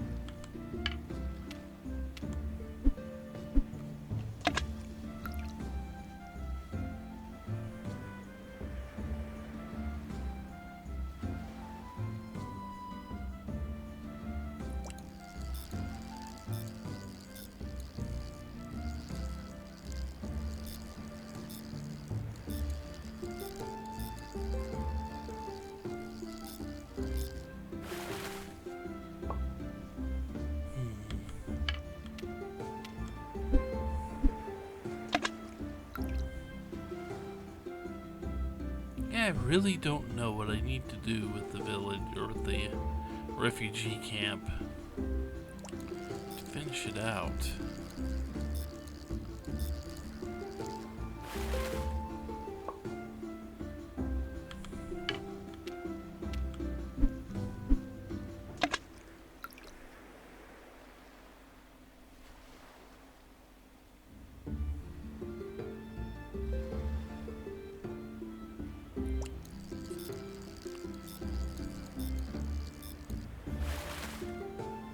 So I wonder,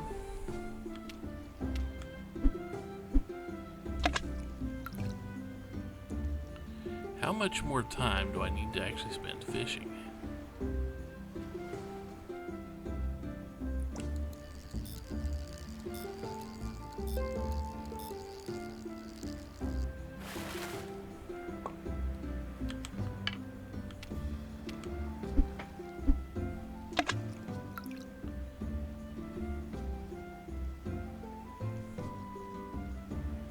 Because we got dozens and dozens and dozens of maggots.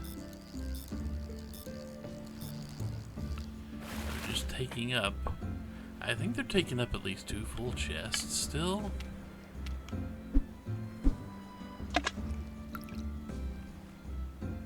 Even after burning, you know, almost 200 of them here, we still have just chests full of the things. Because there's no other, I mean, I can grind them up, but I don't need the solutions I'm getting from them.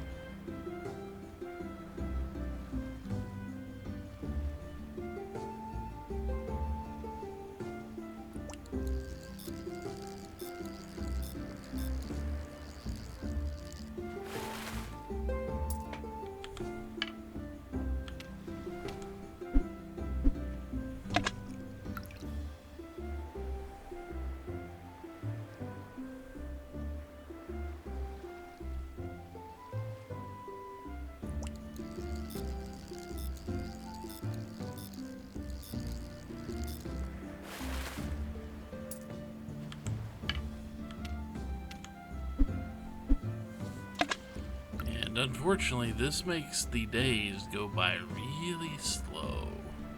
If time sped normally,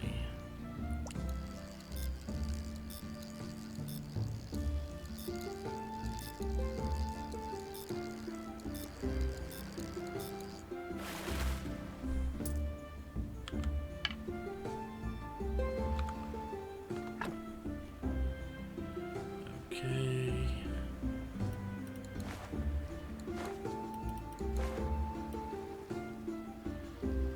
I actually am getting close to running out of these.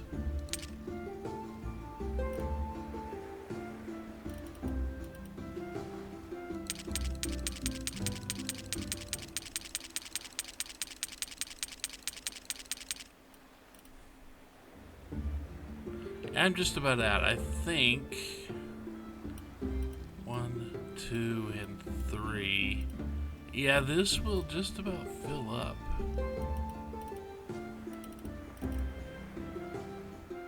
This will just about fill up all those.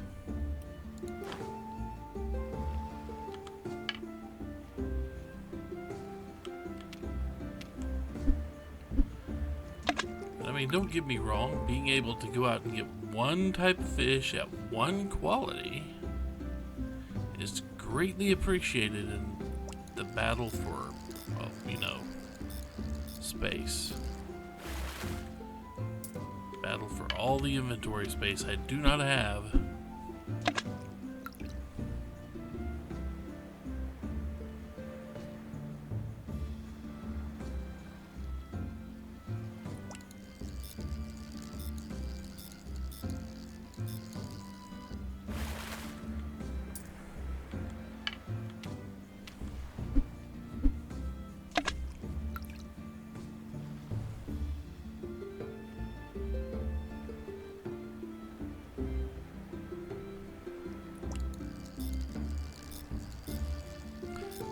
Kind of wanting to get to the end of that quest chain for Game of Crones,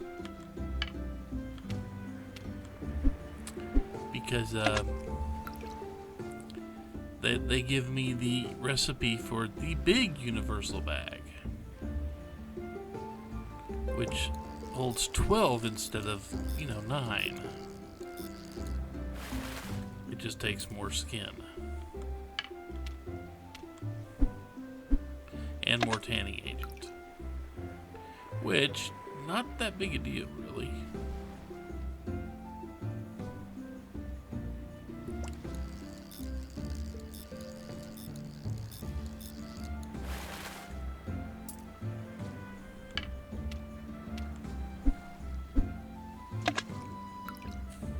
I mean, literally that's half of a chest. Okay, not exactly half. It's like, you know, 1 bit away. It's 4% off. Maybe 2%. It is 2% off the space of a chest.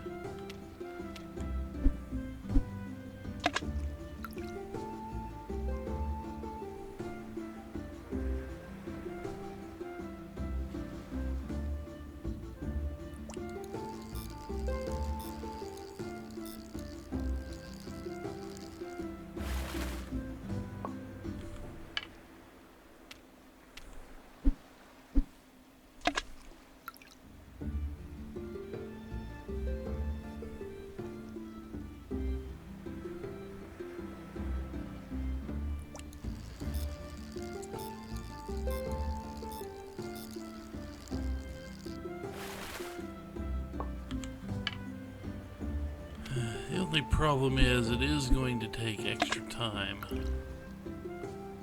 to turn these into actual food. Since I can't...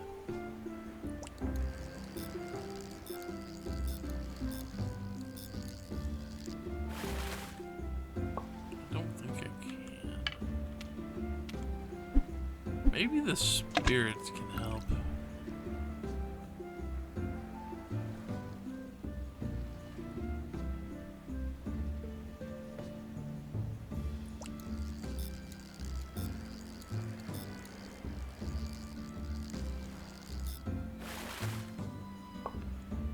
But the main problem with this type of fish is how long it takes to actually cook the stuff. Because you can't just queue up a bunch of them.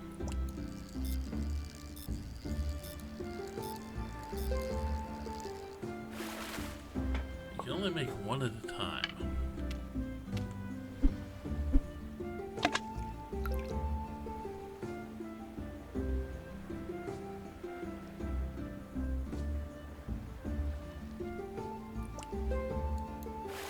Dang it.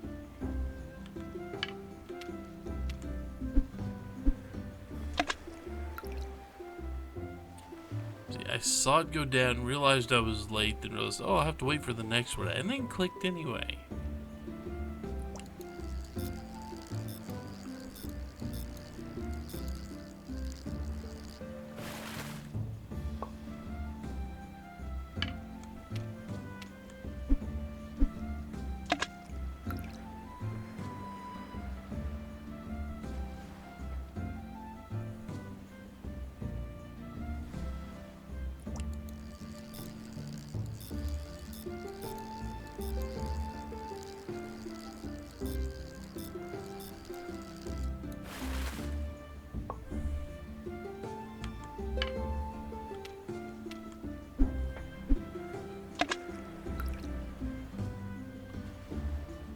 We still have a ways to go before the next day rolls around and we can go see if the merchant can fill up a gluttony shard for us. I assume that's what we need, what we're doing this whole sauce thing for.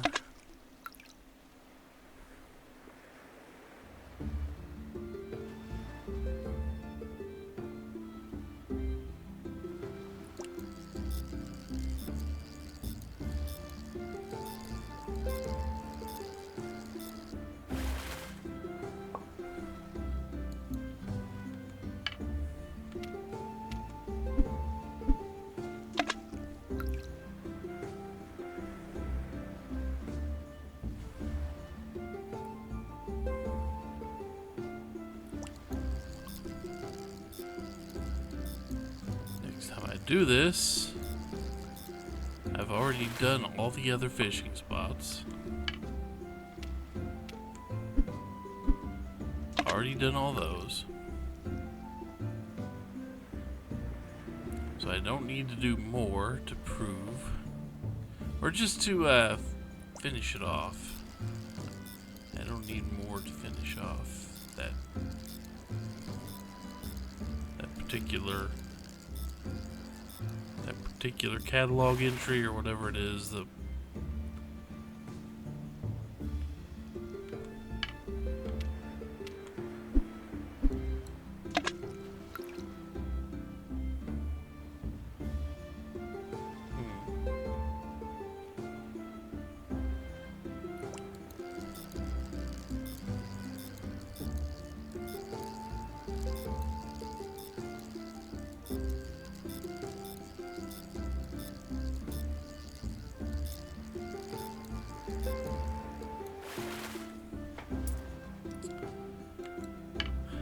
I am glad that it doesn't fail you here.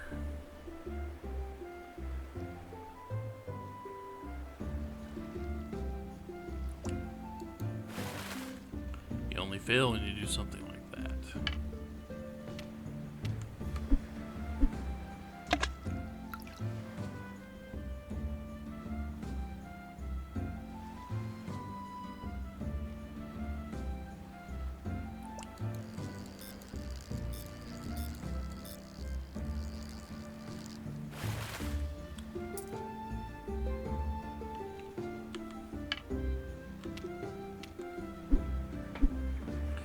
have a funny feeling I am going to run out of inventory space long before it's time for the merchant to show up.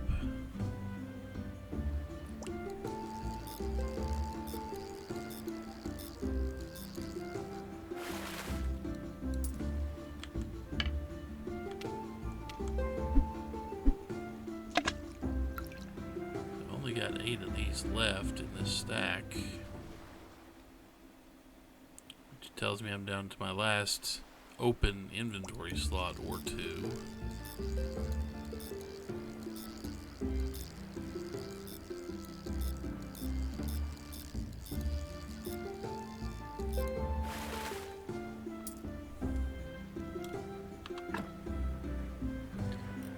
Let's see.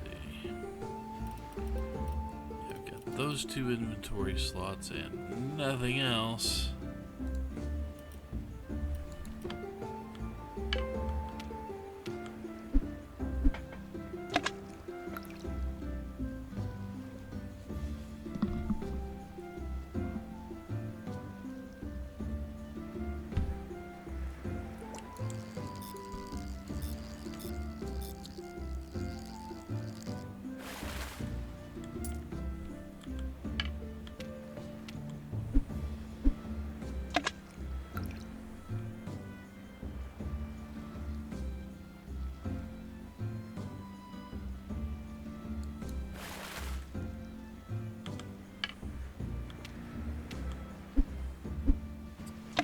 It doesn't help when I just misclick and waste bait, but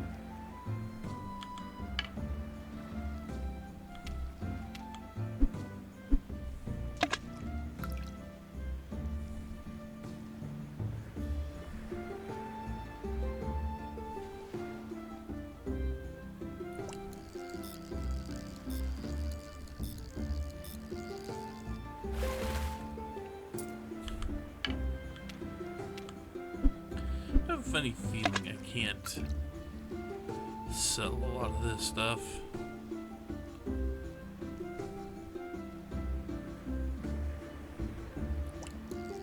I don't know, maybe if I make a lot of gold star salmon. Okay, I think.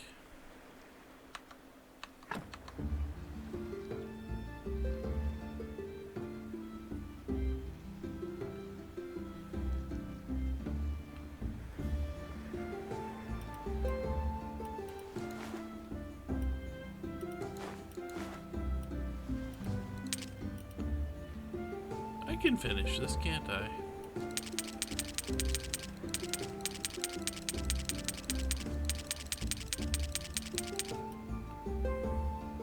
I think I can.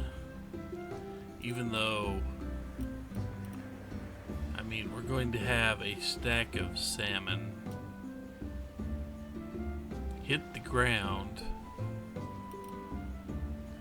We're gonna have a stack of salmon hit the ground.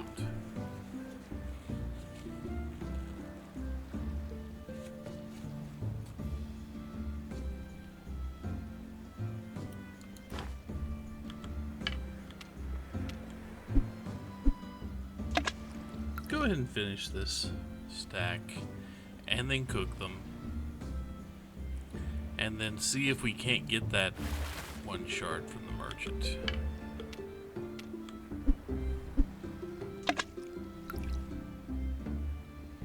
then depending how I feel after that, we'll see if we can advance the plot line with the guy down there.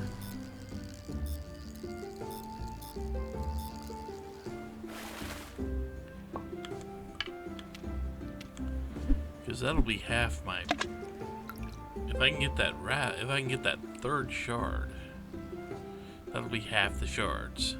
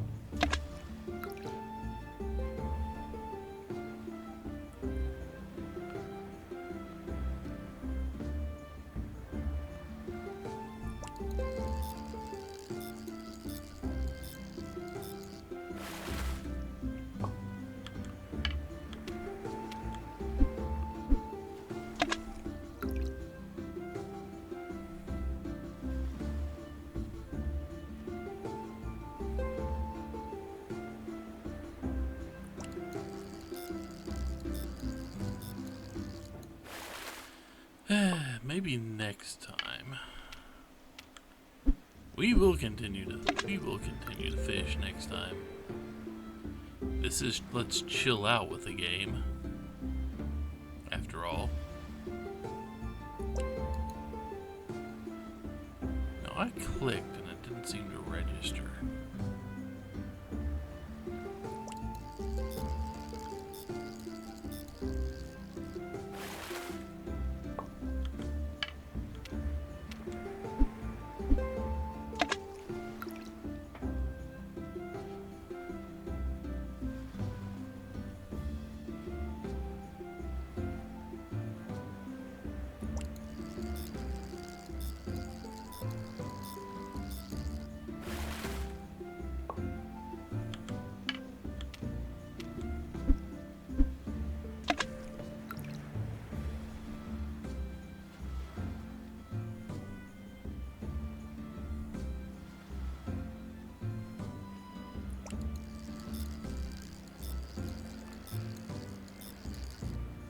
I have to say, if Tired had a actual true debuff that wasn't easy to work around, I might actually feel compelled to do something about it. But the way to do, I mean, obviously the way to work around it, because of the way the Tired debuff works, is it will drain any energy you have above 50%. If you don't use the energy above 50%, if you're not actively using it, or even if you are, it will continue to drain until you're down to about halfway. So obviously the easiest way to just circumvent this is to use food that don't give you more than a 50% buff. They don't recharge more than 50% of your energy. And that way you recharge half and, well, and especially with those hotkeys down at the bottom.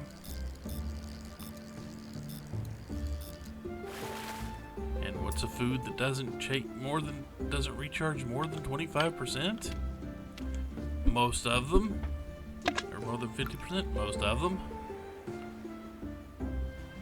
I mean, you look at honey, that's a quarter of a bar. That's 25%.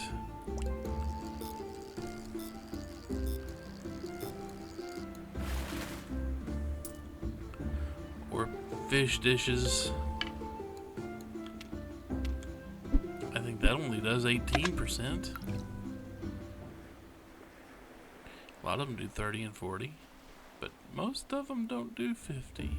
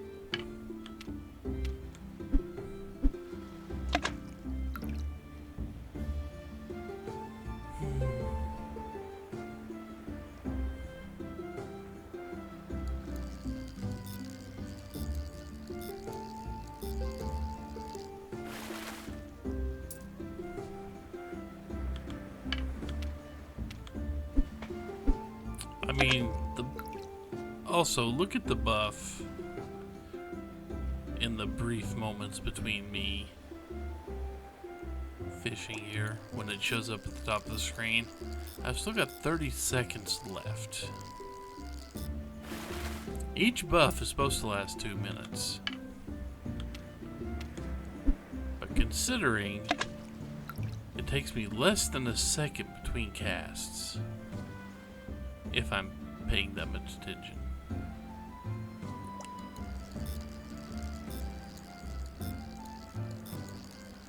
That buff doesn't count down while I've actually got the rod extended.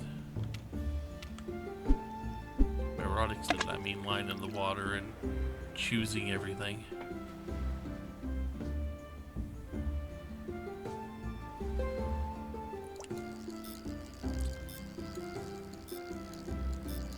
As long as I don't have to adjust anything.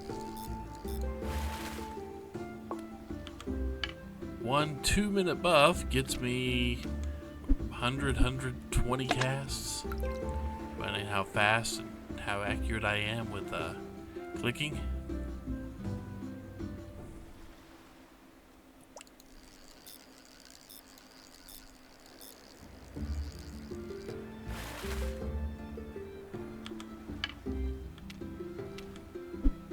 Yep, now they're starting to end up on the dock because, well, we don't have room in our pocket right now for that.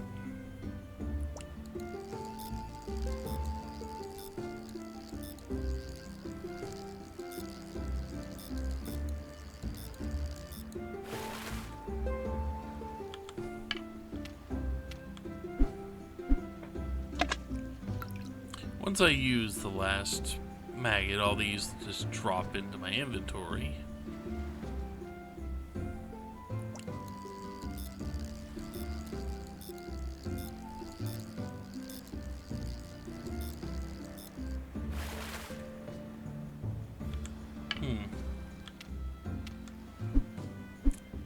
Definitely not paying attention there.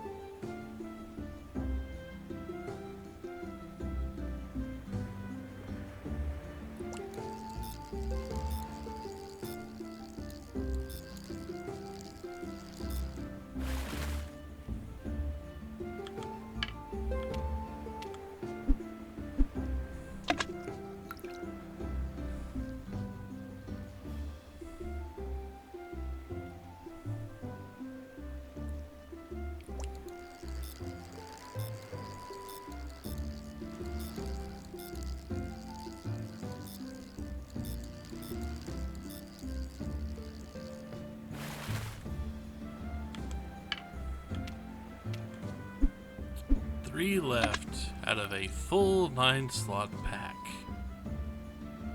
270 maggots. Used to catch way more fish than I think I ever actually caught in this game before.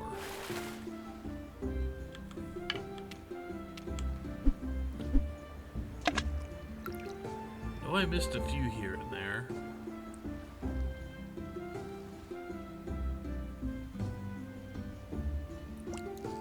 And not every maggot went to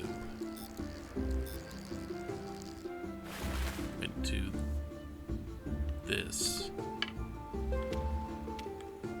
Because we did catch a few other places with maggots.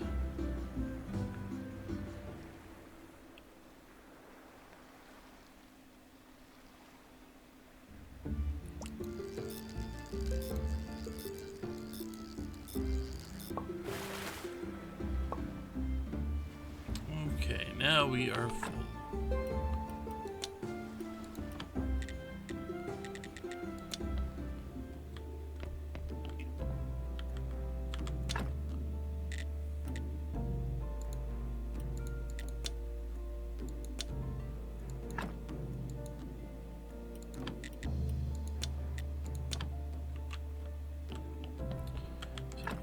me see something here.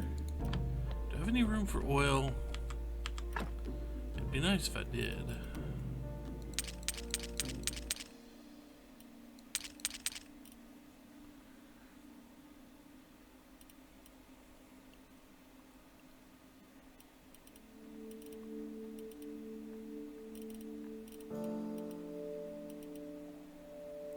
Okay, it's not baked. That's royal fish, not baked salmon. Got two different things of.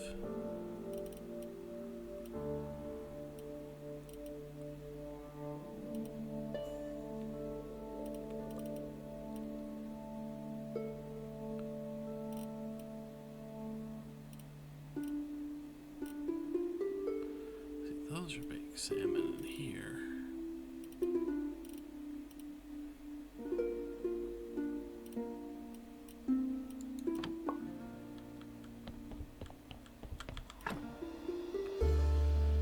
Let's see. Got a bunch of quality fish there.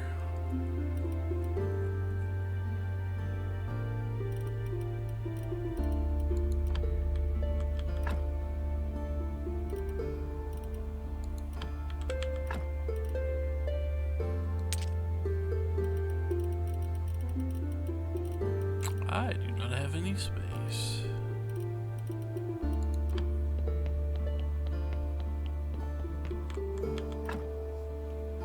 Okay, good. I've got a little space here.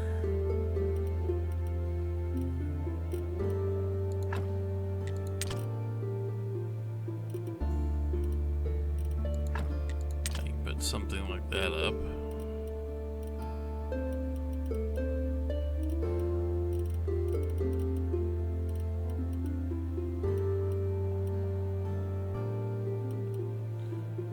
Okay.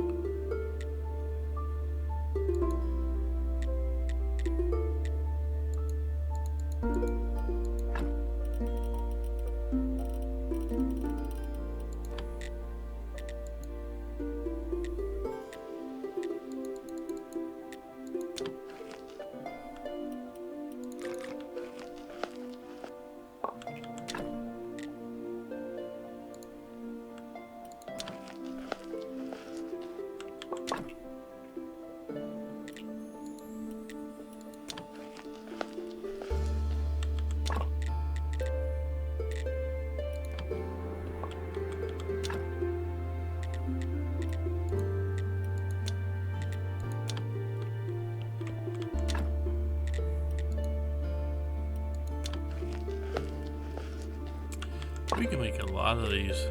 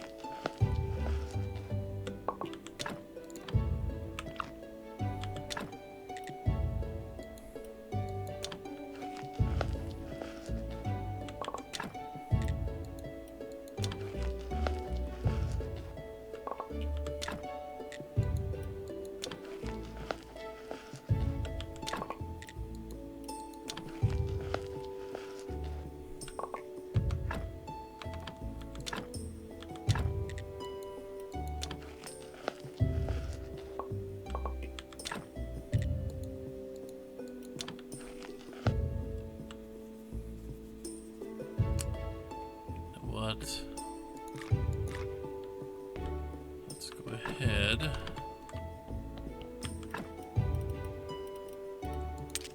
Grab that.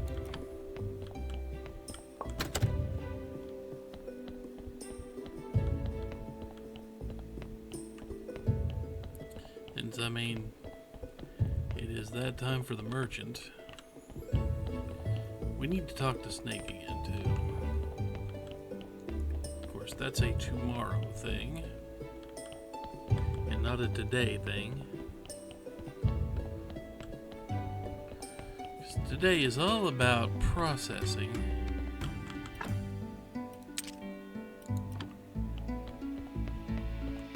Fish.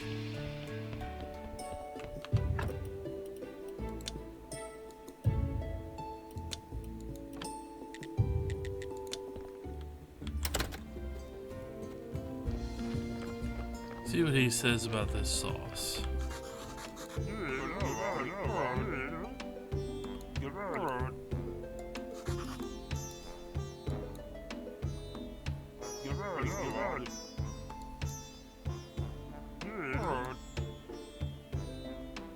The bishop is deep in debt. Huh.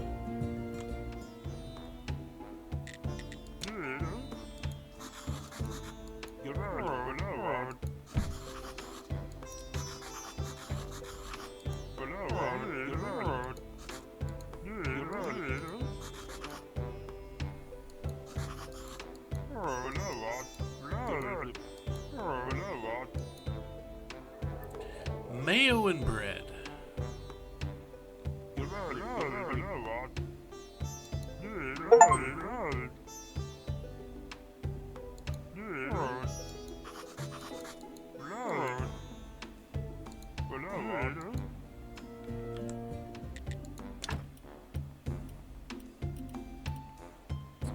Well, you will buy those.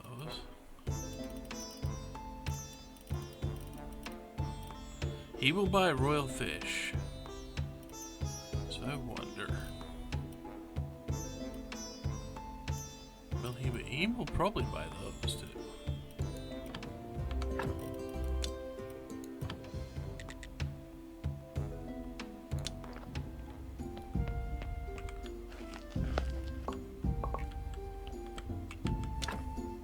Now, I'm not going to have that much royal fish.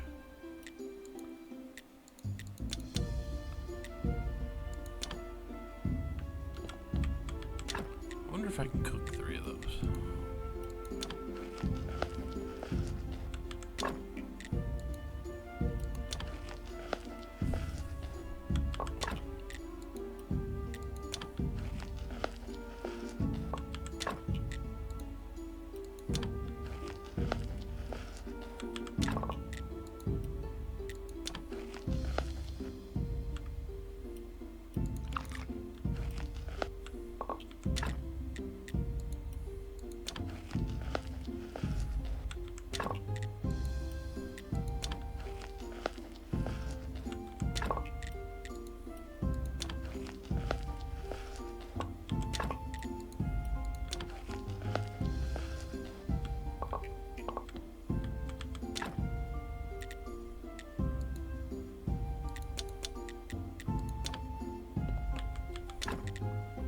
We'll see if I can get 6 of those for him.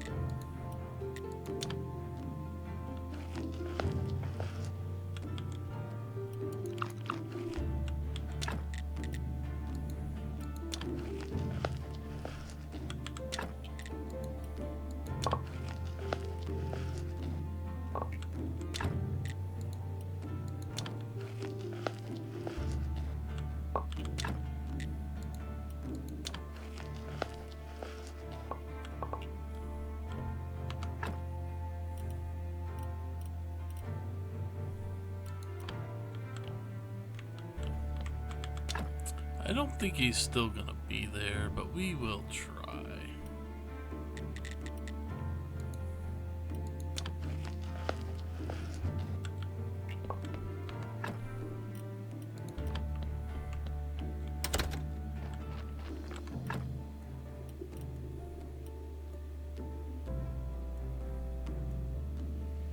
Yeah, I just have a very funny feeling that we're not gonna make it in time, are we?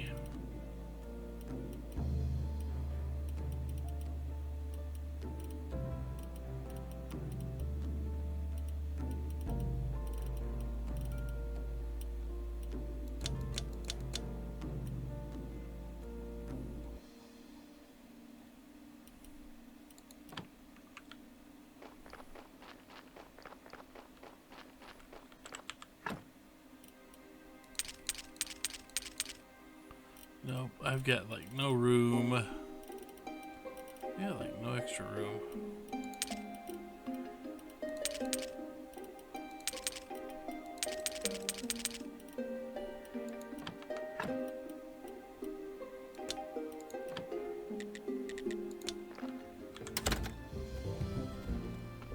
Yeah, he's not there.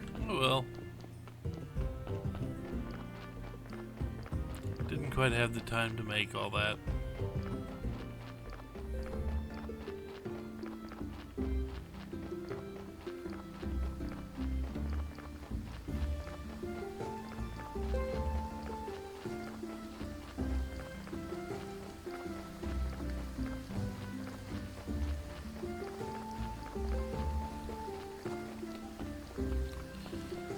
Yeah, we do need to talk to Snake today.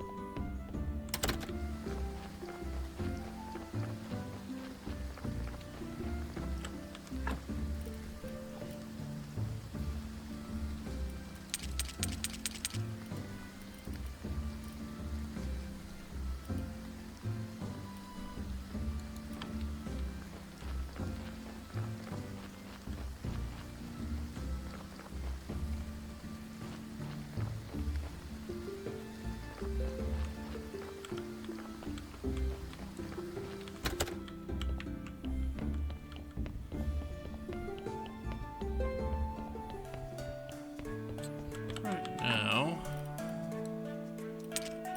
gonna put you up.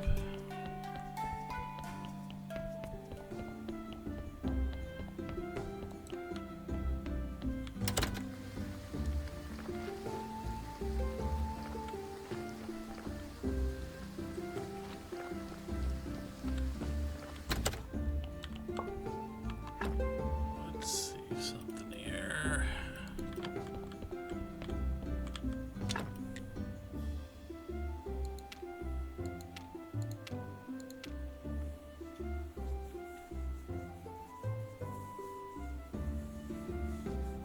Did I build a sold receiver in here? I don't remember doing that. I do too. I have no idea where I'd put it.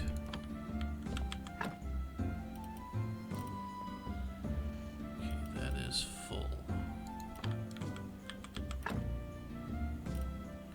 is almost full.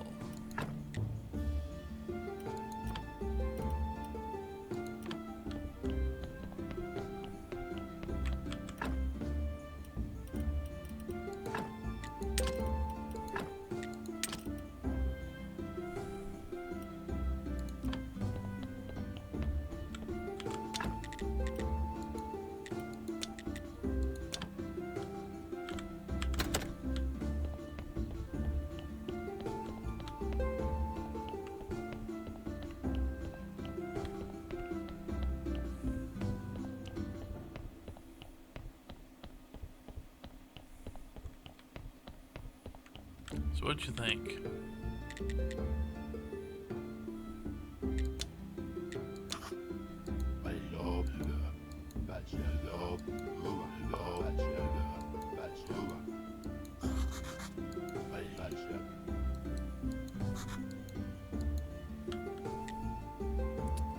Damask sword. I mean, I'm carrying one. But I don't want to give it up.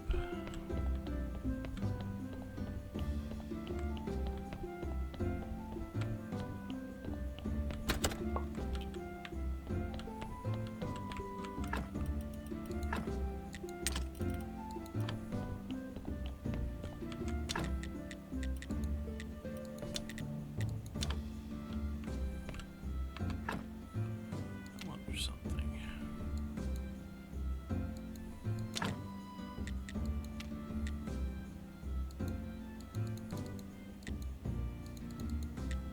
Okay, we don't have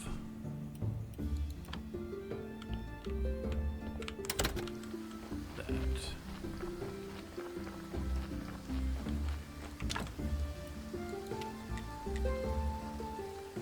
So I need to buy, I need to make a steel sword. I need more gold jewelry details.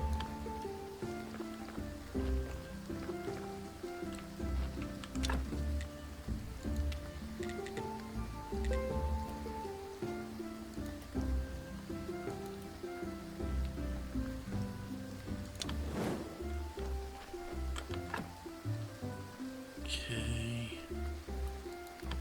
So I need to make a steel sword.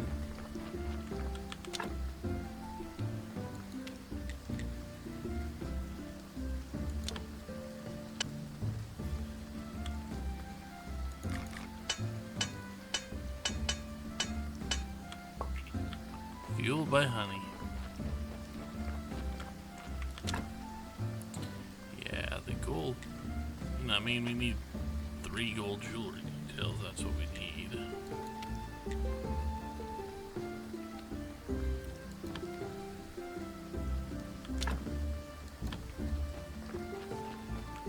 We have everything else.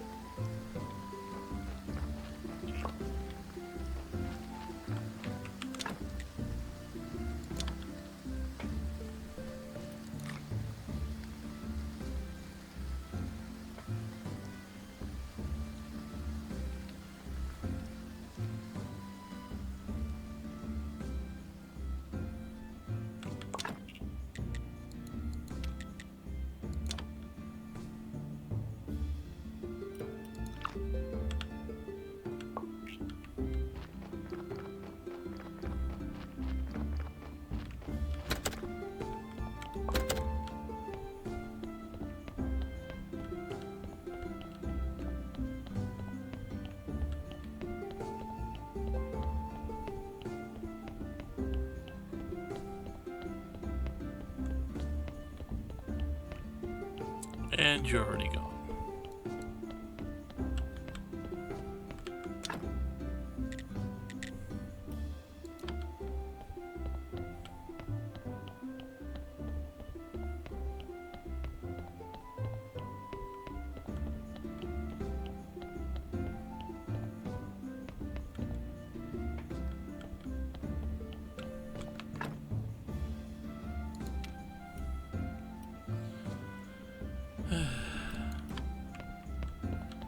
Let's go put up this story.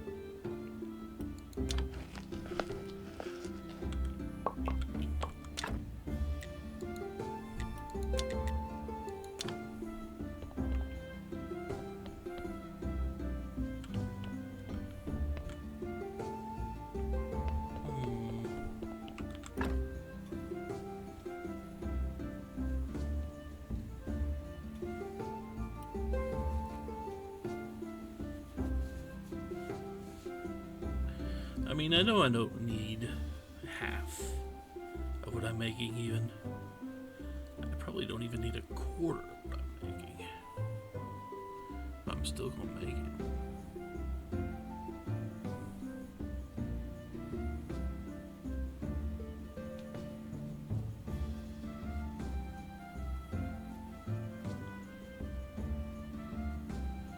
Sadly, not gonna. I don't have to carry the sword around. I can put the sword up.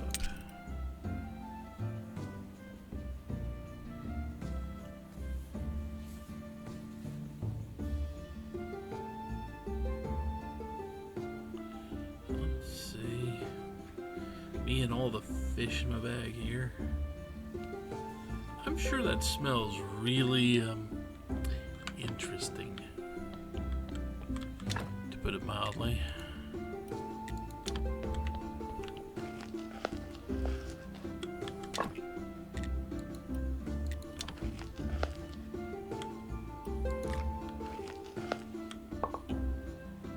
I don't have anything to do over at there, do I?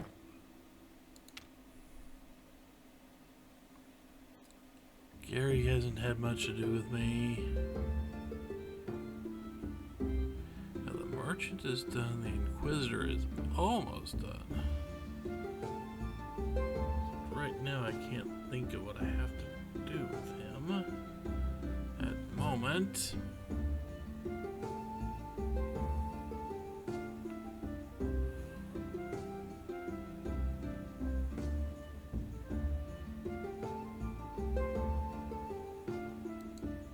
do that.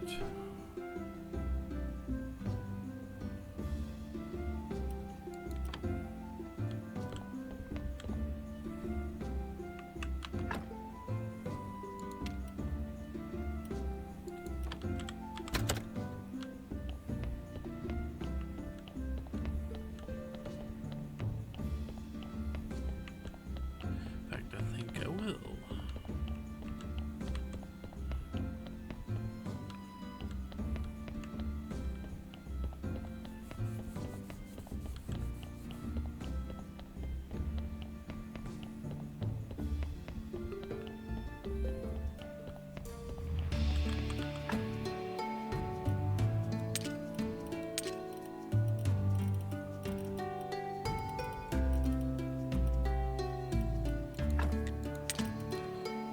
Just in case I need the room for a moment.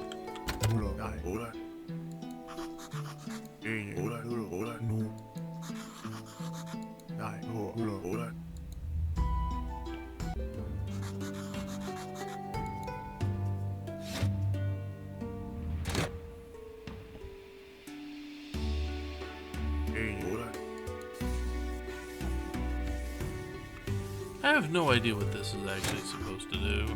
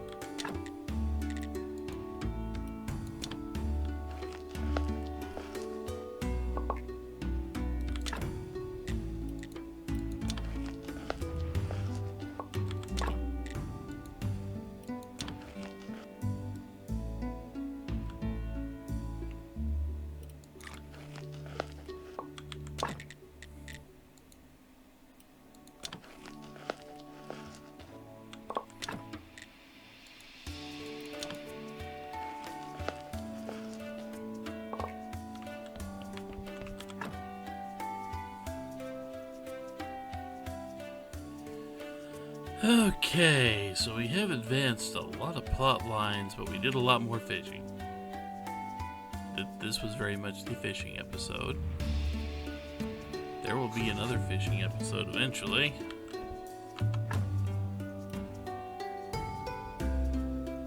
I just had to figure out... I can't make baked fish with these things. These don't take baked fish. That's part of the problem. So I need to get fish that do take, that, well, will cook up easy anyway. So I mean, 18 is not shabby for what we're dealing with here.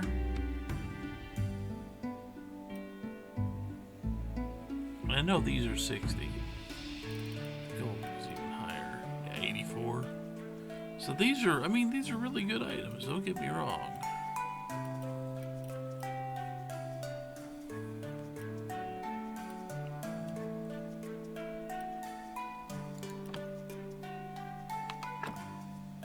Those are indeed good healing items. But we will continue in this whole process next time, because we've gone a little bit longer than what I typically want to, and I will have to see if there's something I can do.